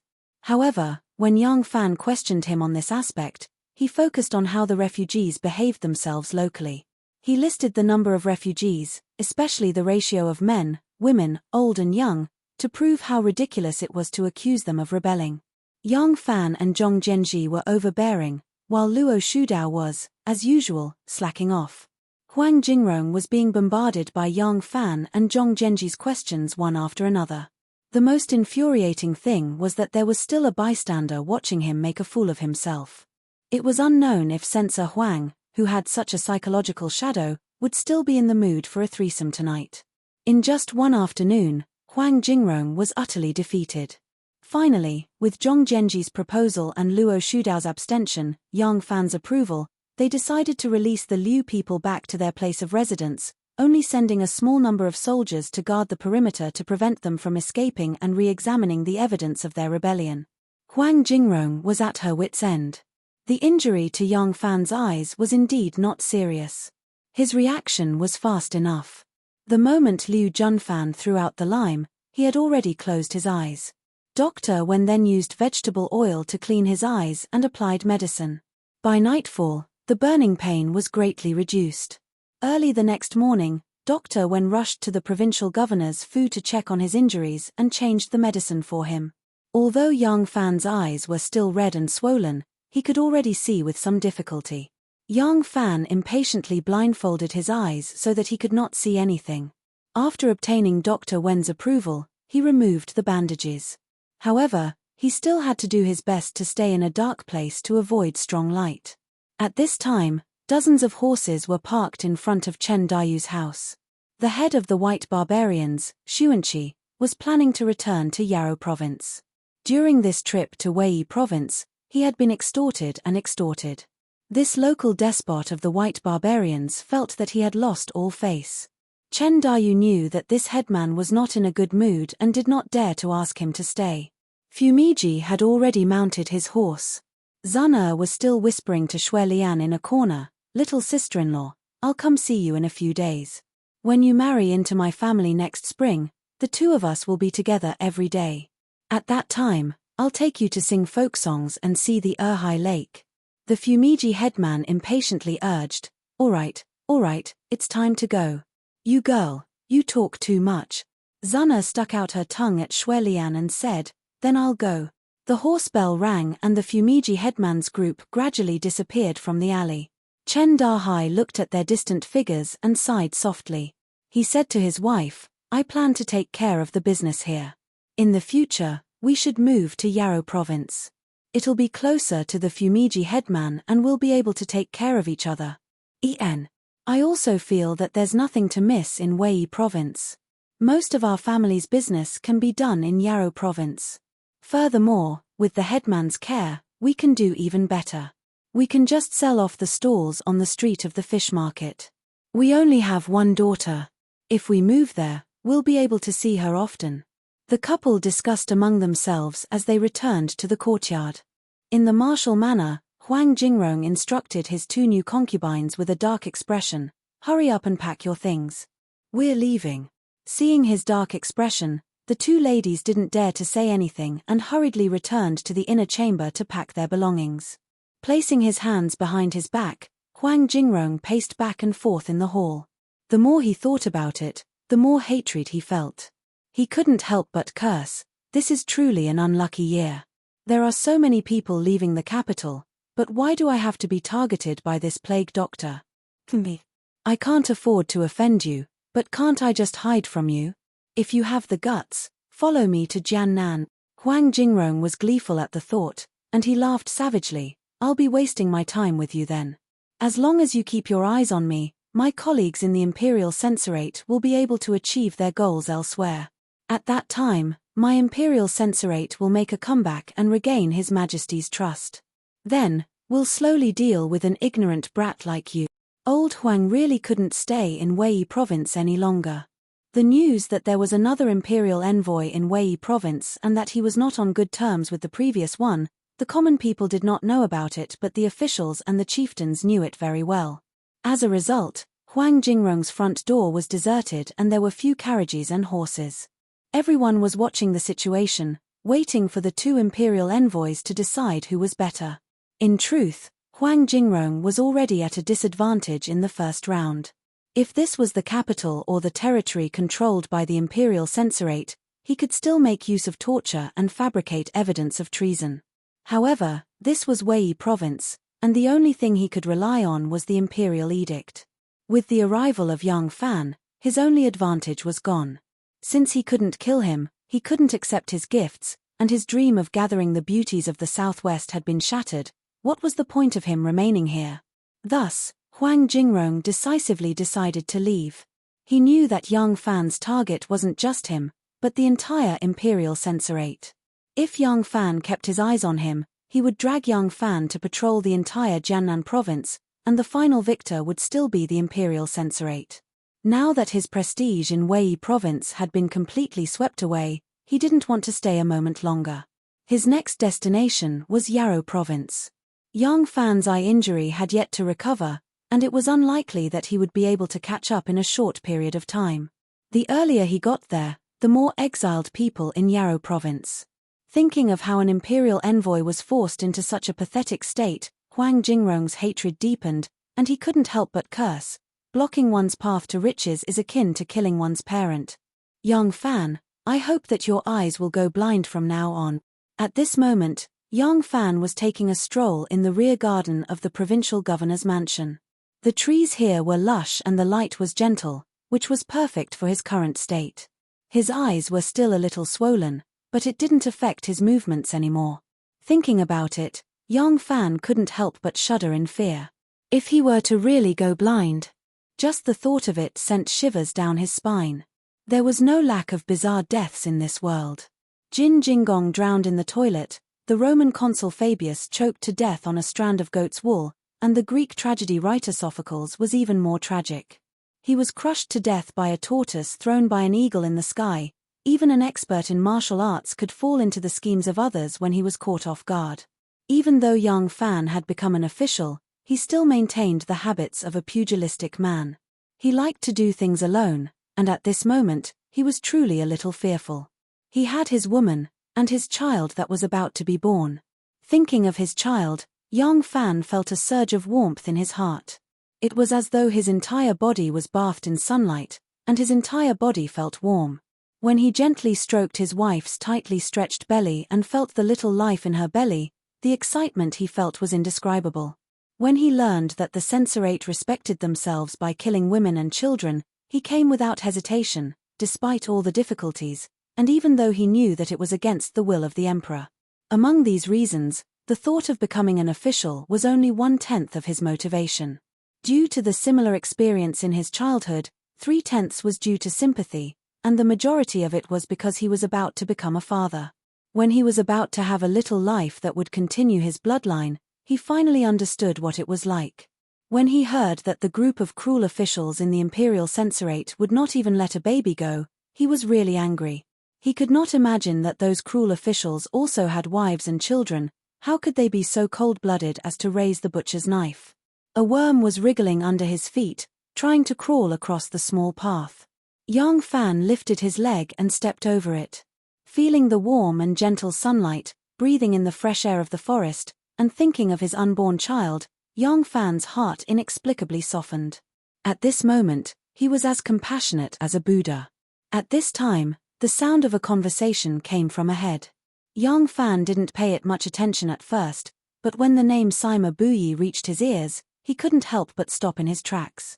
That Sima Buyi is really bold to dare assassinate the imperial envoy. Hi. He was just unlucky. If he had known the identity of the imperial envoy, he wouldn't have done it. Still haven't caught him? Of course not. If they wanted to, they could definitely catch him. The problem is, will those people seriously try to catch him? You know what he does. You said he brings jewels and robes, hidden knives, bear gall, and musk from Tibet. Who can afford these things? And who provides porcelain and silk for him to sell to Tibet? The local rich and powerful families need him, so they won't really catch him. That can't be. I heard from Constable by that Sima Buyi was originally hiding in Chen's fish stall on Fish Market Street. When they received the news and went to catch him, he slipped away. Forget it, that's all a bluff. Do you really believe it? Not to mention that they don't know how to catch him. If Lang wanted to catch him, they could rush over to report before the troops even left the residence. Even if they really caught him, he would be secretly released by those people. Our Lang is an outsider, so he's at their mercy. Right now, that Sima Buyi is still hiding there. Will anyone catch him? When I went to buy vegetables this morning, I heard from the people in the market that Sima Buyi has already spread the word that the imperial envoy is a person of the imperial court. He can't touch him, but he will definitely use the heads of the entire family of the child who spoiled his plans as a sacrifice to the souls of his brothers. Young Fan stood behind a tree and quietly listened to the conversation between the two family members of the provincial governor's estate. A trace of murderous intent gradually appeared in his eyes. A gust of wind blew, causing the branches and leaves to sway. A green insect used its countless legs to firmly cling onto the leaves and was currently sucking the sap. Young Fan flicked his finger, and the green insect fell to the ground. Its body was curled up, but before it could flip over, a large foot stepped on it and crushed it. Chapter 5:14. The afternoon storm came without warning. This place always had plenty of rain at the turn of spring and summer. Weather like this, where the sun was shining brightly just now and the rain poured the next moment, was very common. A few people in woven rush raincoats stepped on the rainwater as they trudged through the heavy rain. The person in the middle was also wearing a woven rush raincoat, but there was someone holding an oil paper umbrella over his head. However, the rain was too heavy, and the raindrops that formed into strings were blown left and right by the erratic wind, constantly hitting the person's body. The umbrella swayed in the wind and rain, but it didn't have any effect at all. The few people in woven rush raincoats hurriedly entered the provincial governor's residence. Only then did they heave a sigh of relief. Pushing their straw hats back, they revealed their faces. The person in the middle was Zhong Jianji. He had just returned from the military governor's residence. Censor Huang Jingrong was in a hurry to leave and firmly rejected Luo Shudao's good intentions of gathering the officials of Wei province to give him a farewell dinner. Luo Shudao could only send Huang Jingrong off. After returning to the city, he asked Zhong Zhenji to report the situation. Who knew that in just a short while, it would start raining cats and dogs. There were long corridors on both sides of the provincial governor's residence's main gate, all the way to the central hall and the rear residence. Zhong Zhenji walked down one of the corridors, shaking his drenched robe as he asked, "Where is the imperial envoy now?" The steward answered, "The imperial envoy is rather tired after the heavy rain and has already returned to his room to rest. He instructed us not to disturb him." Zhong Zhenji had wanted to immediately inform Yang Fan of Huang Jingrong's departure. Hearing that he was already resting, he turned to his study. The gatekeeper of the provincial governor's residence, Old Do, waited for Lang and the guards to return before closing the main gate again. He fetched a few basins of water to wash the footprints on the stone steps. When he returned to his room, he suddenly realized that something was missing. Old Do looked around and realized that the woven rush raincoat hanging on the wall was missing. It was a rainy season and rain gear was a common item. Even though he did not go out much, he still had a spare raincoat hanging on the wall when he entered. Because it was hung there every day, he did not pay much attention to it and did not notice when it was taken away. Old Do slapped his forehead and scolded, "It must be that brat Guangxia who took advantage of the heavy rain to steal my woven rush raincoat to gamble." Old Do didn't take it to heart after cursing a few times. In any case, no one would purposely come to the provincial governor's manor just to steal a straw raincoat. It must be an acquaintance who had taken it. The moment the heavy rain came, the customers on Fish Market Street dispersed one after another. The heavy rain poured down, splashing onto the ground. Because it could not be drained in a short time, the water was knee-deep. The ground of Fish Market Street was very dirty. After being washed away by the rain, the dirty water mixed with fish heads and organs flowed into the low-lying areas. Usually, the fishy smell here was overwhelming, but in the heavy rain, the fishy smell had lessened. There were no more customers on the street, and a few vendors hid under the awnings of their houses. They did not bring rain gear and did not have time to go home. The fishmonger scooped up the turbid water from the ground with a large wooden basin and poured it on the chopping board under the rain shelter, washing away the blood, scales, and internal organs. A man wearing a woven rush raincoat appeared on Fish Market Street. He waded through the dirty rain, walking from the east end of Fish Market to the west. At first, no one noticed him. It was only when he turned back at the end that he attracted the attention of some people who were taking shelter from the rain. However, because he was wearing a woven rush raincoat, and because he was afraid of the rain splashing on his face, it was impossible to see his appearance. One could only guess from his smooth chin that he was not very old. The banners hanging on the fish vendors' stalls hung listlessly in the rain. Occasionally, when the wind blew, the triangular banners would unfurl, but they would immediately be beaten back to their original shape by the dense rain.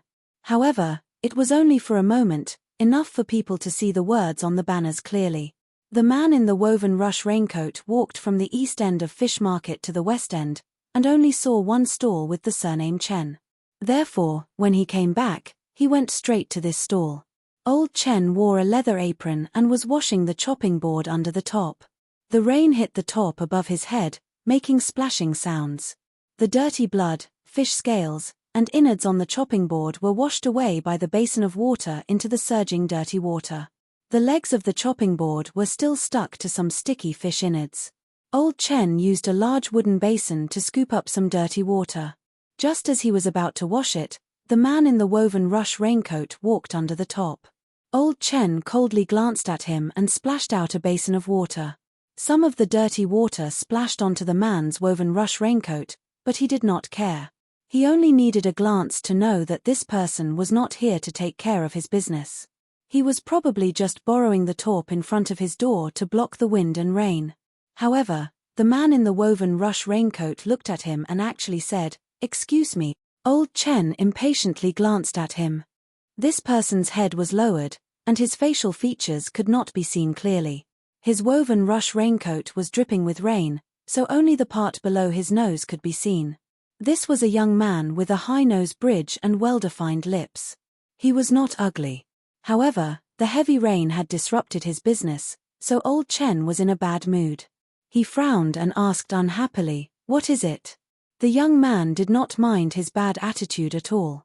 He very politely smiled, and the corner of his mouth hooked up into two smile lines. "Excuse me, is Sima Buyi here?" Old Chen was shocked and suddenly raised his head. The young man was still smiling. He still did not raise his head. There were smile lines at the corner of his lips, and there were two dimples on his cheeks. This young man was not only not ugly, he was actually quite good-looking. The wooden basin in old Chen's hand fell into the rainwater with a pu sound, and it splashed a large amount of water. Old Chen rushed forward and picked up the sharp knife that was stuck on the chopping board. This sharp knife was used by him to slaughter fish. It was sharpened every day, and when he washed it with water just now, the blood on the knife had already been washed clean. The sharp knife in his hand shone with a cold light.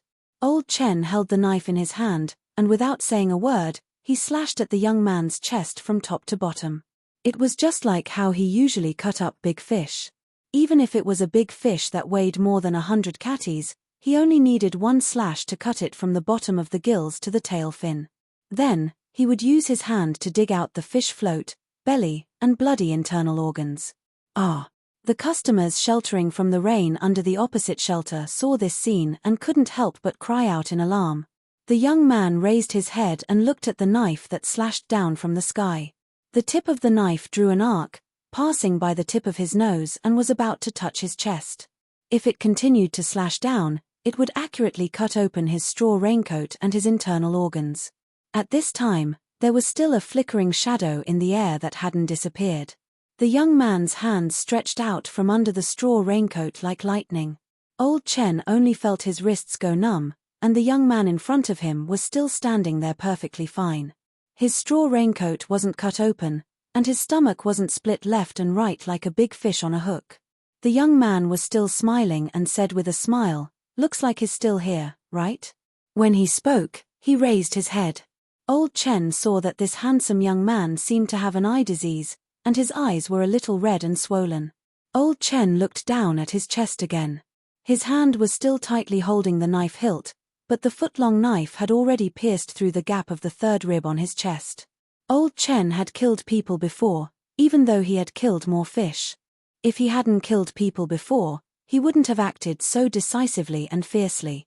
That was why when he saw that knife, he knew that he was about to die. He raised his head, and his eyes were like the eyes of those dried fish hanging under the shed to dry. They bulged out as he stared at the man in the straw raincoat. The man in the straw raincoat was currently walking into the house. As he walked, he said to himself, he actually really was hiding here. This is a lawless place, a lawless person. When old Chen heard these words, he suddenly wanted to laugh. A lawless person had already been killed by you, so who were you? The fishmongers under the opposite shed and at the other stalls all looked over in shock.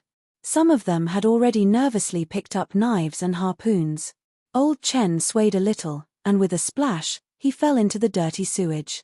He was washed away by the flowing rainwater and floated out of the shed bit by bit, moving in the direction of the drainage ditch. A moment later, the sound of shouting and fighting came from old Chen's shed. Because there was no business because of the rain, old Chen had already closed the door planks, leaving only the entrance and exit door open. At this moment, there was a loud bang. The door planks were hit by a huge force and suddenly burst open. The slot at the bottom of the door planks was also broken. The row of door planks slammed into the puddles of water, splashing onto the faces of the onlookers who looked as if they had seen a ghost. The onlookers were shocked to see a limp body, as if all the bones in its body had been broken, roll out several times from the tilted door planks. Its head fell into the water, and its feet rested on the door planks, and it stopped moving. Then, the man in the straw raincoat walked out step by step. His head was still lowered, and still no one could see his appearance. The man in the straw raincoat walked forward step by step in the roiling muddy water. He had a feeling that his blood was swelling. This was what he had yearned for the most in his youth, but how long had it been since he had this feeling? He was a wanderer in the city, hiding in the streets and alleys, free and unrestrained. Later, he discovered that his martial strength was not even worth mentioning compared to the great power of the government. For revenge, in order to grasp even greater power, he decisively threw himself into the officialdom. But after being an official for so long, he had been stuck in a pile of rules all day. He had almost forgotten this simplest and most effective method. As a result, he was always restricted by the rules and had to follow them. Even things that could be resolved without using the rules, he was used to using methods within the rules to resolve them. The terrifying consequences of almost being blinded and Sima Buyi's threat to an innocent child had aroused the viciousness in his heart. Today, he was once again Feng Fu, and his heart was truly carefree. At the same time, and most importantly, the killing on the streets of Fish Market had broken the shackles in his heart. Wanderers used their martial strength to break the law, and officials used their power to maintain the law. These were originally two conflicting and incompatible aspects. When he was a wanderer, he stood against the government. When he became an official, he abandoned the actions of a wanderer.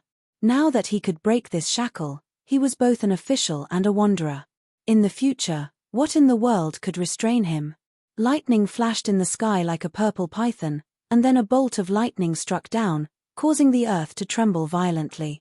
The man in the straw raincoat suddenly laughed loudly in the thunderstorm, reciting, "I killed someone on the streets of Fish Market, the heavens poured rain to wash away the mortal world. Do not ask about other people's business." Jing Qiyuan and Qin Wuqing. The man in the straw raincoat waded through the rain, his steps becoming larger and larger. As if he was cleaving through the waves, he walked toward the end of the long street. Many pairs of eyes looked at him from under the sheds of different heights. There was fear, bewilderment, and viciousness, but no one dared to charge up. The man in the straw raincoat walked as if there was no one around him. Amidst his loud laughter, he disappeared into the misty rain. Chapter 5:15.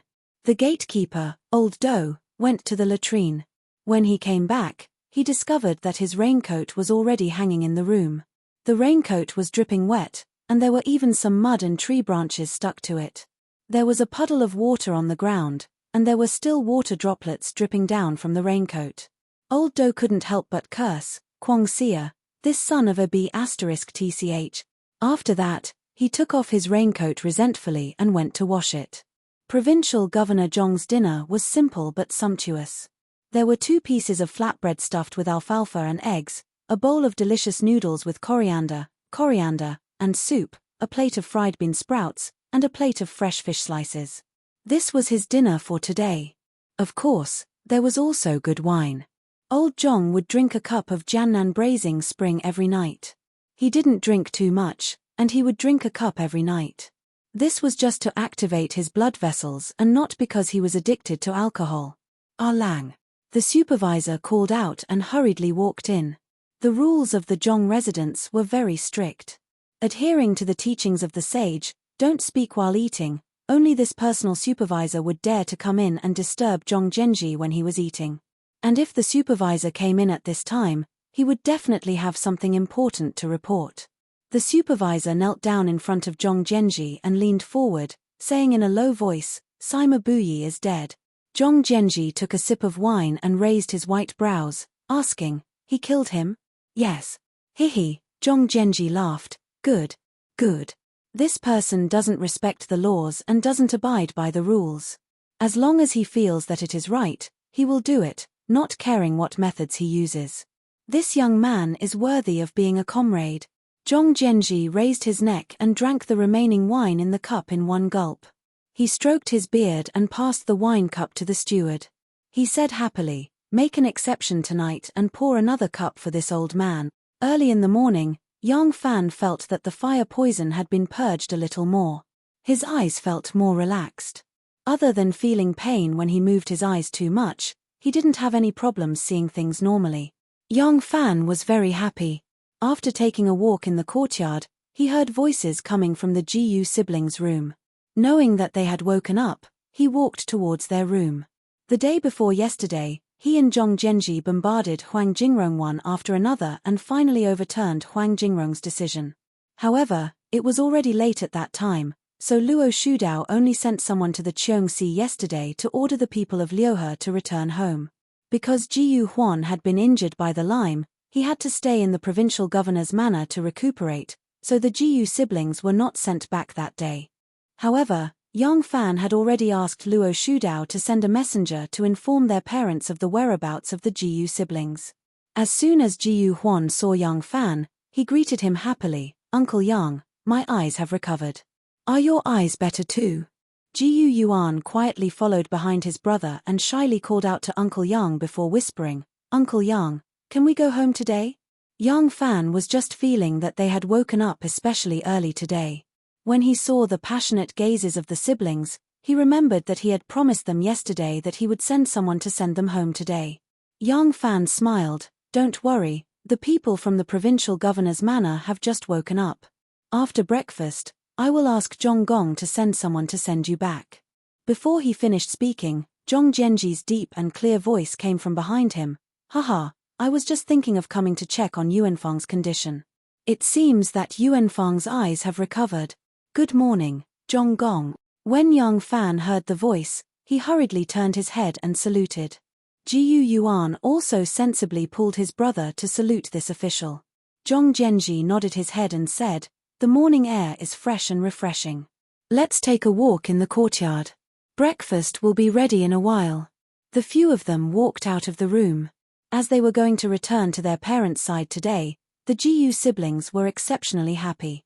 Yesterday, they weren't in the mood to play, and today, their interest was piqued by the curved bridge in the provincial governor's manor. Thus, they ran over to the bridge to look at the swimming fishes. Yang Fan walked beside Zhong Genji as they strolled by the pond. Looking at the siblings on the bridge, Zhong Genji smiled and said, "Yuan Fang is exceptionally concerned about these two children." Yang Fan glanced at the Jiyu siblings and said emotionally, "When I was young, I had an elder sister who doted on me dearly. Seeing them reminds me of my deceased elder sister. Now that I'm able to take care of them, I guess it's also a way to cherish the memory of my elder sister." Zhong Genji said, "Yuan Fang traveled a long distance to Jiannan to save the people from their plight. You are warm-hearted and concerned about the world. This old man admires you greatly." Yang Fan smiled and said, "Zhong Gong is overpraising me. Actually, I don't think too much about what I'm doing. All I want is for my peace of mind." Zhong Genji shook his head and said, "This old man isn't overpraising you. His Majesty ordered you to escort the princess to Chang'an, but you disobeyed the emperor's orders and rushed here just to reduce the suffering of the innocent. How many people in the world are capable of such a feat?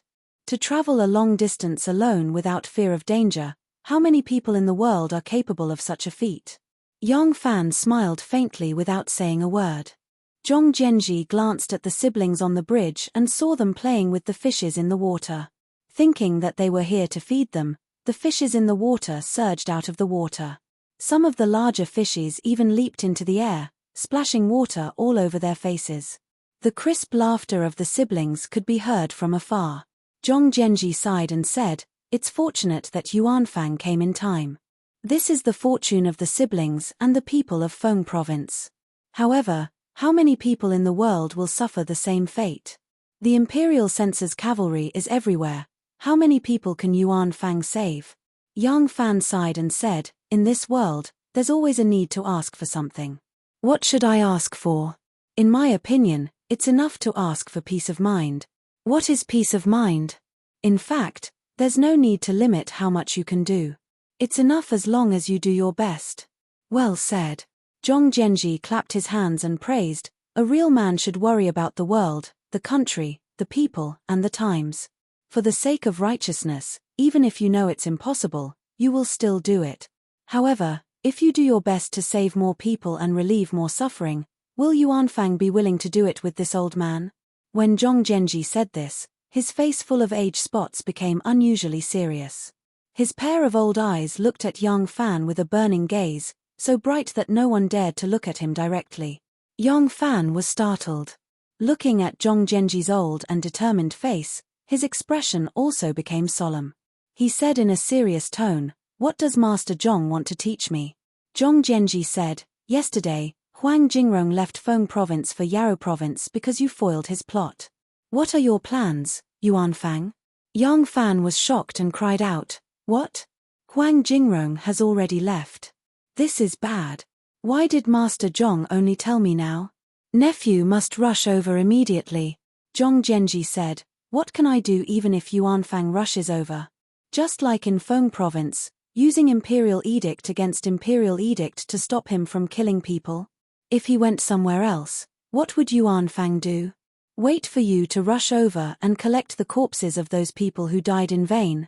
Even if you can keep an eye on Huang Jingrong and prevent him from killing anyone, how are you going to stop those ruthless officials who are running amok in Dian, Qian, Guangxi, and Minute? Yang Fan looked at Zhong Zhenji with a strange expression. He vaguely sensed something. The anxious expression on his face gradually calmed down. He cupped his fists and asked, I wonder what Master Zhong's brilliant plan is? Zhong Zhenji said, this old man has a plan. Not only can we get rid of Huang Jingrong, this ruthless official, we can also startle the world with our actions, so that the ruthless officials in other provinces will not dare to act blindly without thinking. We can also use this opportunity to eradicate them in one fell swoop. However, this plan is very dangerous. Is Yuanfang willing to face the national calamity with this old man for the sake of millions of common people? Yang Fan said, what is the plan? Zhong Zhenji was not vague. He spoke frankly and confidently, leaving Yang Fan dumbstruck. Yang Fan came from Nanyang. His initial goal in entering Luoyang was to find his enemies hidden in the government. In his heart, he had never regarded imperial power seriously, nor did he revere it. He was very indifferent to the concept of the law. But when he gradually understood the power of the secular world and realized how laughable his dream of sweeping the world with one sword was, he began to try to solve problems within the boundaries of power. Over time, he became accustomed to doing things within the boundaries of order. Yesterday's murder in Fish Market broke the shackles in his heart, but it only made him pick up his dream of being a wanderer again. From now on, he would use the methods of the government to solve problems that could only be solved through the methods of the government. He would no longer be bound by the rules of the government for matters that could be easily solved through violence. But in his heart, there was still a clear distinction between the two. How could two opposing sides possibly fuse together? But never in his wildest dreams would he have thought that Zhong Zhenji, a 70-year-old old man who had been working in the government for his entire life, would have such a bold idea. To think that such an extreme and risky idea would come from a 70-year-old old man who had been working in the government for his entire life. If he hadn't heard it from him personally, Yang Fan wouldn't have believed it at all. Zhong Zhenji's voice carried a hint of killing intent. Rather than trying to solve the problem, why don't we find the root of the problem and end it once and for all? The reason why Zhong Zhenji dared to reveal his plan to Yang Fan was because he had complete trust in Yang Fan. He believed that even if Yang Fan didn't approve of his actions, he wouldn't betray him. If Yang Fan had gone against the ruthless officials of the imperial censorate, there were plenty of loyal officials in the royal court who could have done the same. However, going against the imperial edict and rushing to Jiannan in advance was a feat that required great courage. Thus, how could such a loyal official report Yang Fan to the imperial court? Of course, if Yang Fan was unwilling to participate and he still wanted to proceed, then he would be playing with fire. It was very likely that the situation would develop to a point where he could not control it. In that case, he was very likely to give up his plan. If he gave up on his plan, he wouldn't have to worry about Yang Fan reporting him. As long as he denied the matter, Yang Fan's words wouldn't be able to do anything to him. However, just because Zhong Zhenji trusted Yang Fan's character didn't mean that he could work together with Yang Fan. After all, Zhong Zhenji still had to know whether Yang Fan was a law-abiding person or not. Zhong Zhenji had been an official for many years, and he had seen many upright officials who were bound by the rules and had no choice but to do things that went against their conscience. Yang Fan's decision to go against the imperial edict was courageous, but it couldn't be considered as law-abiding. After all, one only needed to possess fearless courage to go against the imperial edict. While there weren't many officials who dared to go against the imperial edict, they weren't the only ones. Thus, Zhong Zhenji set up another trap to test Yang Fan. Sima Buyi was killed by the Wanderer, and Zhong Zhenji was relieved. Yang Fan was someone he could take as a comrade. What he wanted to do, he needed to have the world in his heart, to be righteous, to have great courage, and even more so to achieve his goal, he needed to be unscrupulous and unscrupulous.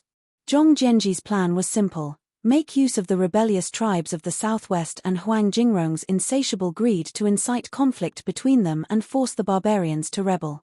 It would be best if they could kill Huang Jingrong, but if they couldn't, the royal court wouldn't let them off either. No matter how isolated the provinces were from the news of the rebellion would spread at the fastest speed. Most of the places where the exiled people were sent to were remote and inhabited by the minority tribes.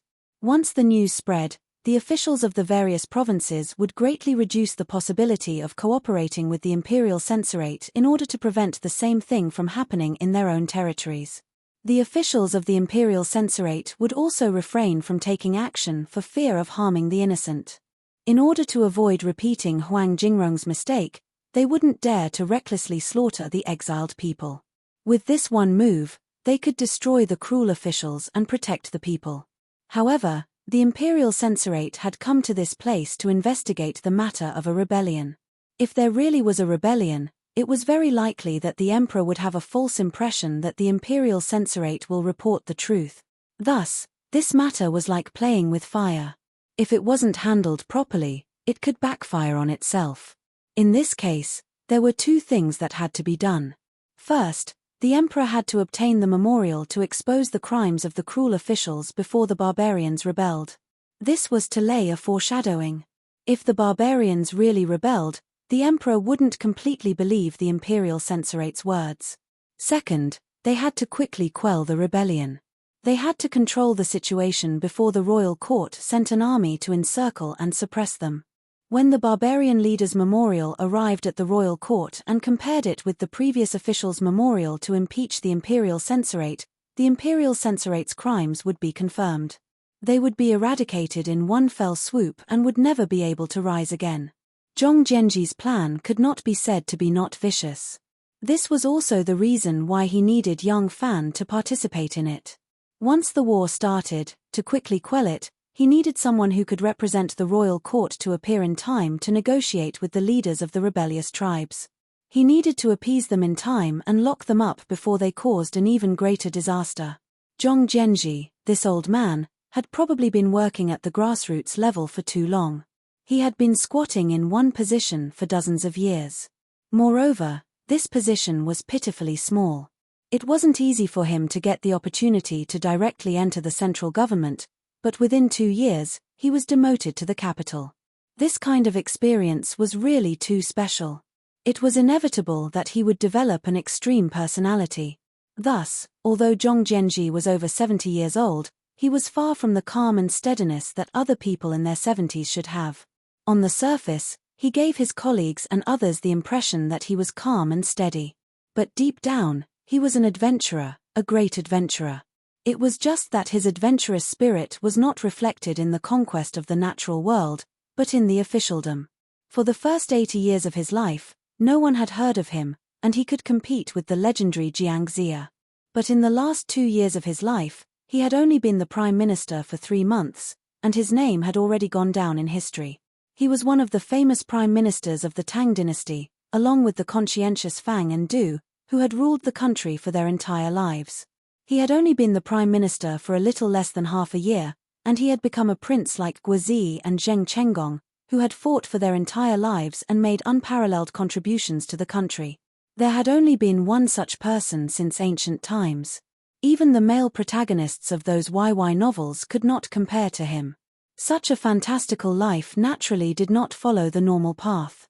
When young Fan heard his plan, he only felt a wave of fear. Cold air whooshed from the back of his head.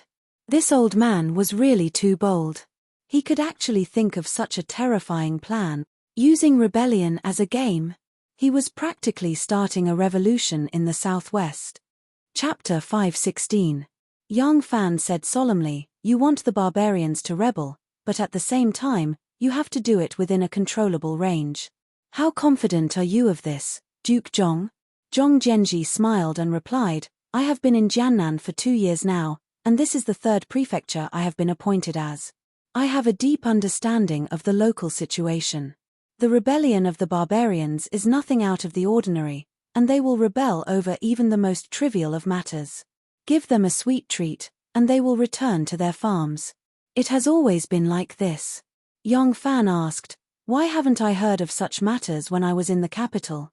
Zhong Jianji replied, "Because the matter has been resolved smoothly, and the local officials have turned the matter into a minor one. In the past, it was either due to the royal court's unjust decree, or the royal court's responsibility. Or it was due to the fact that it was impossible for anyone to be responsible for the matter, and thus, everyone wanted to resolve the matter peacefully. But now, do you think that the local officials and chieftains will still be willing to resolve the matter peacefully with someone like Huang Jingrong?" A glint flashed across Yong Fan's eyes, and he asked, "Duke Zhong said that they don't want to resolve the matter peacefully this time around. If that's the case, how can we control the situation?" Zhong Jianji replied, "The crux of the problem lies with you and Huang Jingrong. If the culprit, Huang Jingrong, is executed, and if you, the imperial envoy, were to step forward to clean up the mess, what do you think will happen? Those chieftains are not idiots, and they have never been arrogant enough to think that they have the ability to stand against the royal court. However, they know that if the royal court were to send troops to wipe out the barbarians, they would have to fork out a huge sum of money. Thus, the royal court is unwilling to resort to violence when they can appease the barbarians. As long as we can strike a balance on this point, we will be able to control the situation." Yang Fan frowned, and after walking along the pond for a moment, he suddenly stopped and asked Zhong Jianji, "What does Duke Zhong intend to do?" The two of them stood by the pond for a very long time. Amidst the morning mist, their silhouettes could be vaguely seen. The distant mountains, the nearby lake, the fake mountains, the little bridge, the pavilion, and everything else was shrouded in the morning mist, resembling a painting. As the sun became brighter and brighter, the morning mist gradually dispersed. Yang Fan and Zhong Jianji's figures also dispersed. "Send 2 men to escort Miss Jiu Yuan and her brother back. Hand them over to their parents personally." Zhong Jianji stood in the courtyard and instructed the steward. He then turned around and walked to the study. There were 2 rows of antique bookshelves in the study. On top of the bookshelves, there were a few pots of wisteria. The tender green branches and leaves hung down, adding a touch of liveliness to the quiet and elegant study. A grey-robed monk was sitting cross-legged behind a few tables. There was a pot of incense burning on the tables. The grey-robed monk sat cross-legged in meditation, counting the beads with one hand. His eyes were slightly closed as he softly chanted the scriptures. Zhong Jianji walked into the study without disturbing him. He picked up a prayer mat and sat cross-legged across from him. The grey-robed monk looked to be in his 30s. He had fair skin, light brows, and a handsome face. The grey-robed monk chanted for a while before opening his eyes gently. Seeing that Zhong Jianji was already sitting in front of him, he hurriedly pressed his palms together and smiled, "Master Zhong." Zhong Jianji smiled and said, "Yang Fan has agreed." "Oh!" The grey-robed monk was overjoyed. He chanted the name of Buddha and said, "If that's the case, the demon Huang Jingrong will be executed. The plight of the people in Jiannan will be resolved." Zhong Jianji said, "A few days ago, this old man has already submitted a petition to impeach the officials of the border prefectures. They have neither the heart to pacify the enemy nor the ability to govern the land. They are cunning and scheming, forming alliances with one another, supporting their children, and fleeing from the central plains. They view the lawless land of the border prefectures as a paradise. Since Jin Yuanfang has agreed to cooperate with this old man is prepared to submit another petition to impeach Huang Jingrong, accusing him of extorting the local authorities and abusing torture. Wherever he goes, he will incur the wrath of the people. However, this old man is just an external official. In the eyes of the emperor, I am far less trusted than the officials of the imperial censorate. I will have to contact my comrades and submit a petition to impeach Huang Jingrong. I will have to trouble Master Fa Lin to handle this matter." The grey-robed monk hurriedly said, "I am willing to work for Master Zhong." This monk's surname was Chen and he was a member of the Chen clan of Yingchuan. He was also a descendant of an aristocratic family. The reason why he became a monk was naturally because of a great change in his life. Therefore, he was a firm believer in the anti-martial faction. His identity as a monk was only a convenient condition for him to travel the world. He was not a true devout Buddhist. Otherwise, as a Buddhist disciple, there was no reason for him to be on good terms with Zhongzhenji of the Li sect and plot against Wu Zetian, the great protector of Buddhism, when Wu Zetian was a devout Buddhist who had raised the status of Buddhism. Now that Buddhism was in vogue, Fa Lin, as a monk, roamed the various prefectures, visiting rich and powerful families and befriending officials, would not attract the slightest bit of attention. With this identity, he could cooperate with Zhongzhenji and contact more loyal and righteous officials who were determined to restore Li Tang's rule. Fa Lin happily said, "Master Zhong's plan can get rid of cruel officials and protect the people. It can also attract the attention of the imperial court and strictly investigate the mediocre officials of the border prefectures. It can be said to be killing 3 birds with 1 stone." Zhongzhenji stroked his beard and said with a smile, "Not only that, Wang Xiajie has advanced step by step and won victory after victory. The 4 towns of Anshi are about to be recovered. At that time, our imperial court's military might will be unparalleled. When the army returns, it can even intimidate the barbarians. The barbarians rebelled today, we can pacify them, and when the situation is stabilized, we can wear down their arrogance and make them more respectful to the imperial court in the future." Fa Lin's eyes flickered and she said happily, "This is called killing 4 birds with 1 stone." Zhongzhenji said, "After this matter, Yuan Fang will be in the same boat as me. This person is a new noble in the imperial court, young and promising. What's rarer is that even though he is in a high position, he does not forget his roots and is a righteous official of the country. With this person in the same boat as me, in the future when the wind and clouds meet, we can work together to restore the country. Won't he be a great help?" Fa Lin clapped and laughed. "Haha, in that case, it is killing 5 birds with 1 stone. Master Zhong's talent is enough to stabilize the world and bring peace to the country. A mere provincial governor is really a waste of talent. If he becomes the prime minister in the future, he will definitely be able to bring peace to the world." Zhongzhenji smiled, "Master is praising me." Fa Lin said, "There is no time to lose, this poor monk will go now." Zhongzhenji stood up and said, "Thank you for your trouble, Master." Fa Lin cupped his hands and said, "This is a matter of supreme merit, this poor monk dares not to serve." After saying that, he picked up his straw shoes and left. Zhongzhenji knew that this monk was easygoing and did not like to be restricted by common customs, so he did not send him off. After waiting for him to leave, he sat down behind the table and rotated the incense burner lightly. There was a faint smile on his face. "Killing 5 birds with 1 stone, is it really only 5 birds? The imperial court's control over Yarrow province was actually weaker than Feng province. After Yarrow province submitted to the imperial court only started to set up a military governor's office in the first year of Tang Gaozong's Linda. Since then, it was repeatedly set up and abolished. The local rich and powerful families hoped to be controlled by the imperial court in name but in reality still had complete autonomy. The imperial court tried to intervene in Yarrow province to strengthen their control. It was naturally as difficult as ascending to heaven to insert influence into a territory that was not won by force. After a long period of assimilation, perhaps after a few generations, the imperial court's influence would gradually seep in. However, the imperial court was too hasty, and in the end not only did they not achieve their goal of strengthening and stabilizing their control over the area, but it also caused long-term unrest in the area. In addition, the area was adjacent to Nanzhao and Tubo. The Yarrow province's big clans and Nanzhao and Tubo were related by marriage. Nanzhao and Tubo were also related by marriage. Although Nanzhao and Yarrow province's big clans were closer to Li Tang, once the imperial court tried to intervene in Yarrow province's affairs, they would lean towards Tubo's side. Therefore, if the imperial court tried to send troops to suppress them with force, they would not only have to prepare for war with the Yarrow province's local tribes, but also for Nanzhao and Tubo to participate in the war. This was also the reason why the imperial court had a headache. They had to tighten their grip and loosen their grip. They did not dare to be too forceful. However, Huang Jingrong did not understand these situations. He buried his head in books and poetry. After he became a jinsha, he stayed in the capital. Then, because he latched onto the right person, he was brought into the imperial censorate by Lai Junchen. From then on, he devoted himself to the great cause of punishing people.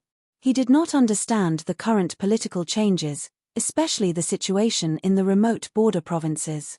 He regarded the people outside the capital, especially the big clans in the border provinces, as country bumpkins. He did not know that he himself was a canary raised in a cage. In the capital, imperial power was above everything else. It was a power that could destroy everything. Therefore, with the imperial edict in his hand, he thought that he could call the wind and summon the rain. He was omnipotent. Because of Yang Fan's obstruction in Yarrow province, he could not show off his power and did not gain enough benefits. After arriving in Yarrow province, his desire to make a fortune became even more urgent, and his methods became even more aggressive. After Huang Jingrong arrived in Yarrow province, he learned his lesson from Yarrow province and refused to interrogate the cases step by step. When he was in Yarrowju, he pretended to round up the Liu people and tried to find a satisfactory reason before executing the criminals. This time, when he rushed to Yarrowju, the first thing he did was to round up the Liu people and kill them. The governor's office in Yarrow province was sometimes established and sometimes abolished. When the office was established, there were refugees sent over. When the office was abolished, the refugees would no longer be sent there. When the office was abolished, the refugees would no longer be controlled by the government. They would leave the settlement designated by the court and scatter to various places in order to make a living. Because of this, the number of refugees that Huang Jingrong had hastily arrested was very limited. There were only 7 or 8 families in total. These were all refugees and commoners who had not left the boundaries of Yarrow province. Huang Jingrong was very dissatisfied with this. He felt that with so few people, it was hard to believe that they were rebelling. However, it was difficult for him to arrest more people. On one hand, the governor's office and the provincial governor's office had been abolished time and time again. The records of the government had been lost. Many of the refugees no longer had any household registration records and could not be found. On the other hand, many of the refugees were protected by the local commoners. The commoners here did not care if you were a criminal exiled by the court. The families that were exiled were the families of officials. Their children were literate and well-mannered. The commoners here liked to claim kinship with these kinds of families. Once they became in-laws, they would naturally receive their protection. In Wu Zetian's reign, in order to ascend the throne, the number of officials from the previous dynasty who had been attacked was innumerable. Just the aristocratic families and high-ranking officials of the third rank and above had implicated thousands of families and hundreds of thousands of people. These officials also had factions and subordinates in the local areas, so there were even more officials who were implicated. The number of refugees that had been sent to Yarrow province was not just this few. However, some of the refugees had lost the control of the government and moved elsewhere. Many of the refugees that had remained in Yarrow province had received protection because they had married into the locals. The government could not capture these people, or perhaps they did not dare to capture them or did not want to capture them. Because the government had been abolished several times, the prestige of the government had fallen to rock bottom. The local commoners did not fear them at all. The families that Huang Jingrong had killed were those who had not left Yarrow province. They were from the aristocratic families of the Central Plains and were unwilling to marry into the barbarians, so there was no one to protect them. Huang Jingrong was at his wit's end and could only put his energy into gathering money and women. He was prepared to scourge other provinces when he had enough. Who knew that this scourge would cause such a big mess? Chapter 517. In the distance, a river rolled down. There were a few small dots on the silvery water. Only by standing by the river could one see them clearly. They were a few small boats that were fishing in the stormy waves. The fisherman stood on the bow of the boat with his bare feet. His 10 toes were spread out habitually and firmly attached to the deck. The boatman at the stern of the boat plunged the bamboo pole that was as thick as a goose egg into the water and firmly held the boat in place. The muscles in his arms bulged like heavy stones because of the strength he exerted. At this moment, the fisherman at the bow of the boat twisted his waist and raised his arms gracefully.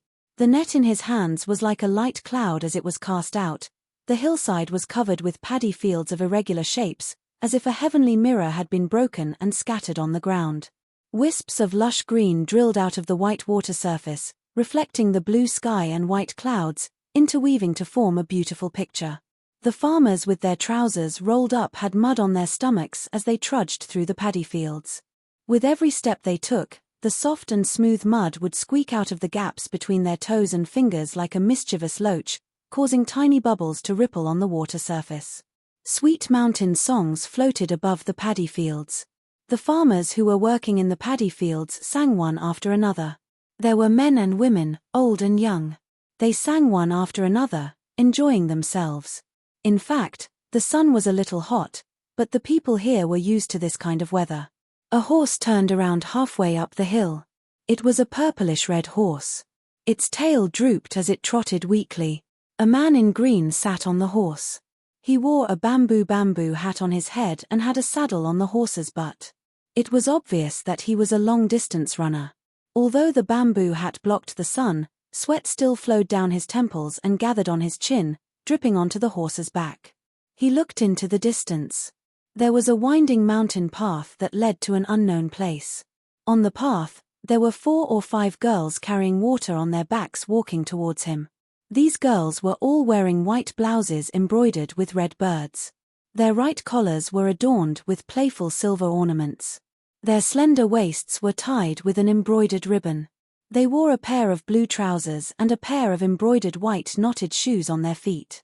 They looked elegant, playful, and charming. The girls were all young, around 12 or 13 years old. The girls here matured early and got married early.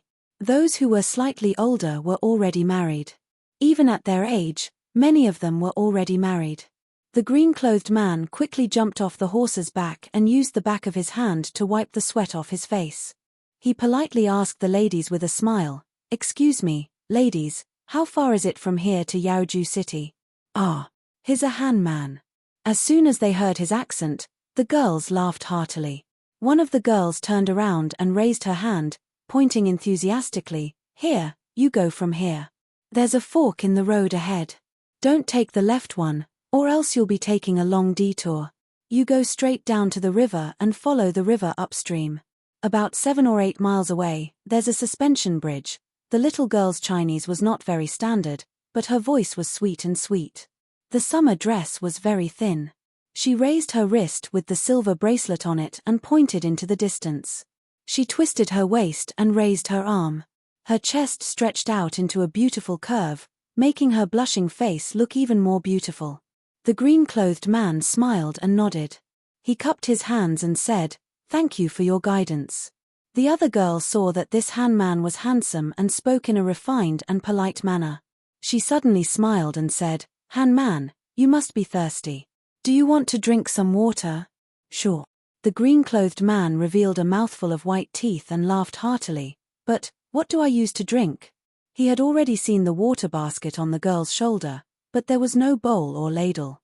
He didn't have a crow's beak, so how could he put his mouth into the water basket to drink? The girl giggled and said, "You are really stupid. I will pour it for you." The girl tilted her shoulder and held the bottom of the water basket with one hand. The clear water poured down.